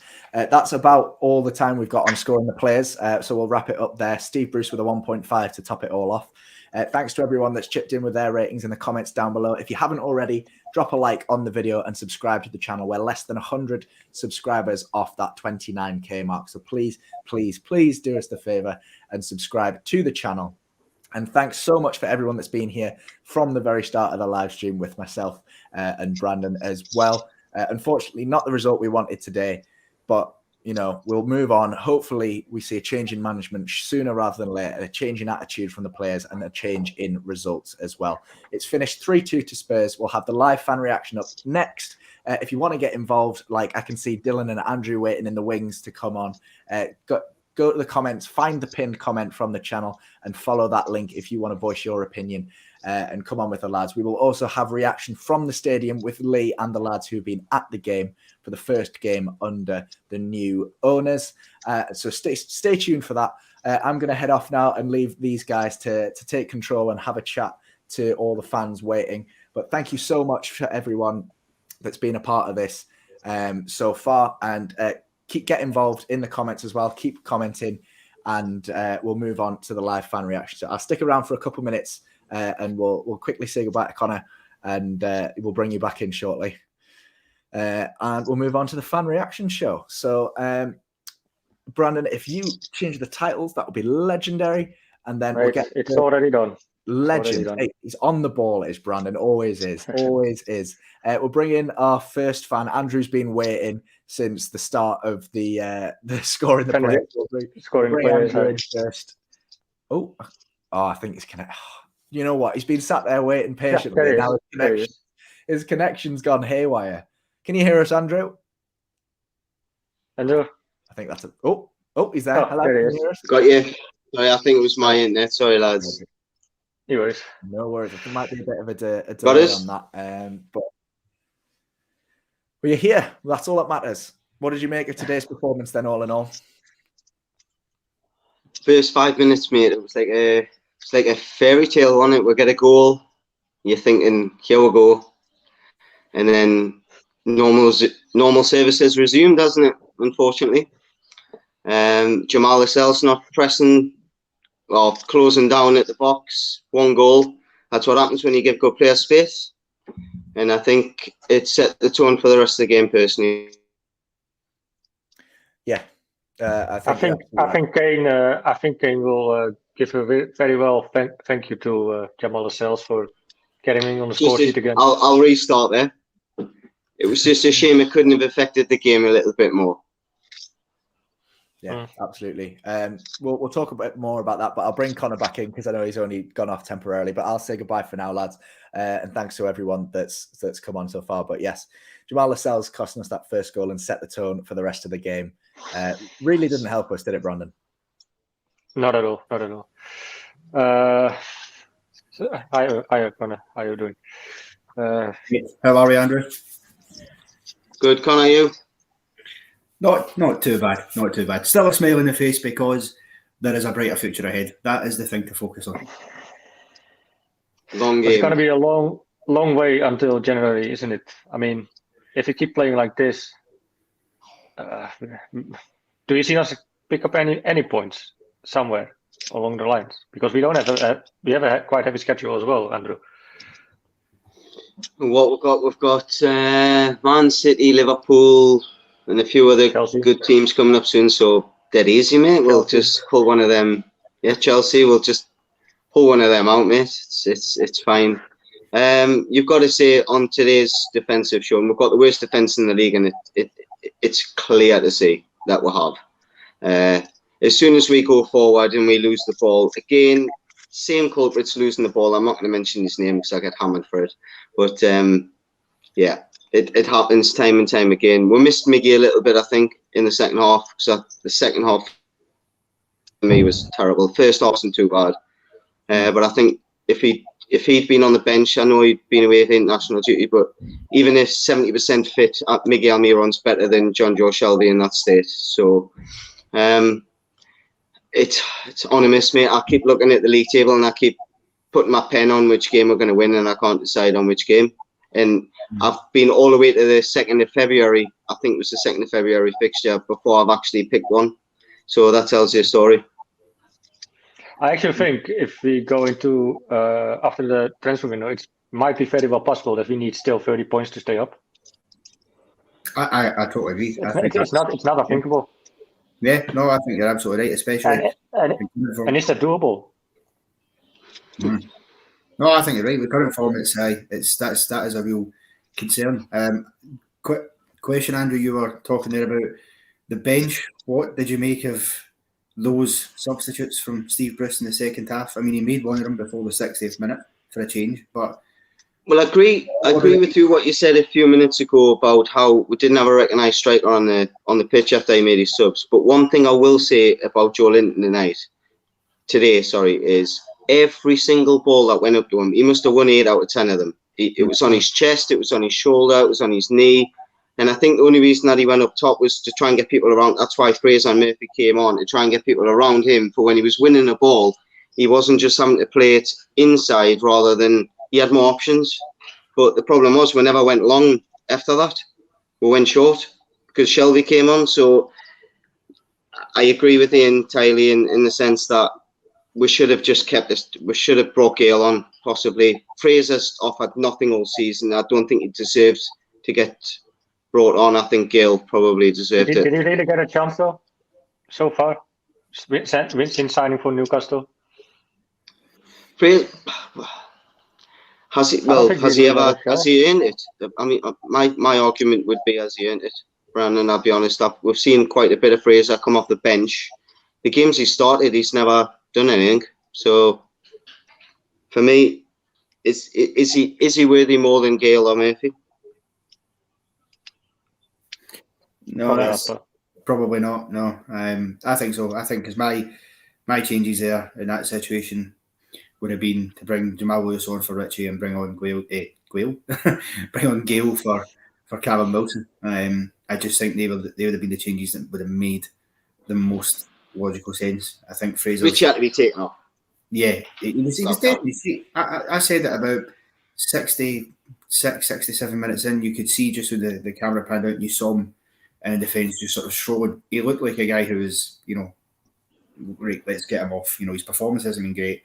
He's clearly looking a bit knackered, and yet miraculously he sees out the full 90 minutes, which you could argue tells its own story that Bruce clearly still doesn't trust Jamaal. I think there's a lot to say for the tactics of our side when ultimately we play the formations we do to fit Richie into the team. And what is he offering at the moment? You're gonna get work rate out from him, but he's clumsy. He dives in on tackles. He's throwing his arms up in the air next to the box. That one should have been a free kick early on before he gave the one for a corner. I think it went off his arm and went out for a corner. It's because he's trying too hard, and you can't fault the lad for that. You can't. It's just he's not a left back, and it's not fair on the guy. It's like asking me to mark you in a physical. You're a bigger lad than me. The lad's not suited to be a left back. He hasn't got the legs anymore.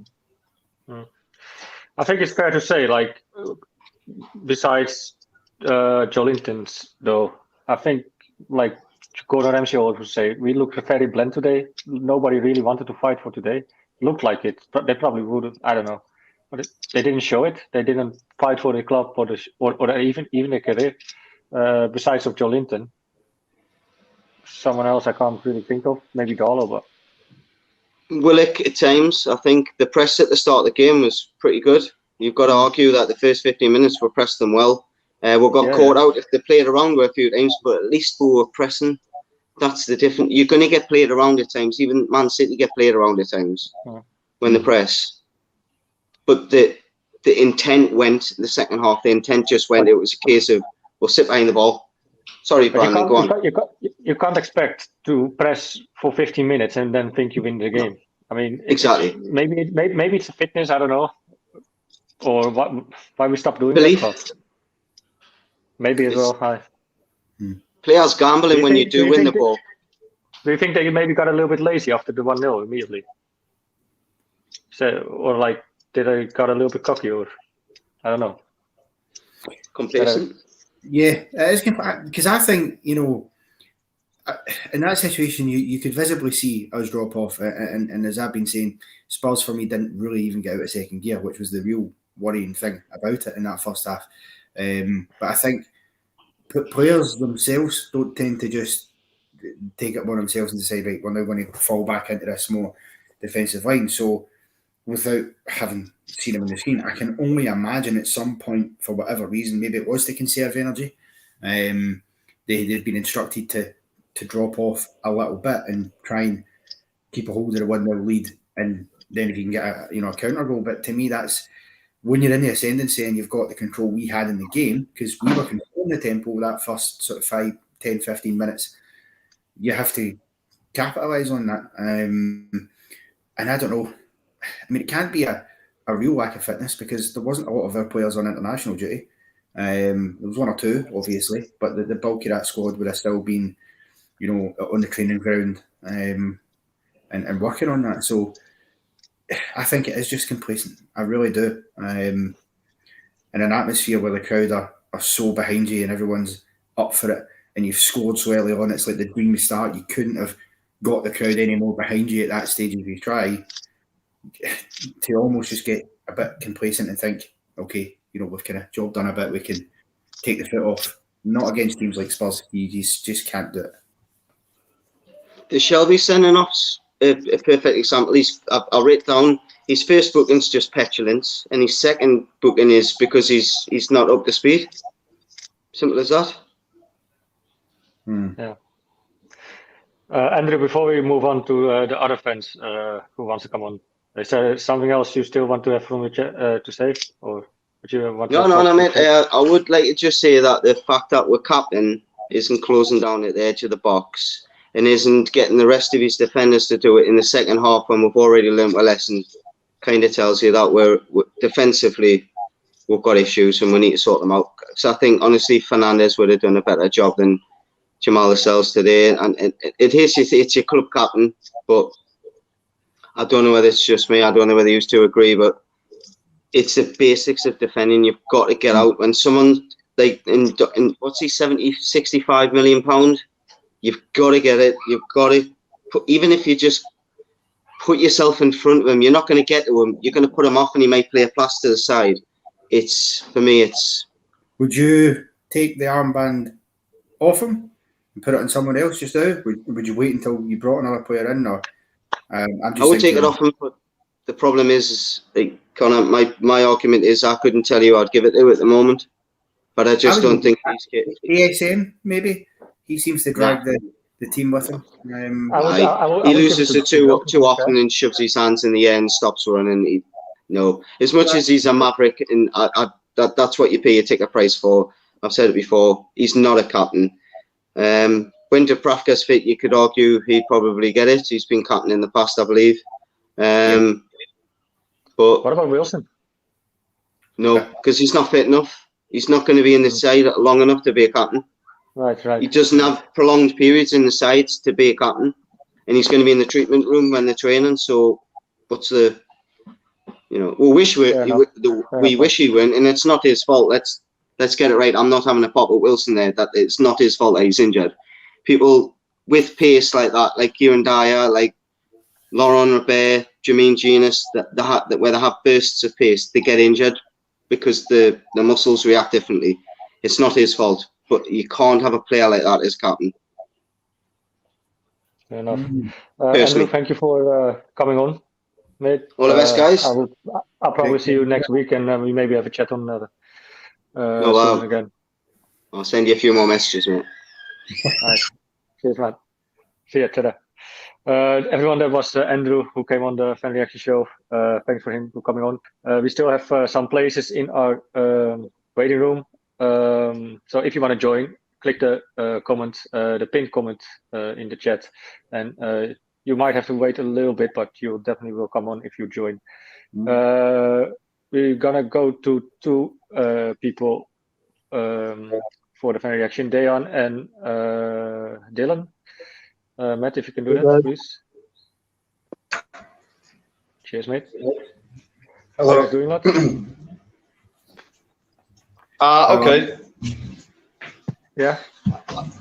I do apologise that I can only stay 5 minutes because I'm going to a friend's house in 5 minutes. But yeah. Okay, then I'm just going to start with you, Dejan, as you have to leave. Dylan waited already for so long. He can wait 5 more minutes, I guess. Dejan, what do you make of today? Sorry, mate. What do you want to have off your chest? what do I make of today?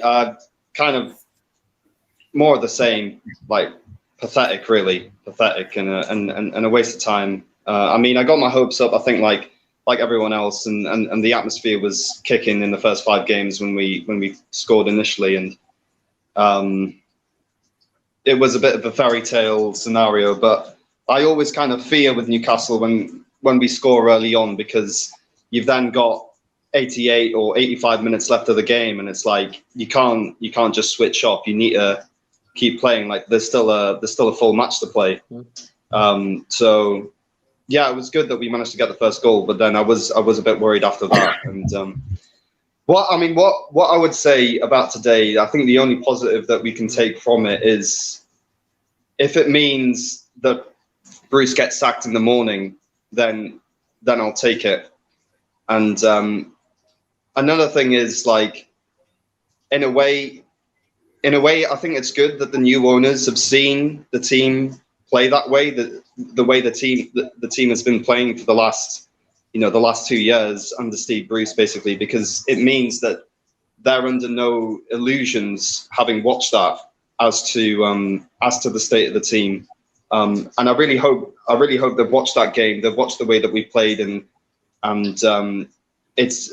hope that it's enforced the idea that they really do need to put a lot of investment into the team in the January transfer window, and that they need to get a new manager in immediately, because if we don't do that, Newcastle, I think, can and probably will still get relegated this season, unless there is serious investment in January and we get in at least 3 or 4 quality players. Do you have any ideas on who you would bring in, though? Realistically. I don't know. I was talking to my flatmate about this, because he's also I've got another Newcastle fan that's in my student dorm, surprisingly.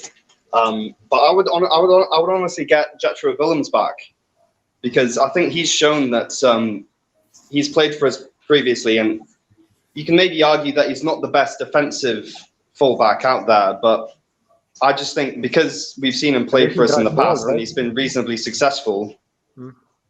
If we could get him, I'd have him back at a left back position, because our fullbacks are positions that we severely need to improve on. Do you agree with that or not? I would agree with that. I think so. I thought you were just being nice because he's Dutch and you want to be nice to me, but no, I actually agree with you. No, we need to wing back like that. We need to wing back like that. The guy from Mankio shows sometimes this what Jetro Willems did, but I think still Jetro Willems is much better going forward than Mankio, though. Yeah, well, I mean, Mankio obviously is not.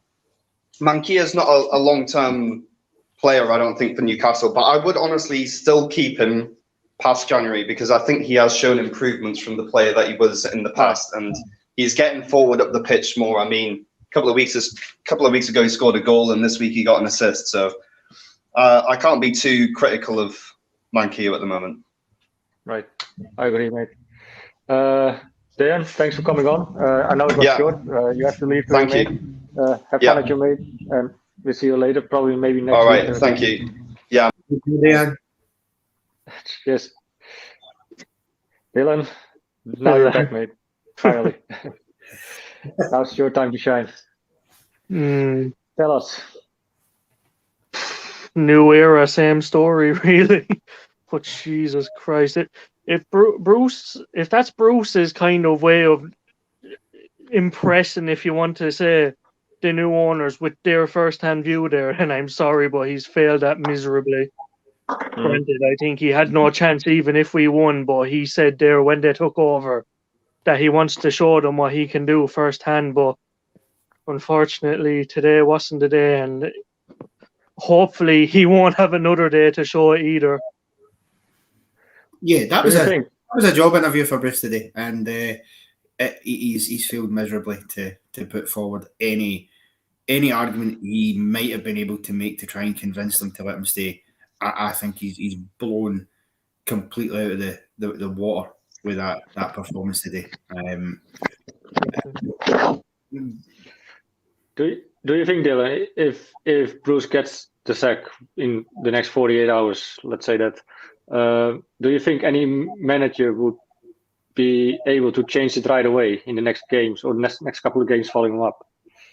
I think they could, because the next few fixtures, I know we've Palace next and Chelsea after. Chelsea, I'll write off. We won't win that anyway, but we need a manager in for Palace, because 3 points against them is more than possible, and we need it big time. But like, seriously, I've said it for a long time, anyone other than Bruce, because we're just so predictable now. Everyone will look at Newcastle in the calendar and the fixture list and say, we want to play them, we want to beat them. Because today, we must have genuinely the most possession in terms of percentages in the 30s in Premier League history under one manager. Because we started the game like a house on fire, getting the early goal, and then started with like urgency, intensity. Then after 5 minutes, it was as if Bruce ball came into fruition, and he wanted us. He thought we could hold out the 1-0 for the 90 or for the 90 odd minutes left to play, and that typifies Bruce. That Einstein quote, I can't think of it now, but I know the kind of thoughts behind it. Like, not changing something is a crazy thing to do, but Bruce doesn't change, and it doesn't help us whatsoever.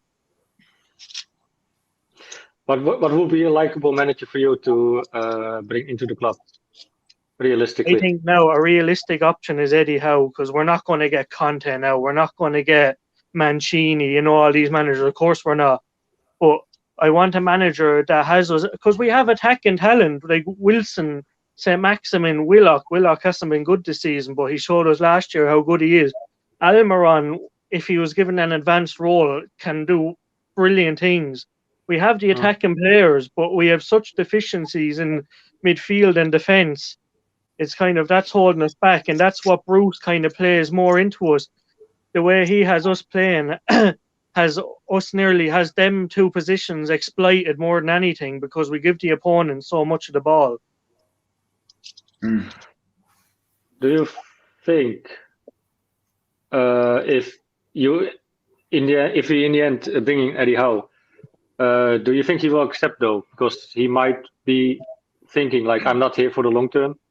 I don't know what the owner is gonna communicate to him. Maybe he stays for the long term if he performs well, of course. But that is the hard thing about it. But like I said, we just want Bruce out, and it's kind of a case we don't really care who we have, but we do want a decent manager. We don't want to go from Bruce and then go to another lad with a similar style of play and whatever. But that is the thing with someone like Eddie Howe. Like, we have so much money backing us now. Eddie Howe could do wonders with us and get us to a decent position at the end of the season, but he mightn't be guaranteed to be here next year. So that's kind of, if we were to get a manager like... Sorry? I'm actually pretty scared of fans getting toxic again if PIF decide, or Stavely, or whoever calls the shots, if they decide to stick with Bruce until January, it can get pretty toxic again. They couldn't do that, surely. Surely they couldn't do that. I mean, if we've 3 points, or we've 3 draws and 5 losses from 8 games. Like, in all honesty, if Ashley wasn't in the position to sell the club like he did in the end, Bruce would still go at some stage. Because even as bad as Ashley was for us, Ashley couldn't. He would have lost too much money on us going down. He used us as his cash cow, stay up every year, and barely invest into the team, what have you. But as happened with Sunderland for so many years, Wigan were another example before. They were floating above the water so much in terms of their team losing game after game every season. Then they get this lucky spell in the middle and near the end where they survive by 2 or 3 points. But if Bruce, our luck will run out if Bruce is here. But if Bruce is in the dugout next week, then I'll already ask serious questions of the new owners, because they could not look at that today. The score flattered us, and it's not a good Tottenham team. And they had a first-hand view as to Bruce's capabilities or lack thereof. So, no, I cannot see him staying beyond this weekend. Yeah, because I think what we need realistically, if you get rid of Bruce just now, which we absolutely should, you need a manager who can do two things for you immediately. You need someone who can get a lot out of not very much in terms of at his disposal, because between now and January, what we've got in the squad is what we've got. So we need somebody that can get the best out of that, and then in January identify players that he feels he could bring in and develop properly and look at that going forward. So I think that is why people look at a Graham Potter. Or I just, in my head there, I was thinking, what about somebody like Thomas Frank at Brentford? Look what he's done there with very little. They don't exactly have masses of cash coming in, but he's got guys like Ivan Toney who we let go. And he has been playing in a good way. Yeah, firing on all cylinders. I think they're the kind of guys we need in this immediate period of time. You need someone that can galvanise the squad, almost a charismatic figure as much as a decent manager. Because I look at Bruce in his interviews and whatever. Jesus, that lad would not inspire the most excited bunch of puppies to go out on a walk, if you want to put it that way. He is just so like, honestly, he's a depressing manager. If you had to use any word to describe him, it's almost a depression, because his style of play sums up almost his mood as well, how you see and how he comes across in interviews. And he's like, oh, we just plod along. We're no real ambition. Like, look, we're in this position. Look, we can't do better. It's just... The only thing I can say, if he's in the dugout next week, I think the new owners have to look at themselves, but I don't think he will be. Oh, you'd be amazed. I mean, even when he talks after games, you can write the script for what he's going to say, and he starts at the same boring way that, well, you know, gee, wait for the word go. You just think this is not someone I really want to listen to. Well, was it you that said how the goals were sloppy goals, and then we tried to bring an attacking kind of input into the game? Like, it was from his interview. I didn't see it, but that's what he said. Yeah, it's a predictable one, but. That Bruce is such a shit stirrer as well, because all these pundits that slander us and say like, "Oh, Bruce is doing as well as he can," whatever. They watch about snippets, highlights of our actual games. Like, we're looked at by a majority of other fans and majority of pundits as almost deluded for wanting Bruce out, and Bruce is doing as well as he can with what he's got. If you take your time to look at one game, 1-2 games for Newcastle, it's demoralising looking at Bruce. So many defeats, so many games we've had, even the wins, you think, Jesus, your heart's in your mouth. You can't actually enjoy a single second of football with Bruce. Yeah, it's a... Can I just say one thing as well? Sure. I hope, honest to God, I don't see Sean Longstaff in a Newcastle jersey again. As much as all the fans want this Geordie hero and whatever, if he's our Geordie hero for the future, I'm sorry, we're going to be a League One club, because today showed he is simply not good enough. Lascelles as captain is also not good enough, but Sean Longstaff's consistently shown he's just not a Premier League player. Problem is, he'll probably play next week. I think it's he will, because Shelvey got sent off. Because Shelvey was suspended, unless you bring Jeff Hendrick in, which again is another one. I mean, he did score not too long ago, didn't he, a couple of weeks ago? But you know, maybe you give him the nod, see if he can do better than Longstaff. But that's kind of, regardless of who's in the dugout, that's the only two options you've got right now. That's it. Being an absolute idiot, basically. I'd I mean, I know you didn't give a glowing review of Ryan Fraser, but I'd like to see him given a go, because he hasn't had as many chances, I think, as he should have had at Newcastle for various reasons. Because at Bournemouth, he was a good player, and I thought we got a coup when we signed him on a free transfer from them, and obviously it hasn't worked out. But if he got a run of games in him, I think he could actually be a decent player for us. Yeah, he is a decent player, Ryan Fraser. I think he's a form player in terms of when he's in form, he's really in form, and he can go. When that dips, he doesn't tend to deal with that very well.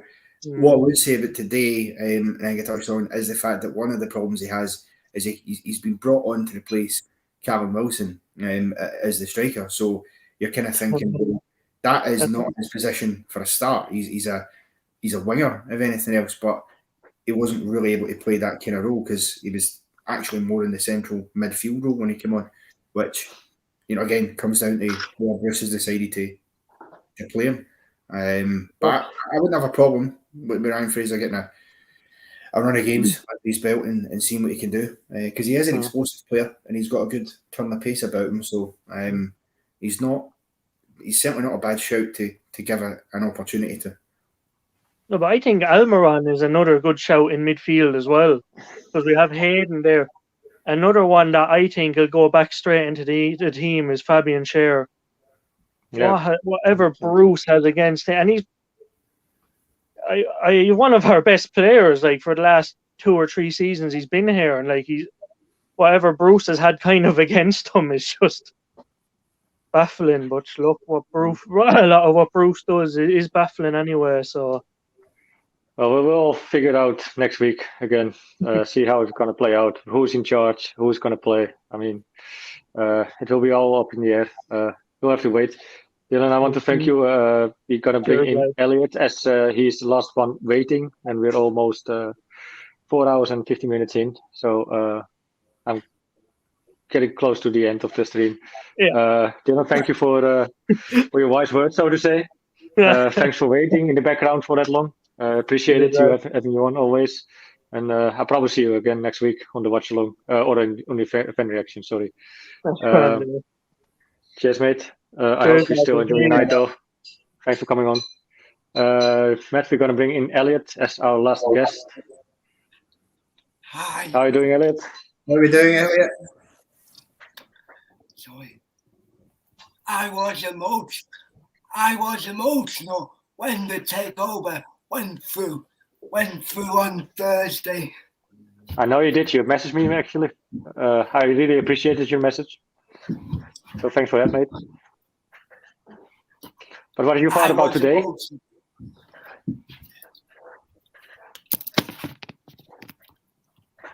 Elliot, what did you thought about today's game?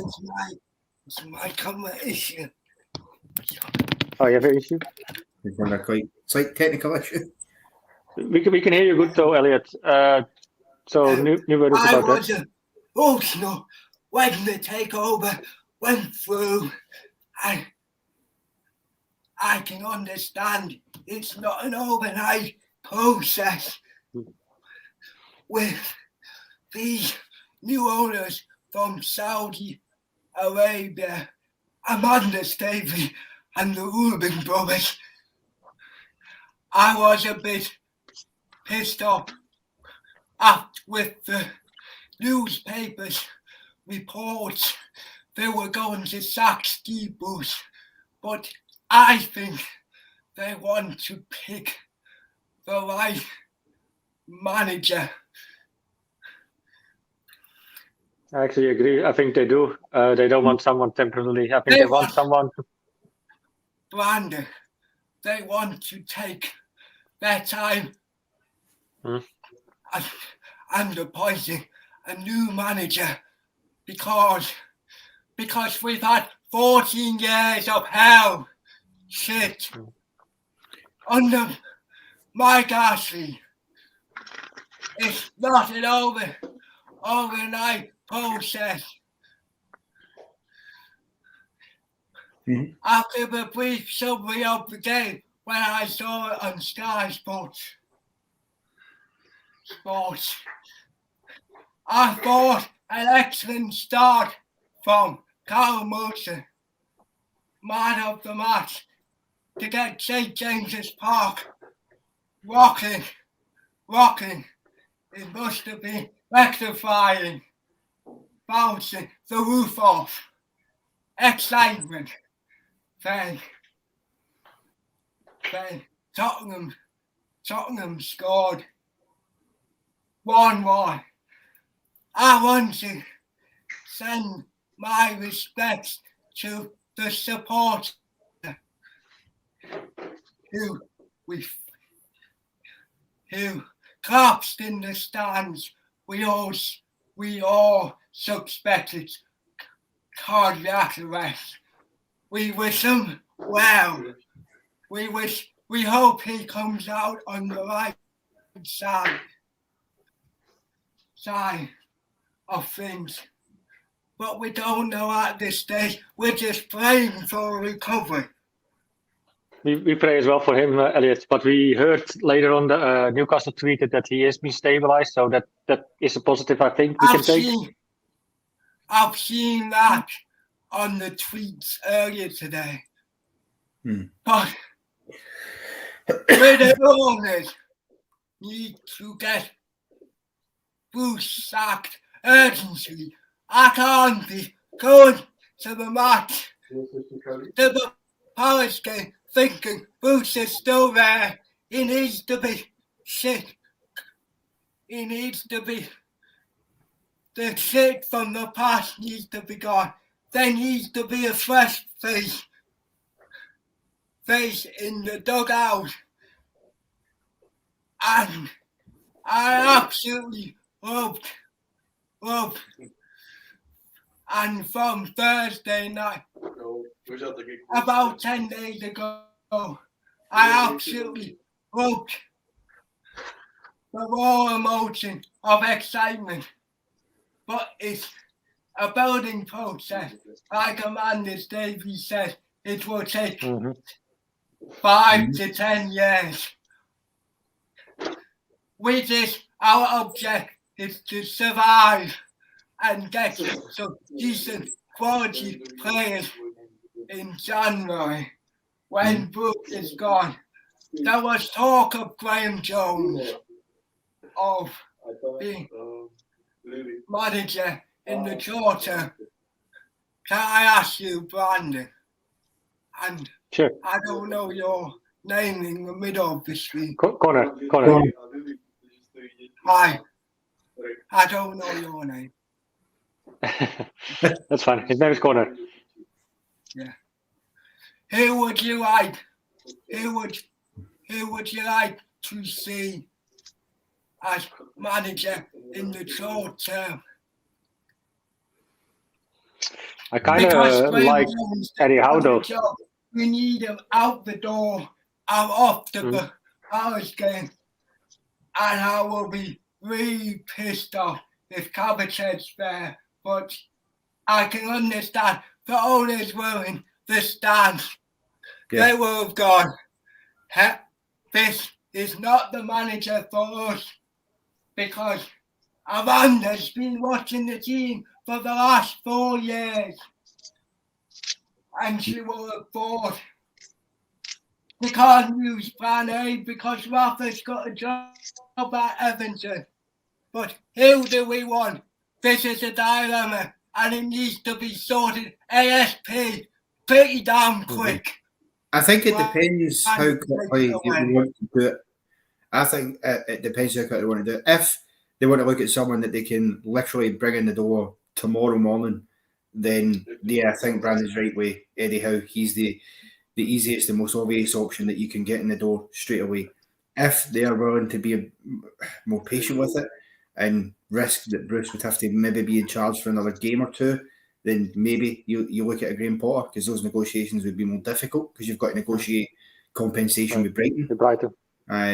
So I think that's the obvious two. And in the short term immediately, then yeah, Eddie Howe. But it's about what the owners feel in terms of how patient they can be with Bruce, I think. You, Elliot, what would you take? Because Eddie Howe hasn't had the job for a good few years. He needs to stabilise the ship to get it sorted. I was honestly absolutely emotional on about 10 days ago. Was absolutely delighted to celebrate. I think we all were. Yes. Hashtag Cans. Hashtag Cans, there you go. We can look forward, and I believe we will survive in this league. There might be some critics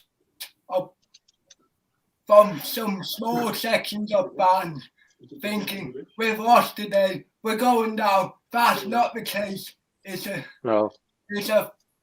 slow building. It's a slow It's a slow project. It's not an overnight project.